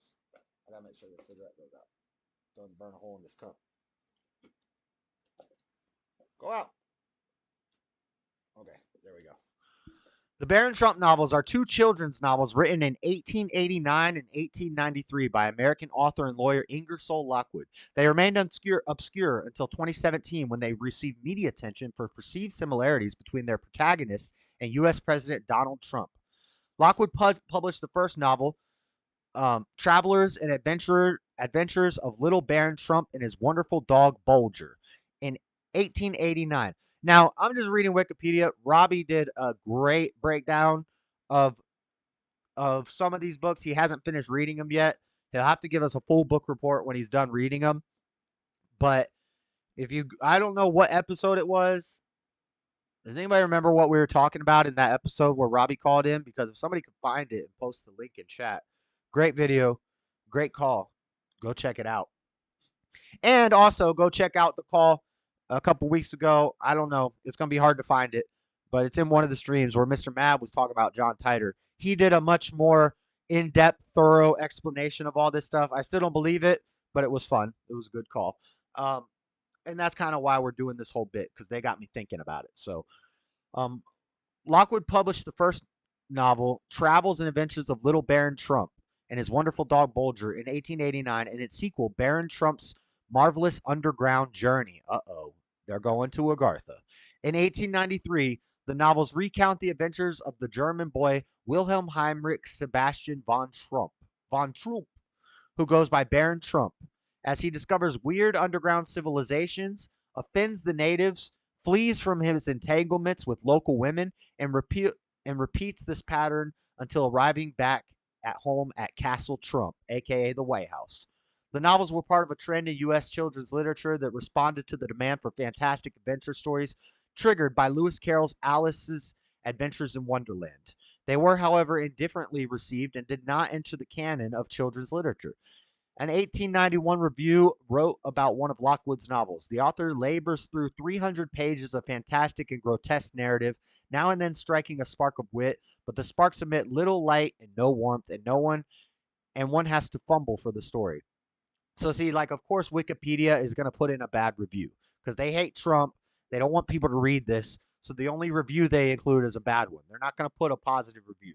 That's what I was talking about, knowing how to read Wikipedia and understanding their bias. But all this stuff is fact. But that last little bit, they choose only one quote in one review, and it's a negative review because they hate Trump. Rediscovery. In July 2017, the books were rediscovered by internet forum users and then by the media, who pointed out similarities between the protagonist and U.S. President Donald Trump. Jamie Fuller wrote in Politico that Baron Trump is precious, restless, and prone to get in trouble. He often mentions his massive brain. My brain is massive. It's the biggest brain ever. Probably the biggest brain anyone's ever seen. I'm probably the smartest person you'll ever meet. And has a personalized insult for most people he meets. Let's freaking go. That's Trump. Trump is a time traveler. Now you're starting to tip me towards the belief side, okay? Fuller also, this was written in the 1800s. Fuller also notes that Baron Trump lives in a building named after himself, Castle Trump. Let's freaking go. While the real-life Donald Trump had lived in Trump Tower for decades. What? What? And they're going to underground civilizations? Yo, we just talked about the underground city beneath LA where the lizard people live. This is crazy. Furthermore, Donald Trump's youngest son's name is Baron Trump. Chris Ryota noted in Newsweek that Baron Trump's adventures began in Russia. Ryota also mentioned another book. Who else began in Russia? Trump's wife. Trump's wife. All of a sudden, I can't remember her name, but she's hot. Not Ivanka. Melania. We love Melania, right? We love Melania. Oh, I love Melania. Oh, I love Melania. Especially that Playboy shoot. Okay, calm down. Calm down. That's the first lady we're talking about here. Okay, calm down, Josh. Fuller also notes that Baron Trump lives in a building. Okay, I already read that. Begin in Russia. Ryota also mentioned another book of Lockwood's 1900 or The Last President, in which New York City is riven by protests following the shocking victory of a populist candidate in the 1896 presidential election who brings on the downfall of the American Republic. Bro, forget John Titor, Ingersoll Lockwood, Donald Trump, Baron Trump. These are the true time travelers. I'm convinced. Okay, I'm not yet convinced, but I'm really close to convinced after that. Let's read about Ingersoll Lockwood. I'm not going to read too much about this guy, but this is the author. Lockwood was born in New York, son of Munson, Ingersoll, and Sarah Lewis. Henry Clay, blah, blah, blah, blah, blah, blah, blah, blah, blah. Like his father, he was trained as a lawyer, although his first position was a diplomat. Appointed counsel to the Kingdom Hanover by Abraham Lincoln. At the time, he was the youngest member of the U.S. Consular Force and served in that post for 4 years. On his return, he established a legal practice in New York City with his older brother Henry. By 1800s, Lockwood established a parallel career as a lecturer and writer. In 1884, he married Winfred Wallace Tinker, a graduate, lawyer profession, literature by avocation. He was described in current literature as Winfred's kind and most sympathetic literary advisory. Lockwood spent his retirement years as a recluse in Saratoga Springs, New York, where he published his last book, a collection of poetry entitled In Varying Mood or Jetsam, Flotsam, and Ligon. In 1912, it opens with juxtaposed photographs of Lockwood at age 35 and 70. Okay, so enough about the author. Let's watch. Oh, and then we have some pages of the book. Some pages of the book from Library of Congress. Let's just take a look at a random page. See if I can read it. I know what it all means, my dear son, she murmured with the saddest of smiles, but never said that Gertrude, Baroness von Trump, stood in the way of her son, adding new glories to the family's scutcheon. Yo, I can read the whole book on this website. Why would I pay for this? At these words, Bulger, who had been listening to the dog, listened to the conversation. With pricked up ears and glistening eyes, gave one long howl of joy, and then sprinting into my lap, covered my face with kisses. This done, he vented his happiness in a string of ear-splitting barks and a series of maddening gambols. So yeah, here's the book. You can go to lock.gov, Library of Congress, and you can find it there. And you can read it there too. You just have to read all these images. Let's see if we can find any pictures. Is it a picture book? I like picture books. I read picture books. Oh, it's a picture book. Let's go. You got to have a picture book. Look, there's a little Trump and his dog shaking hands with the rich people. About to take over the castle. Departure from Castle Trump. He's a little boy and he's got a castle named after him. Let's go. All right, let's watch a video about this. There's a very distinct... All right, this is my boy Wang. If you don't know about Wang, if you like weird stuff, conspiracy theories and other weird stuff, like weird internet stuff and a lot of gross, he does a lot of gross stuff, like full videos on Two Girls, One Cup and the whole history of Two Girls, One Cup and weird stuff like that. But this guy, I like this channel. And I didn't know he did a video on Baron Trump. So when I found out he did, I was like, oh, we're going to watch it. It's only 6 minutes long. Let's go. Chance that I am losing my goddamn mind right now. Like, this cannot be real. This cannot be real. You see what the title to this video is, right? This is not a meme. This is not a joke. This is not the plot to the Baron Trump anime series. And I do want to give a shout out to my subscriber Dreamo, who brought this. Hold on, let me read chat real quick. Let's all be real. We have some morals and can tell who doesn't. Raymond, what melons picks? What are y'all talking about? CERN, the European Organization for Nuclear Resources, one of the world's largest and most respected centers for scientific research, home of the world's largest particle accelerator. Yeah, they thought it was going to open a portal for demons, but it didn't. Don't ask why. I just remember things like that. Thank you. I'd never heard about that. Bolger has a big brain too. Robbie's still here. He said he was going to bed. He can't resist. Melania, that's right. Oh yeah, my face lit up when I talk about Melania. Josh is more into wordplay than actual facts. I actually, there's no actual facts in any of this. This is all just speculation. You don't have actual facts that there's multiple universes and galaxies and all that stuff. That's just something you believe in. I actually like Melania a lot. She seems sweet. And my Bible ain't telling me nothing about none of that string theory mess. Sun is shining. Weather is sweet. Munson from Kingpin. Who wants melon picks? Raymond, what melon pick? What the? Show me where they said the internet will be a set of decentralized TV shows before YouTube was even a thing. Yeah, that's a base take. That was a good prediction, but anybody could make that prediction. It's not that hard. Don't want to get Munsoned out in the middle of nowhere. Baron never did that. Let me Google it. Shout out to Maddox's take on that dude. If you don't know about Wang, if you're into weird stuff, if you like weird stuff, then you might like Wang. Let's go. What weirdness is Jazz into in his off hours? Bro, this guy does some crazy videos about a lot of weird stuff. Okay. To my attention on Twitter, thank you for this.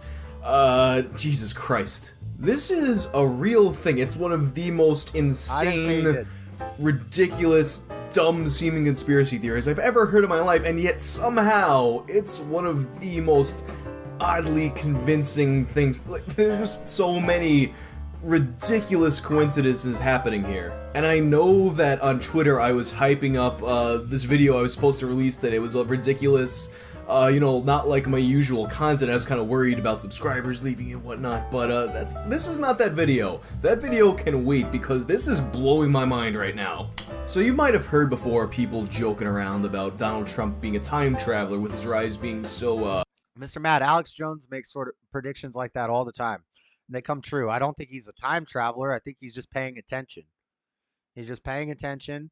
When you pay attention to the world, you can kind of guess what's going to happen. And if you're wrong, if you make guesses every single day and you're always wrong, but you get one right, people don't focus on all the times you were wrong. They focus on that one time you were right. Now, with Alex Jones, I think he's right a lot of the time. A lot of the time.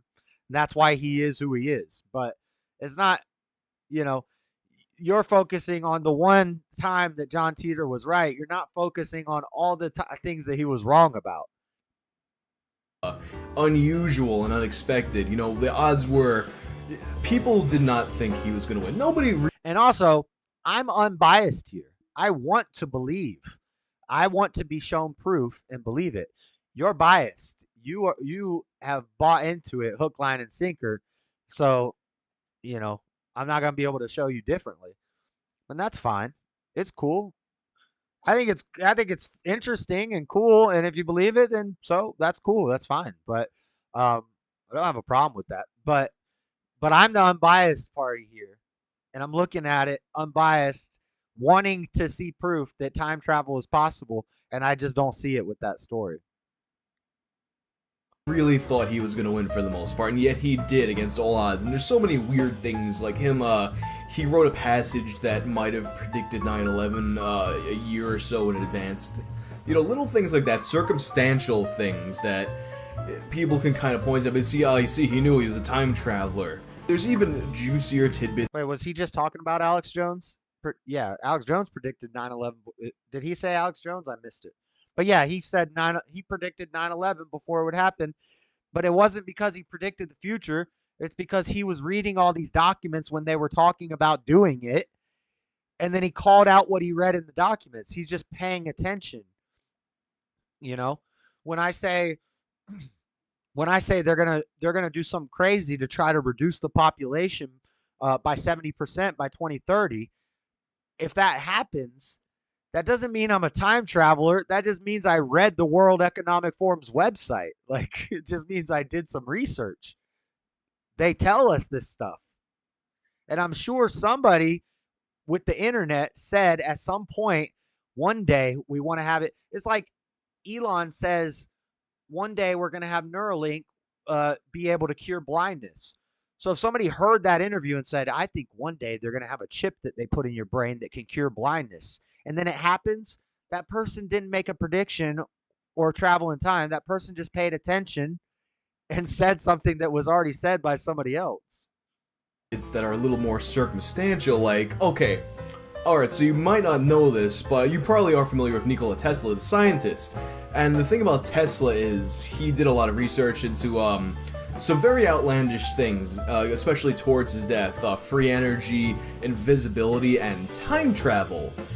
And think about his time travel research. When he died, the United States government Tesla for you, gave Robbie. his personal scientific research to be studied by an MIT scientist. Yes, I have. That MIT scientist... No, you're wrong, Mr. Matt. I've actually read all of his posts.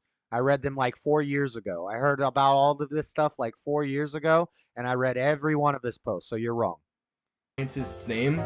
Professor John Trump, who is with us today. John Trump, who just so happens to be Donald Trump's paternal... I knew about John Teeter like 4 years ago, bro. I read all his posts on the Art Bell forum. I read all of them. Okay? So you're wrong. And you're underestimating me. I don't talk about anything from a place of ignorance. Uncle, and this is still all, you know, very circumstantial stuff. Actually, everything I am going to show you is circumstantial stuff, but I'm going to show you something that has such a weird coincidence, has a number of weird coincidences that you're going to join me in not knowing if if this is real life. There are a lot more connections that people are making with this theory. If you've ever heard of the alleged time traveler on a message board, John Titor, there's a connection to Donald Trump and him. But there's a lot of other details to the Donald Trump time traveler conspiracy theory, but what I want to focus on is this newly discovered book. So the other day, a post pops up on 4chan about this book, and I know what you're thinking, it's 4chan, right? It's gotta be a hoax. That's what I thought, too. That's what I thought. So I'm gonna show you this book. It's a book written by a man called Ingersoll Lockwood. The name of this book?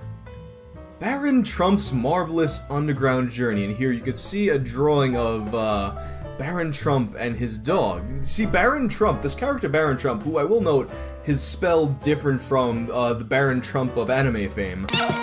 Baron Trump stars in a number of books written by this author, Ingersoll Lockwood. These books include fantasy stories of Baron Trump and his dog going on adventures, including things...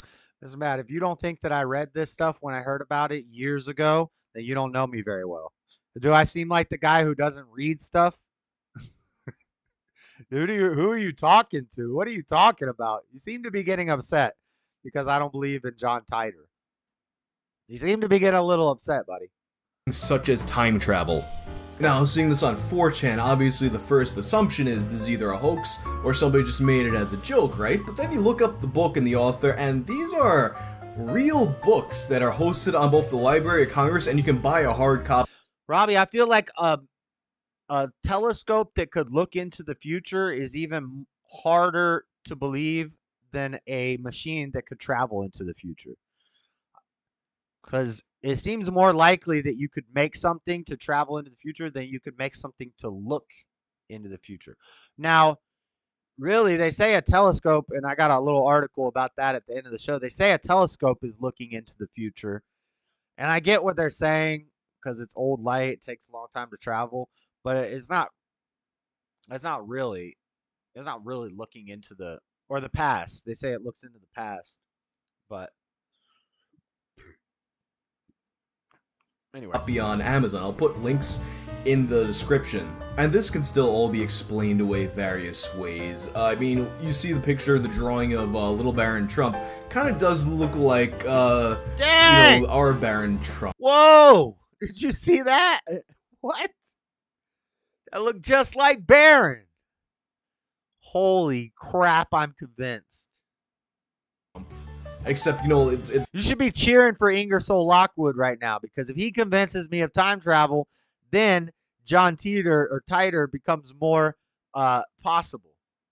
It's a very sketchy pencil drawing, which can kind of look like anybody you want it to look like to some extent. Any child maybe has a childlike face.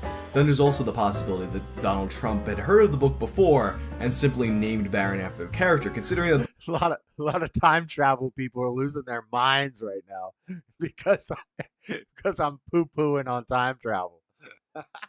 book bears his name. It's very likely that somebody at some point in his life brought it to his attention. And although it's kind of a weird coincidence to have a character named Baron Trump in the late 18th century, especially since Baron Trump is kind of an unusual name, there's a much more weird coincidence / potential prophecy in another book by this same author entitled The Last President. Yes, The Last President. Now, the book The Last President opens up describing a riot that takes place in New York City on November 3rd, I just read all this. 1896. You're not saying On anything page 5 of this book, when describing the riot, it says, "The Fifth Avenue Hotel will be the first to feel the fury of the mob." Now tell me, can you think of any hotels that exist in New York City on Fifth Avenue that rioters might want to, What? What? Dang! What the? show their wrath to? And then what happens on that day, November 3rd? I can think of one I'm losing my specific November 3rd where people might want to riot on Fifth Avenue and target a certain person's hotel.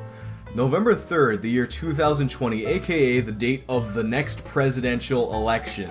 What the fuck? What the fuck? Now, I'm not here to tell you that I truly believe that Baron Trump or Donald Trump are time travelers or that this book, this author is somehow a prophet, but I just wanted to bring this to your attention.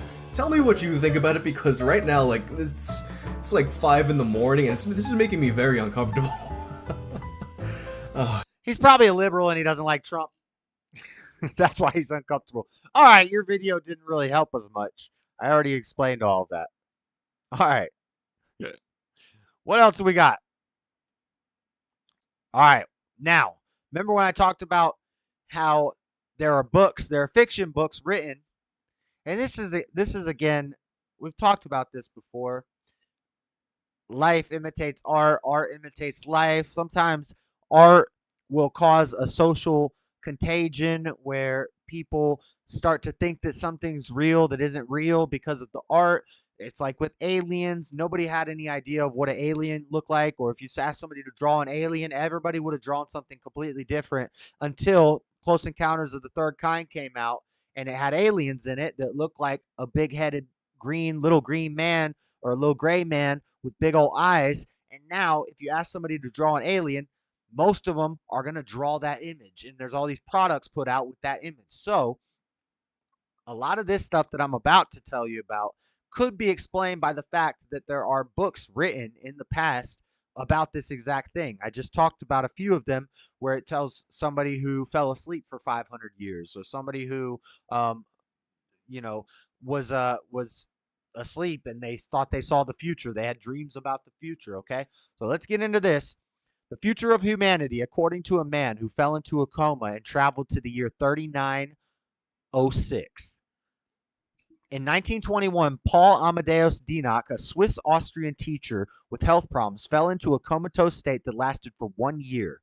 During this time, his consciousness traveled into the future and enters the body of another man who lives in the year 3906 AD.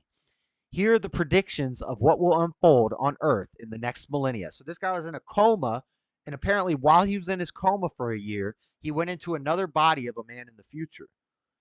Sounds like some of the fictional stories that were written. But when did this happen? This happened in 1921. So I'm not sure when those stories were written. Maybe those stories are based off of this. Art imitates life. Life imitates art. Maybe, what came first, the chicken or the egg?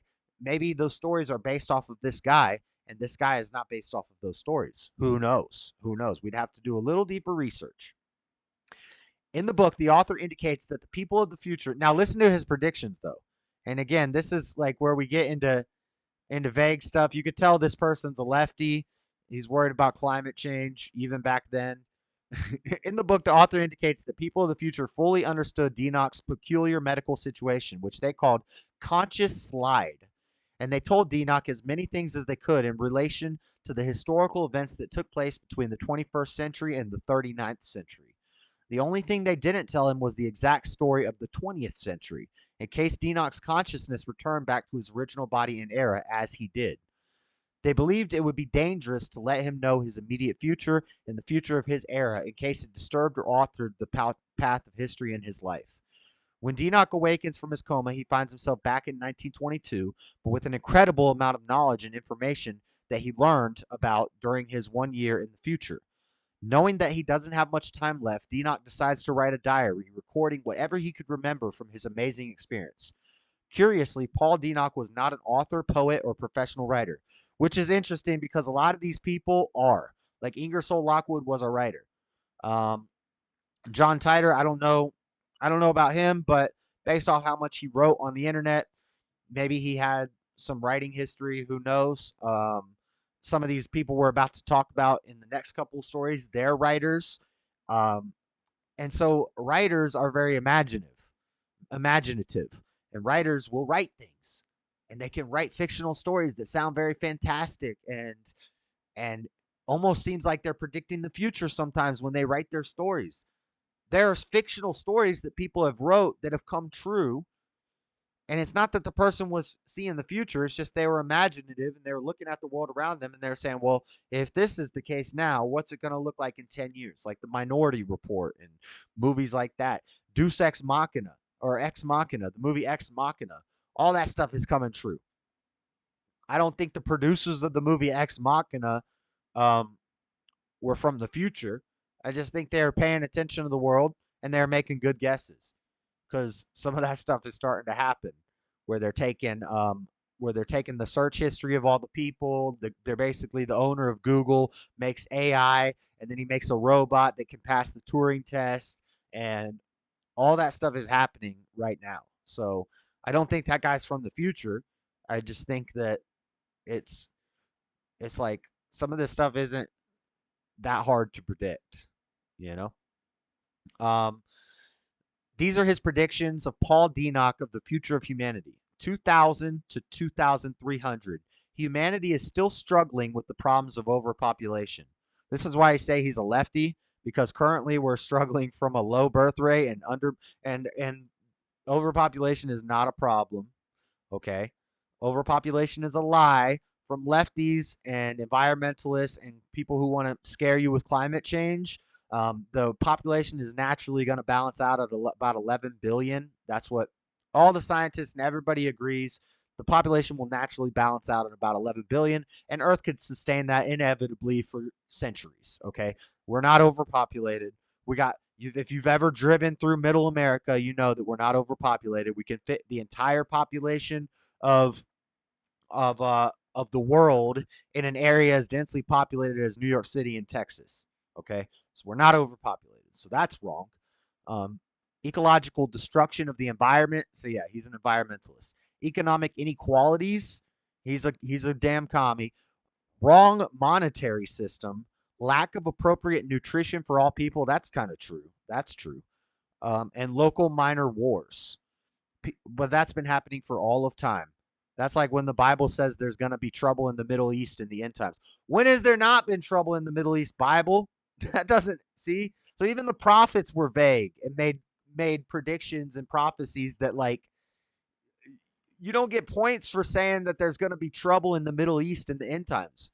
There's always been trouble in the Middle East, and there always will be. What are you talking about? That's not a prophecy. People are living in this hastily race for atomic financial survival without time to look for their inner self and spiritual development. I mean, I guess that's true, but it's not that prophetic. In 2204 AD is completed a large colonization on the planet of Mars. Ooh. Now, this is a guy in 1921 talking about the colonization of Mars by 2204. Interesting. He's kind of on point with that one. But again, is that like, when did we go to the moon? When did we go to the moon? The 60s? If this is pre-moon, did we go to the moon in 1964? Allegedly? When was the moon stuff? If this guy's writing in 1921 that we're going to colonize Mars and we don't even have a space program yet, that's pretty impressive. But again, it's not really that impressive. Like, people have been writing fictional stories about colonies in space for centuries. Like, it's not that, colonization of the planet Mars, 20 million people, but in 2265 AD, a vast natural destruction kills them all. Never again humanity tries to colonize Mars. That's bad writing. 2309 AD, as the result of accumulated and non-solved problems, another big disaster comes to Earth and is the Great Global War. I mean, that great prediction, bud. There's going to be a global war. Oh, who would have thunk it? A great part of the civilization as we know it stops to exist. The destruction. And also, he talks about the Great Global War. He's writing this in 1921. Says that the Great Global War is going to happen in 2309. 2 world wars happened before his prediction came, like, way earlier than what he thought. So destruction hits as an almost extinction, mainly of the yellow and black races. Whoa! What the? We're going to make all the yellow and black people extinct in 2309? Based. I like the yellow people, though. I'm kidding. Okay? Black people are all right, too. In 2396 AD, this great change leads to the final establishment of a global parliament on Earth of the global union nations or states. But this global parliament, although it is elected through voting by the nations, is not from politicians or businessmen, but from scientists, technologists, and humanitarian figures. The money as we know it does not exist anymore. The planetary resources are redistributed and are now enough for every person. You'll own nothing and be happy.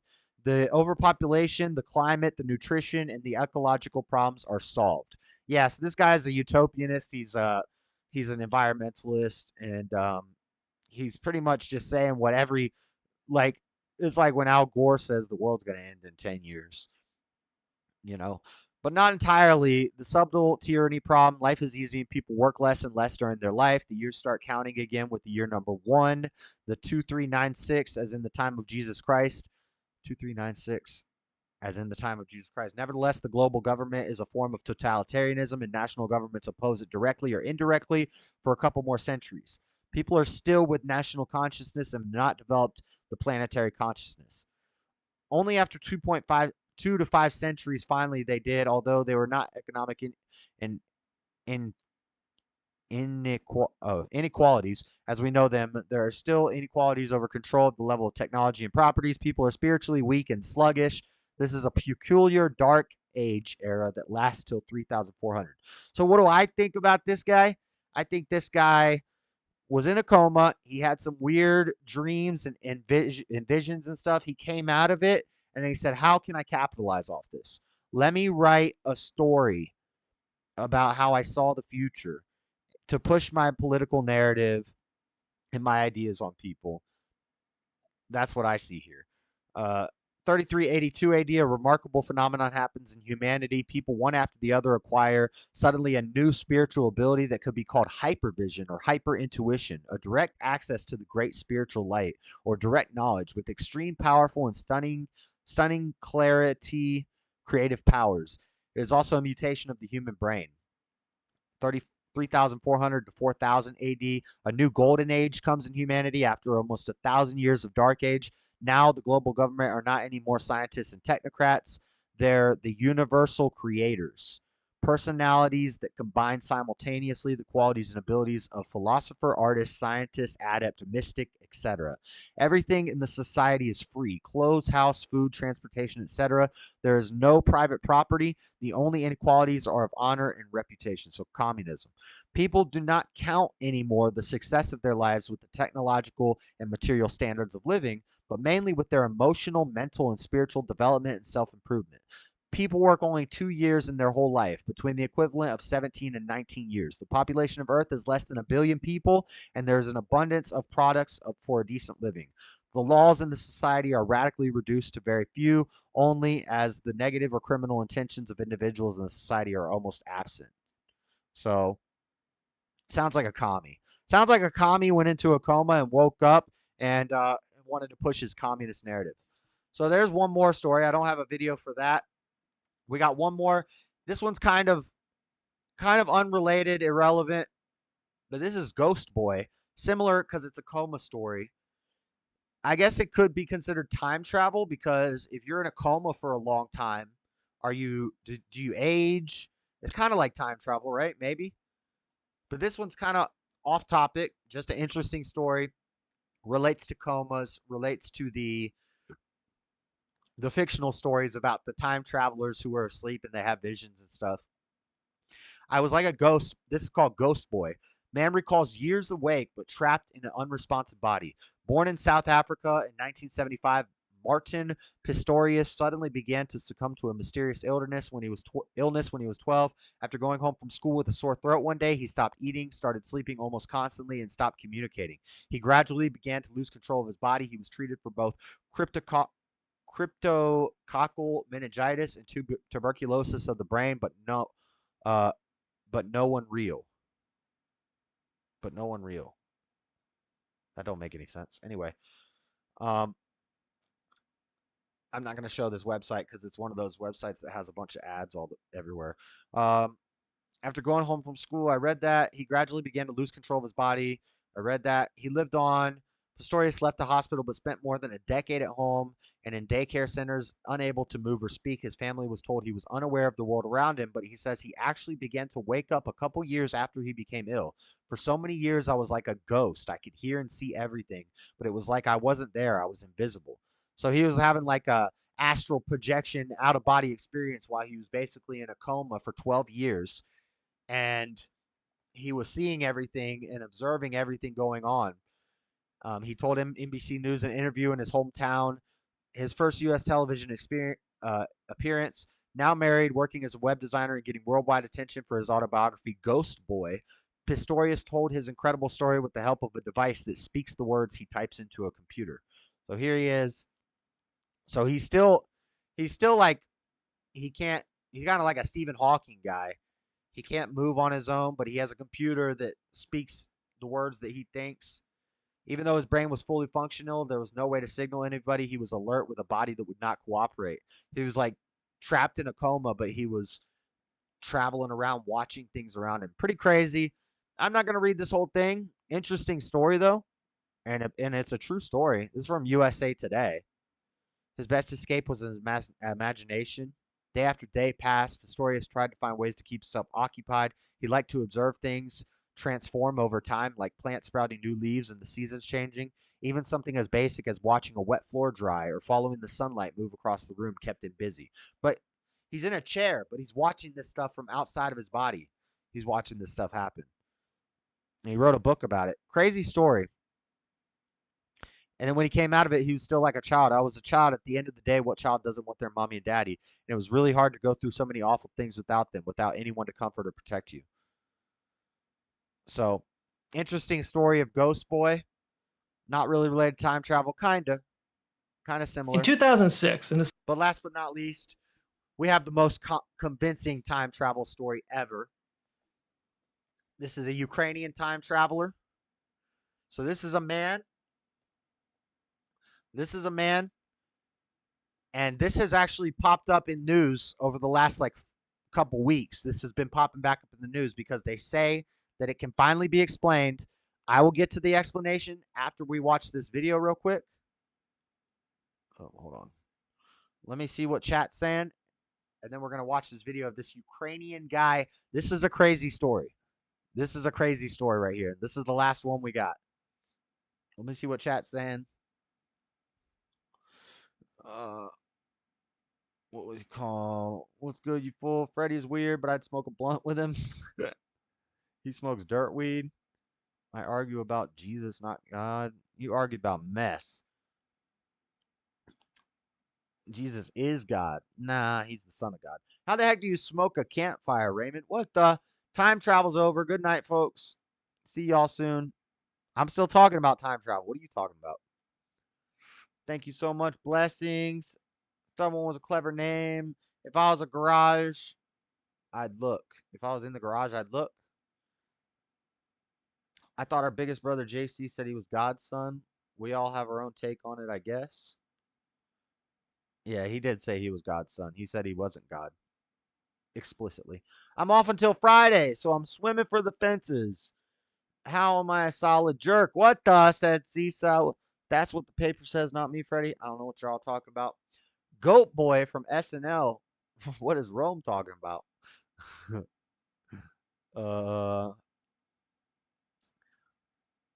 Yes, like Goat Boy. Hey, JS, whatever happened to the push-ups you were supposed to do when Latina and Callie gave you that little donation? Doop. I did push-ups in the stream on Saturday while we were watching the UFC fights. Me and Daddy Jub were both doing push-ups. Yep, you weren't there. You weren't there, buddy. I'm no scholar, so I can't say you're wrong. Just believe Jesus is not God, but God's son. I think we're all down with the same tribe, so to speak. We're all bros. No doubt it's all good, Hollywood. Josh knows his good book and will debate you about such things. If you're into that, we always have a great time here. In a state of conscience comatosis. Yeah, that's crazy. That Ghost Boy story is deep. Irregardless. Irregardless is not a word.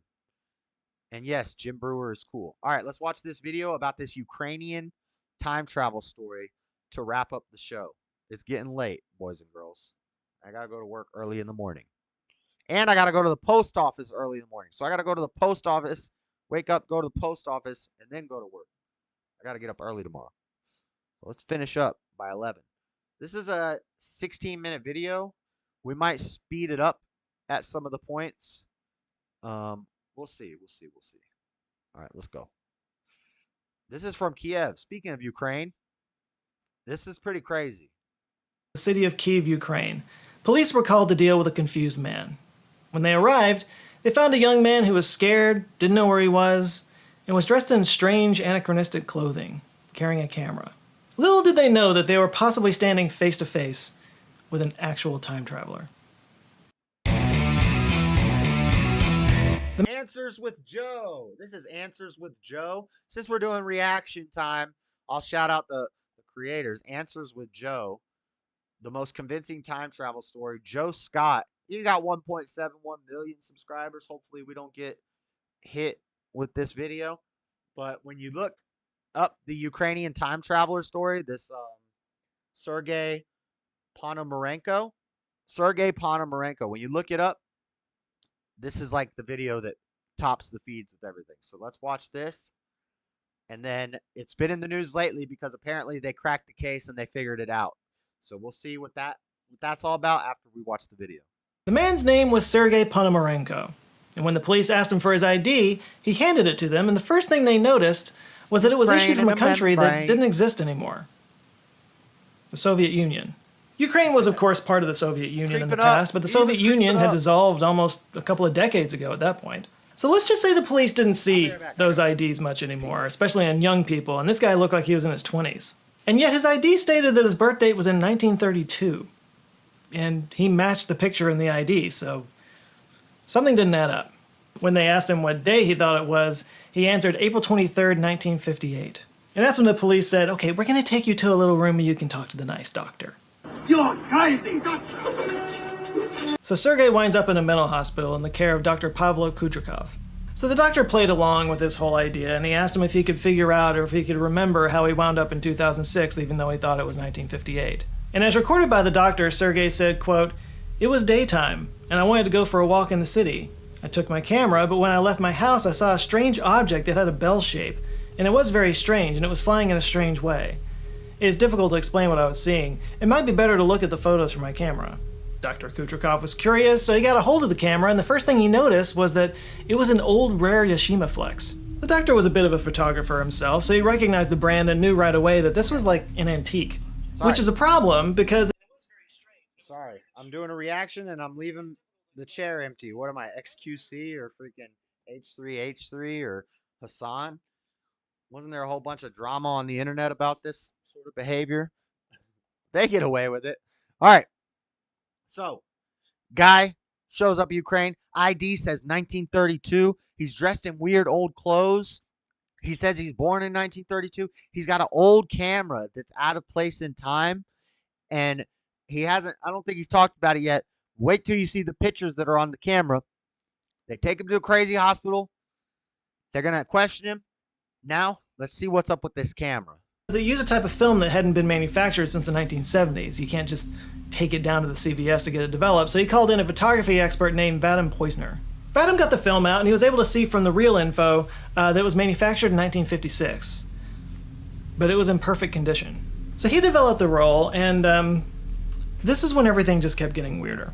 What he found on the roll were photos of Kiev, but clearly from a long... And this guy's got the pictures here. So that's crazy. He's got pictures from Kiev. I'm going to say it right. From Kiev. But some of these buildings didn't exist. This is from way back when. Old pictures on this old camera. Crazy. Now, so far, my skeptical mind is saying, okay, maybe he got his granddad's ID. He got some of his old grandpa's clothes, and he got his old grandpa's. His grandpa died. His grandpa left the house to the family. They go in to clean out the house. They go up to the attic, and they find all these boxes of old stuff. They find an old camera. They find an old wallet. They find an old outfit. He puts on the outfit. He puts the wallet in pocket because he looks just like his grandpa. Puts the wallet in his pocket. Takes the camera on his neck. He says, I'm going to go make them think I'm from the future or the past or whatever. I'm from the past and I came to the future. Excellent hoax. Excellent hoax. That's what I would do. That's what I'm saying. That's what I would do. But yeah, this stuff's kind of deep. An old Kodak Brownie. I'm always curious to see how different Mexican families cook. Dean hasn't said anything in chat because he's been busy hitting the freaking emojis for the entire show. Nonstop. Dean's finger is on fire right now. Everybody make sure you hit the like button for Dean because his finger is on fire. He's hurting. He's just keeping it going with the little emojis on the side. All right, let's go. Long time ago. All the cars, all the clothes, all the street signs, all were from the 50s. And there were photos of buildings that didn't exist anymore. And right there in front of those buildings was Sergei with his girlfriend at the time, out enjoying a beautiful day, wearing the exact same clothes he was found in. That could be his grandpa, though. And the last photo on the reel, just as Sergei had suggested, featured a bell-shaped UFO. When the doctor asked him about the UFO photo, Sergei said, quote, "Now are you convinced I'm telling the truth? I so far do not understand what this..." Oh, no. We just brought aliens into the dang time travel segment. I didn't know we were going to... I didn't watch this video, by the way. I did not pre-screen any of these videos. I wanted to live react to them with you guys. We're hanging out. We're watching some crazy videos talking about time travel. I did not know that this was going to turn into a freaking alien investigation. I don't believe in aliens either. Object is and how something like that happened. Dinosaurs built the pyramids, yes. But aliens and time travel? Come on now. Get real. Happened to me at the same moment when I took the picture and I went down to look at the camera and somehow I showed... That don't look like a UFO. That looks like a potato. Somebody threw a potato in the sky and took a picture of it. Up in this year. Dr. Kucherkov, being scientifically minded, hypothesized that if this was some kind of alien spacecraft, it could perhaps have flown him across the universe at the speed of light and brought him back in a split second. And due to Einstein's theory of relativity, he would experience time dilation, meaning that time would... All right. We're scientifically explaining it now. I like that. I like a little bit of science. to explain this stuff, but your spaceship would have to be going a lot faster than the speed of light. You would need to have a much larger spaceship also, and aliens aren't real. Would have barely passed for him, but back on Earth. Unless it was a demon alien. If it was a demon alien, then maybe. 47 years would have gone by. The flight of the navigator theory, if you will. That night, Sergei went back to his room, closed the door, and was never seen again. The hospital security camera captured when he entered the room, but it never filmed him leaving. There was only one way out of this room. It was the John Titor one is the least credible one so far, and I don't believe any of these. The best one so far is the Barron Trump one. The John Titor one is the least credible. The coma guy, not very credible. This one so far seems pretty cool, but when you bring aliens into it, but that's an old camera. That's an old camera, and it's hard to take a picture like that. So, but now if I believe this, then I got to believe in the fake aliens.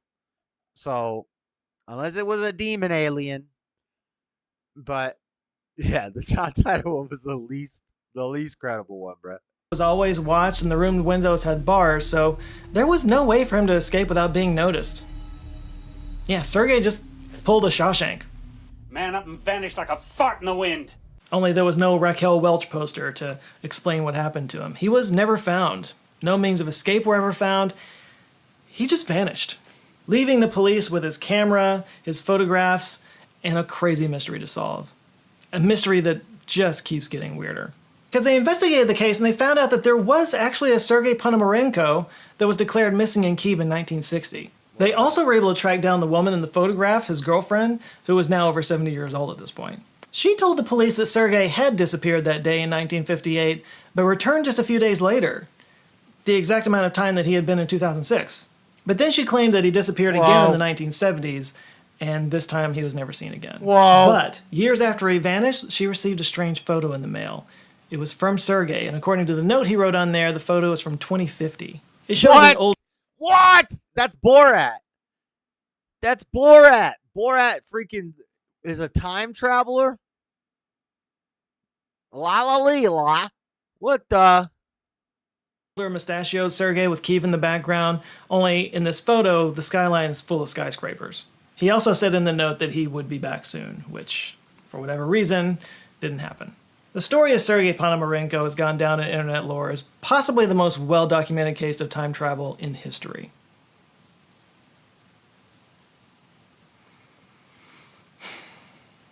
You know, now might be a good time to introduce you guys to Woo Woo Alarm 2.0. Is this an advertisement? Quick shout out to the video where I put on the Woo Woo Alarm for almost a full minute and people went ape in the comments. Yeah, okay. That's enough of that. Look, it's a great story, okay? I totally get why it became such an urban legend. The problem is, everything that I could find on this, all the images that you've seen throughout this video, they all tie back to one TV show. It was a show called Aliens that aired on a Ukrainian channel called 1+1 in 2012. Yeah. There were 10 episodes total. The episode that tells this story is the third episode. It's titled Time Traveler. There we go. Somebody's drunk uncle trying to cook. Whoa, what? Wait, what's this ad? What is this ad? Here we go. Now we're going to get into the debunking. They freaking clipped some pictures out of an episode of The Twilight Zone, and then they made an urban legend about it and said it's true. I told y'all. I told y'all.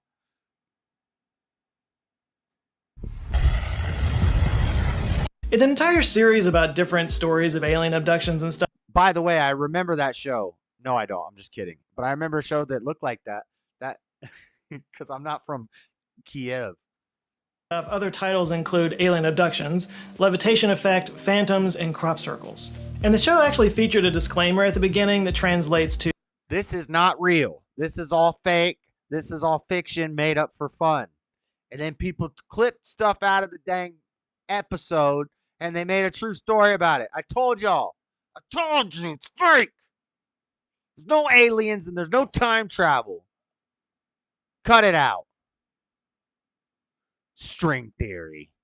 To quote, "The Alien series aims to restore scenes of controversial topics. Any theory or hypothesis proposed cannot be considered to be correct and further scientific research is required. All scene restorations are based on the statements of witnesses. There's no conclusive evidence to prove the existence of aliens. Your opinion on this issue is up to you. So yeah, the show Your opinion on this issue is irrelevant. Because let me break something to you. An opinion on whether aliens exist is not an opinion. An opinion is whether you like Eminem music or not. That's your opinion. Your preference is your opinion. You could say Eminem is garbage rap, and that's your opinion. I could say Eminem's great rap, and that's my opinion. We can't really change each other's minds on this or show any evidence or proof. But if your opinion is wrong, you can't have an opinion about freaking aliens. Because guess what? Either one person's right, either you're wrong or right. You're either wrong or right. And if you're right, then your opinion isn't an opinion. It's just a fact. And if you're wrong, then your opinion isn't an opinion. You're just wrong. itself says any theory proposed cannot be considered to be correct, which is more than you ever get from the History Channel. And it's also careful to point out that these are scene restorations. So all these images of Sergei that keep showing up on every website and every video that talks about this story, those are all recreations.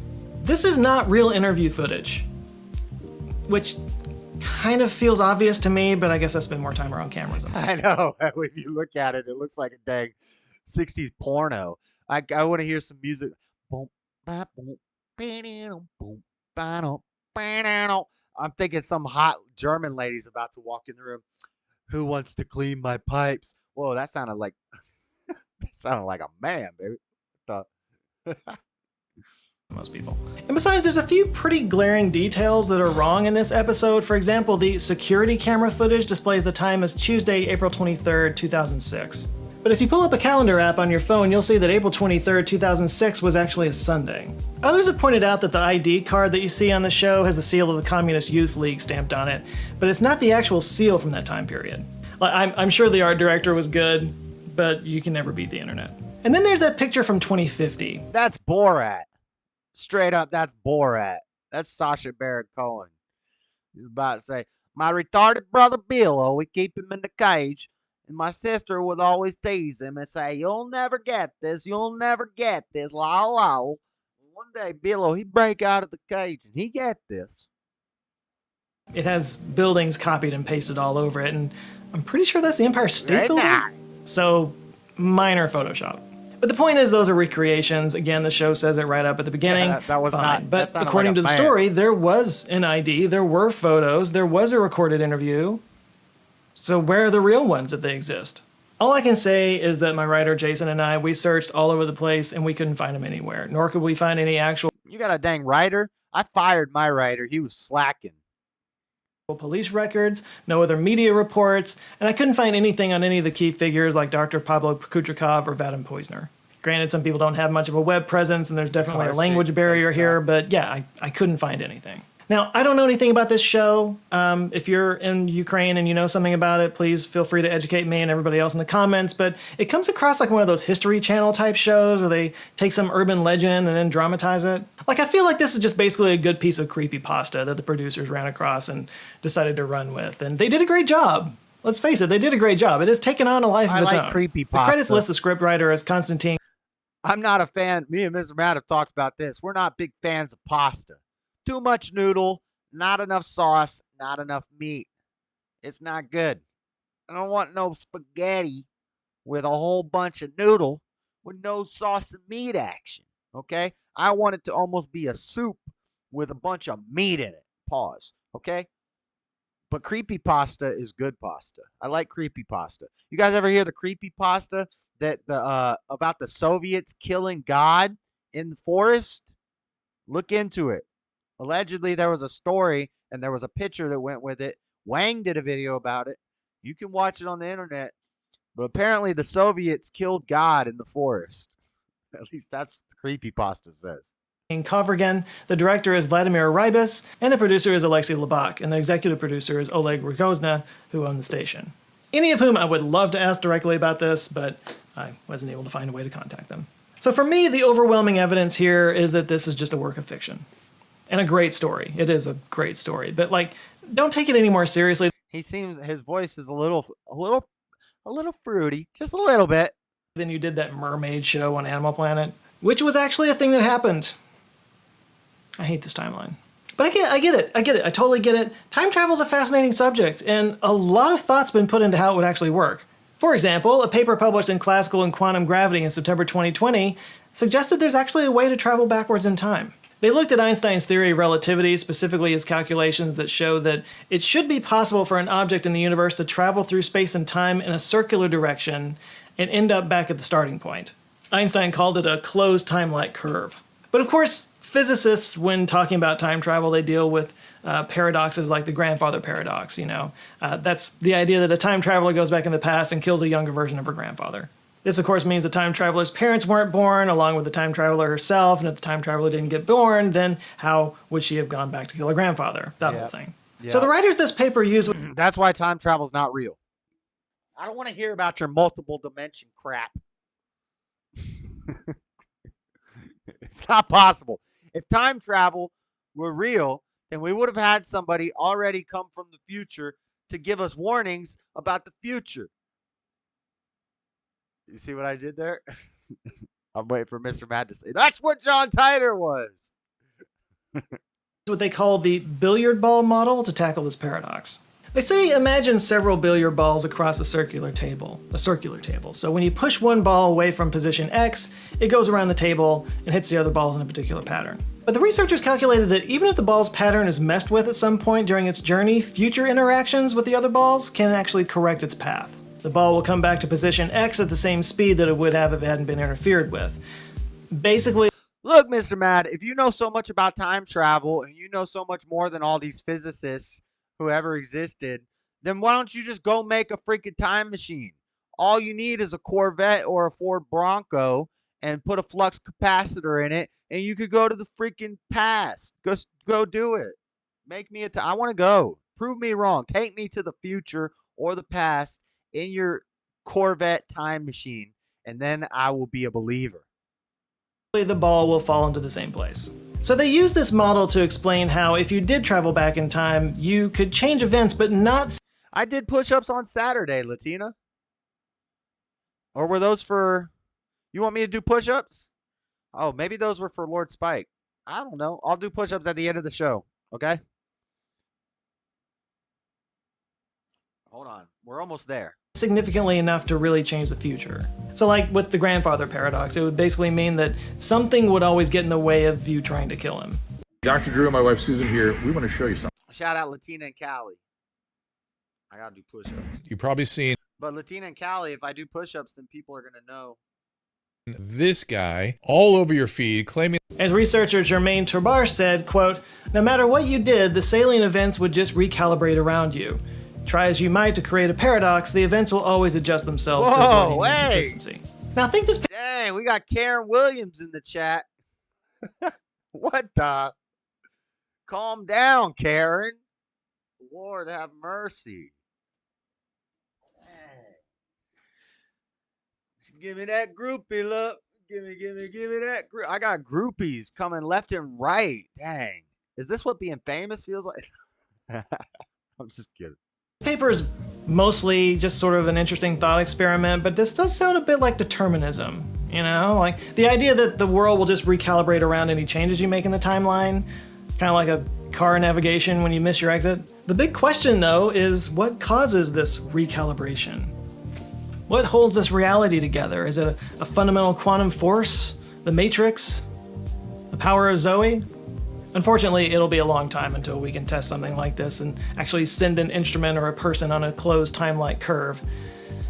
Until then, we'll just have to imagine it, which we've kind of been doing this whole time.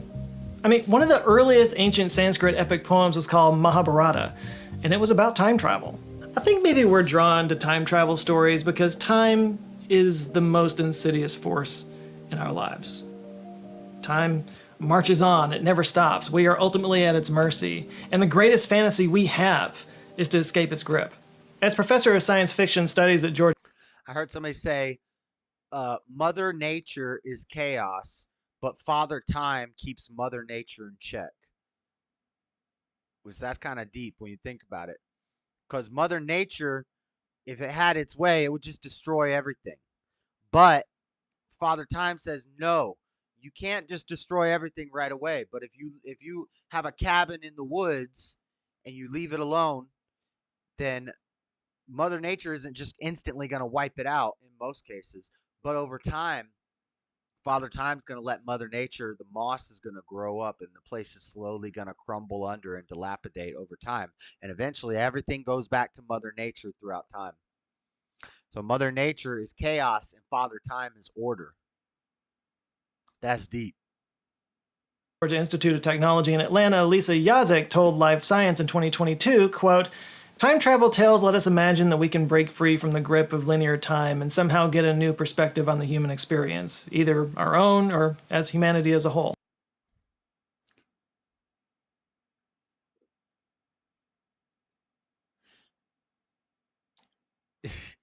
I'm such a good mom.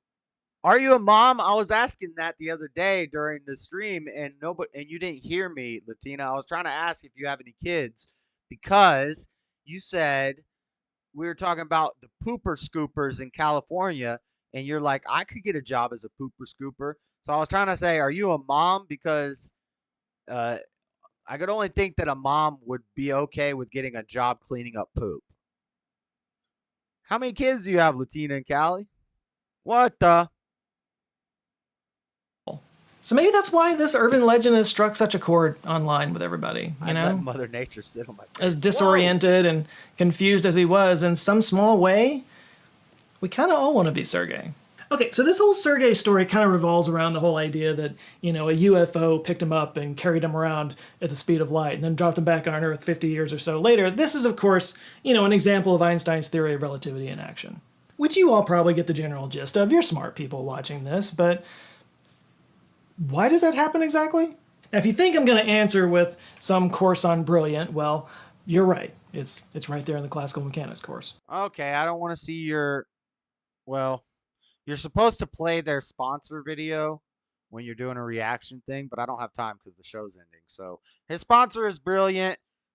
I talked about his channel already. Round 3, Sketch Madness. But we got through the whole core of the video. Most convincing time traveler story. Joe Scott. So that's where that's from. We did the shout outs. We did the plugs. It says that it's debunked, and he kind of just debunked it in the video. Let's see.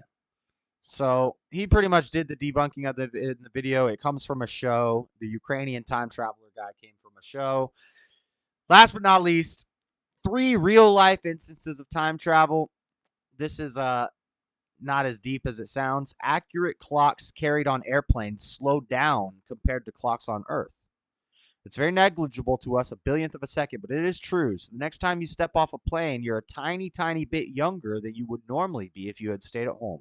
This is also true for astronauts, but the time is still negligible.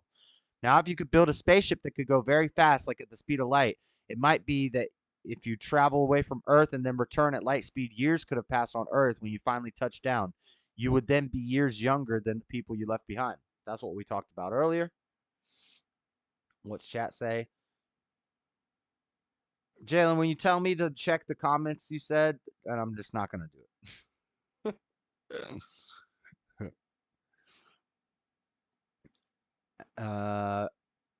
Let's see. Mr. Matt's still running on a singular micro similarity. Single micro similarity. Hit up his GoFundMe. We can get that upgrade. Yeah, everybody get to Mr. Matt's GoFundMe so he can build me a time machine and prove me wrong. Let's see. See, always looking out. You're such a good mom. You're such a mom. Takes a large particle acceleration like CERN. Specifically to either the stubborn one and Wolverine and Mr. Mad. I'd let Mother Nature sit on my face. I don't see Karen Williams here. No, I was talking about Latina and Callie. She's telling me to take my shirt off. Lord have mercy. Yes, you're not my type. Well, then why are you telling me to take my shirt off? What the? No, I'm staying off the internet. I'm not trying to get in trouble. Wolverines, that's the best part. Careful, she got a big old butt. Okay. What else? Other real life. You didn't. She didn't answer the question. I didn't know you were a mama, Latina. Everything you see is from the past. The speed of light is incredibly fast, but it has finite speed. It's not infinitely fast. Everything you see is from the past. So now I'm going to quote a past, and this is the same as the next one. A telescope is a time machine. Same principle here. Basically, light takes a certain amount of time to travel to your eye, so everything you're seeing is actually the light from just a fraction. Light travels at 186,000 miles per second.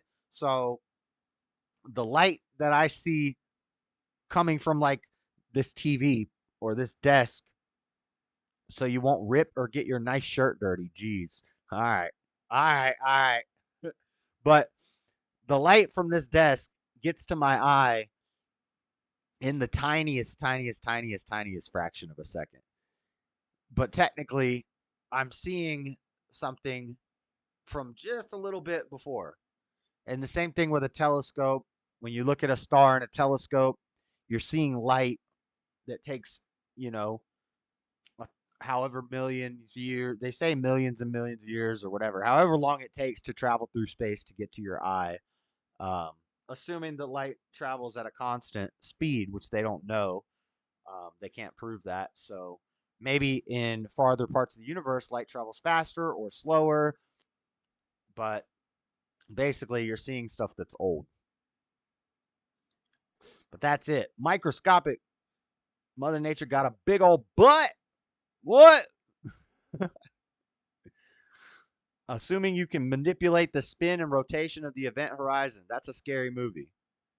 That's a scary movie. All right. I think that's all I got. Already have a 14 gigawatt. Butcher already has a flux capacitor. Each donut-shaped micro black hole. A black donut. That's called a black donut. Yeah, that's a black donut. Let me see. All right, the show's pretty much over, but I got to do push-ups. For reals, JS Urban Adventure don't even realize I'm just looking out for him.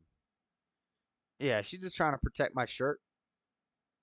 Pretty sure light can get manipulated by gravity. That's true. That's true, RB. None of the guys want to see me do push-ups.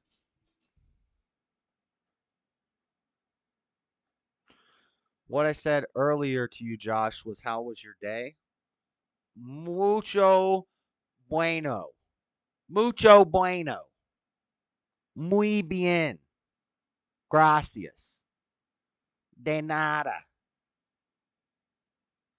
Y'all have a great night. It's been charming. Later, SE Wolverines.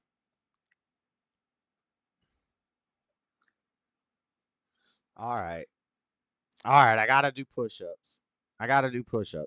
To end the show. Hold on. How do I got to add a source.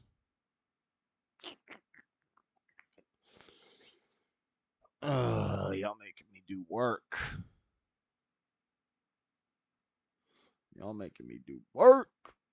Work. Video capture device. Main cam. Video capture device. Is it this one? Let me see.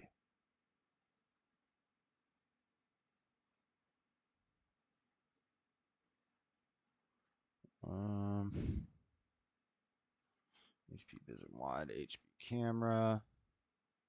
Activate. Oh! Wow. Cool, bro. Have a good one. Great show tonight. Check out that SE. Yeah, check out SE Wolverines. I will check it out.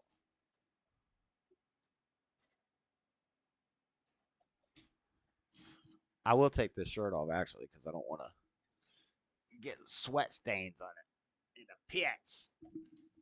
Okay. No, you know what? Stop it. Y'all damn Jezebels.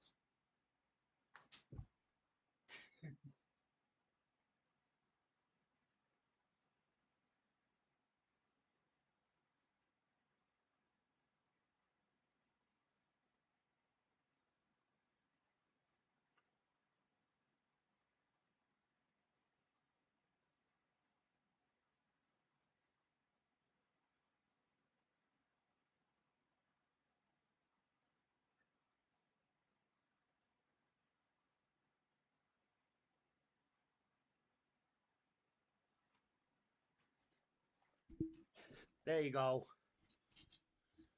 All right. That was 30.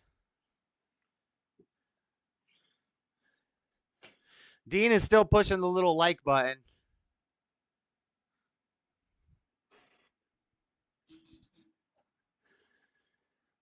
Not going to join.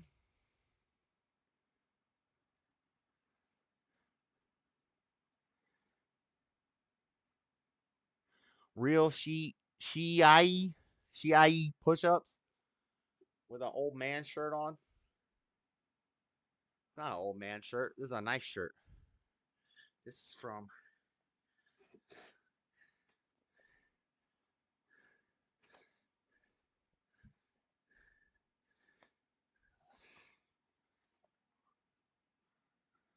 Diamond Supply Co.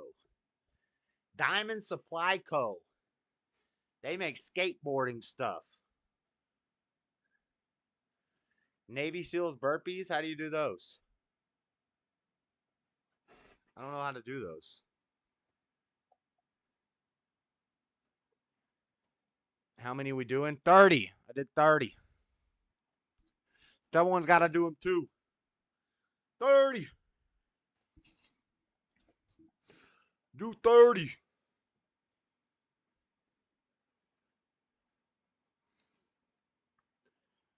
Oh, I wanted to show you guys this real quick. If I can find it. Well, the show's over. We're just kicking it now for a minute. It's 11:20. We'll wrap up in 9 minutes. Let me find. How would I find this? It's on Twitter.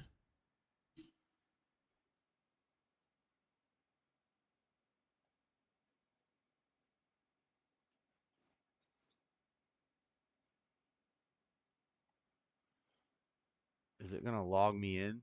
How do I see my bookmarks? Here we go. Okay, I don't want you guys to see my...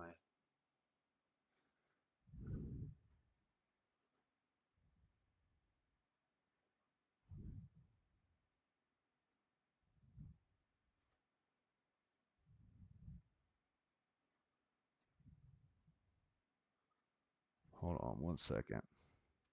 How do I get to the comments? I don't use Twitter like that, so...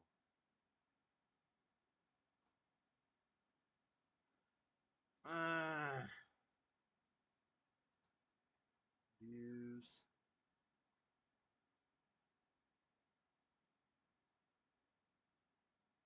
Yeah, here we go. Okay, cool. This'll do. Meanwhile, I'm smoking a joint. Jazz, how many push-ups do you do for $5? 10. It's 2 push-ups per dollar.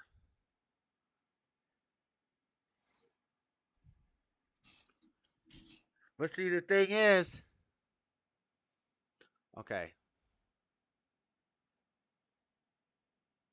Navy SEAL burpees. Dang, Mr. Matthews, funny. Well, I hope that helps the algorithm boost your channel. You mean when Dean...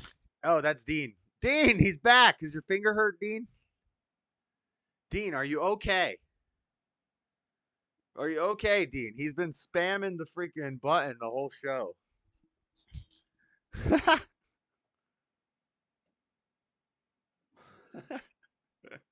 Let's go. All right, look, check this out. This post really makes me proud to be American again. CNN says extreme heat has killed 100. I'm getting hot now.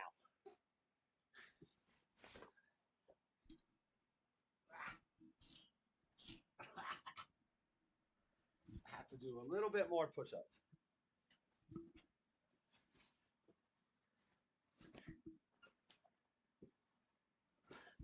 Okay. Extreme heat has killed 147 people in 5 countries, coroners report. The real number is likely much higher. So I read this and I was going to go in the comments and say, well, what about extreme cold? How many more people die of extreme cold?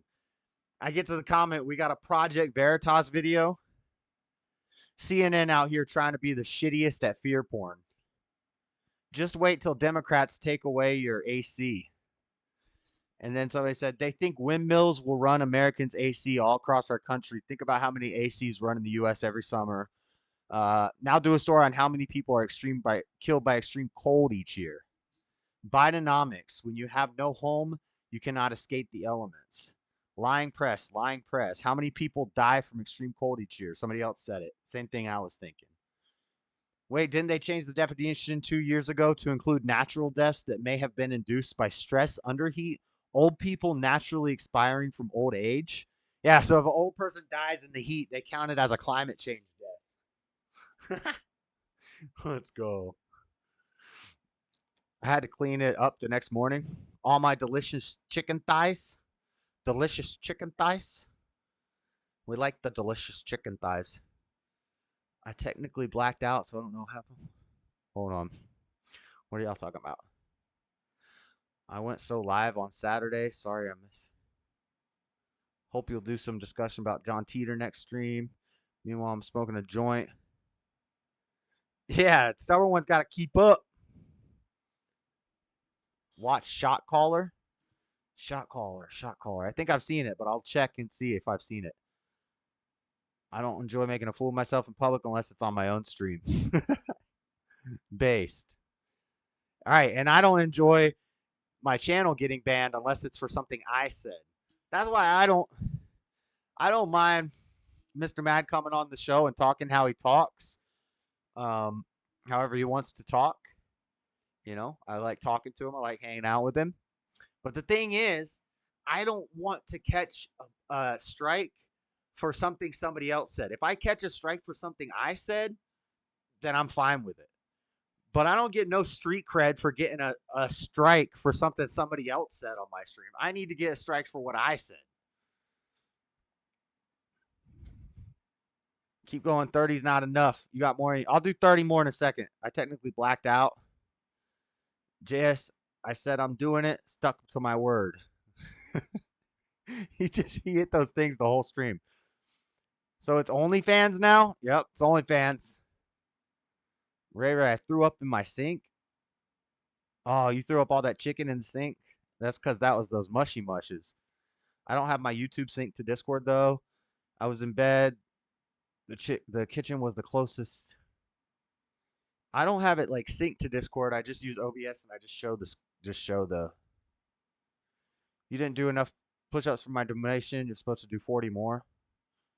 Well, I thought you didn't want me to say the amount of your donation. If people know how many push-ups I do per dollar and I do the right number, then they're going to know how much you donated, Latina. And I thought you didn't want people to know. But that's fine. And I don't need 40 more. I only need 30 more. I did 30. Unless you sent me $5 again, then I got to do 40 more.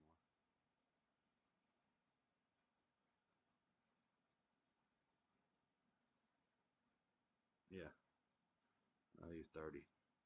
I'll get 30. I need to hurry up because I got to put all these cards in envelopes. Check this out. Oh, but anyway, look at this.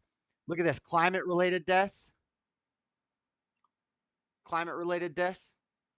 1920, 500,000. 2020, it's drop. So this really brought back some of my hope in America. So it's summer then. Maybe I should recycle harder. You guys are a joke. Now do cancer. From COVID scam to climate scam. Fear-mongering. Every single comment is people roasting CNN for fear-mongering us with a hot weather death count. So that's pretty cool. That's pretty cool. Check this out. I made $10 off this card. I made $10 off this box and these sleeves. I made $10 off this card. I made $45 off of this card.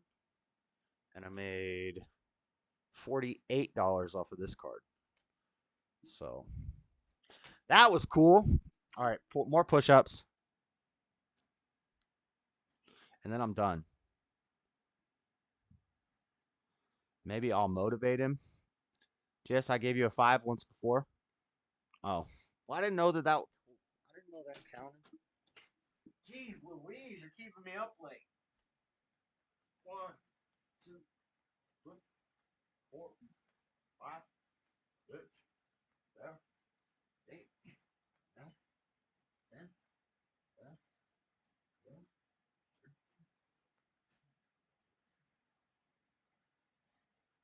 18, 19.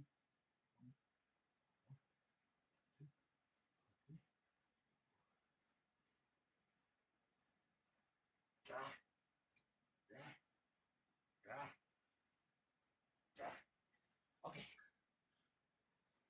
There's 30. I'll do 10 more. I gotta hurry up and end the stream. Make it 17 for selling all the treasure.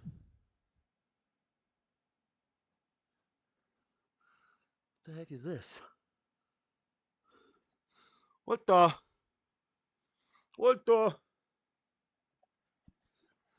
I'm gonna need a cigarette.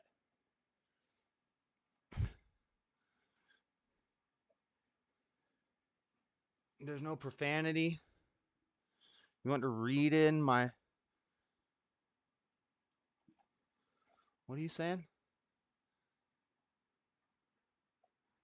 I already tried to call him during the teeter segment. He didn't answer. I don't have the Discord open. Maybe I'll motivate him. Let's call it even when the number's 15. I'll do 10 more. Josh, if Mr. Mad calls right now, I'll send you $5. No, I've been streaming for 5 hours and 40 minutes. I'm not starting a call with Mr. Mad now. That'll be another hour that I'll be sitting here streaming. How about no? We made it a whole 6 hours without an N-bomb.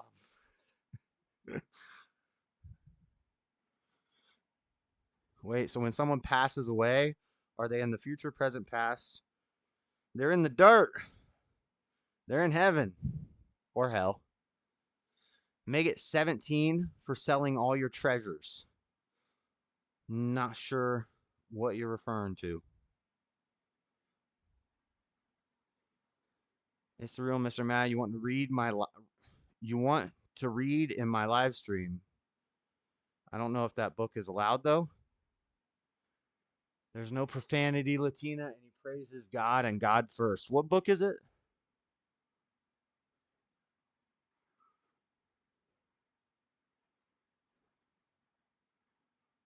What book are you talking about?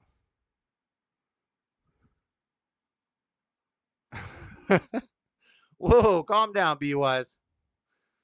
I don't like being... Speaking of keeping up, I need a drink. Hey, K, you got 17 people watching. $10. Huh? Josh does push-up like the teach those in the pen. Jalen, I was in boot camp. I did boot camp. And I was locked up. I used to do 1,000 push-ups a day. I don't want to hear nobody talking to me about my form. You have a bad camera angle.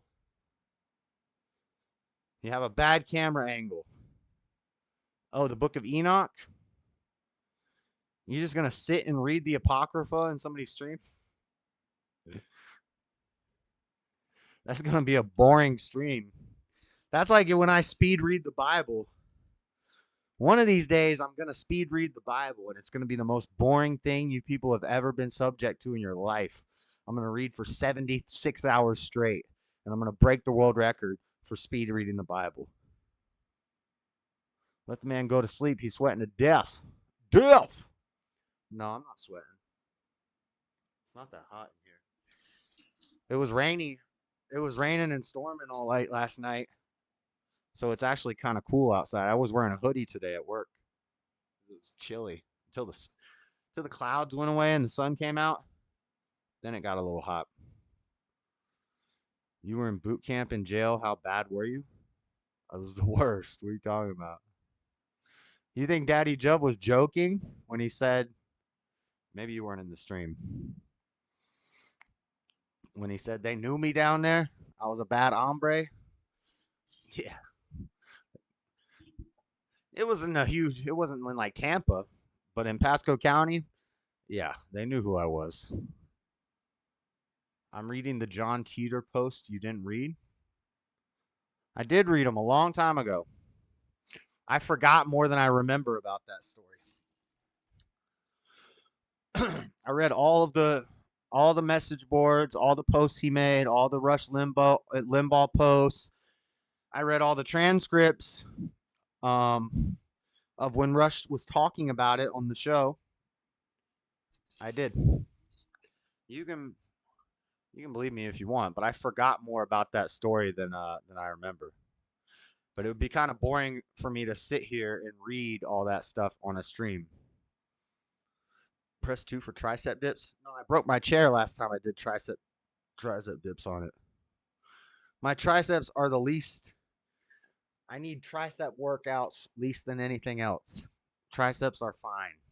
The triceps are fine. The triceps. I got the horseshoe. Triceps are fine. No, Rush talked about it, and they have transcripts of his shows. You didn't understand the story? Yeah, I did. I 100% understand it. Stood it. Definitely. Definitely did. Definitely did. I just didn't believe it. I just didn't buy into it and believe it and start making it important to me. Time to test that JB Weld. You read boring stories anyway, so what's the difference? No, I don't. Look at this. I'm reading Elevation from Stephen King in the Quran and the Gulag Archipelago right now. Still reading Gulag Archipelago. Very, very, very slowly because it's a very, very tough book to read. So I read it little bit by little bit, and then I supplement with fun fictional stories. You're thinking of Art Bell? That's what I meant. That's what I meant. Told you I get names mixed up sometimes. All right, 10 more and I'm done. That was a fax form. Did you do leg day? Everyone skips leg day? I do leg day.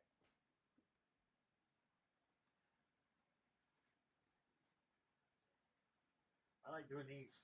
When you lift your leg up.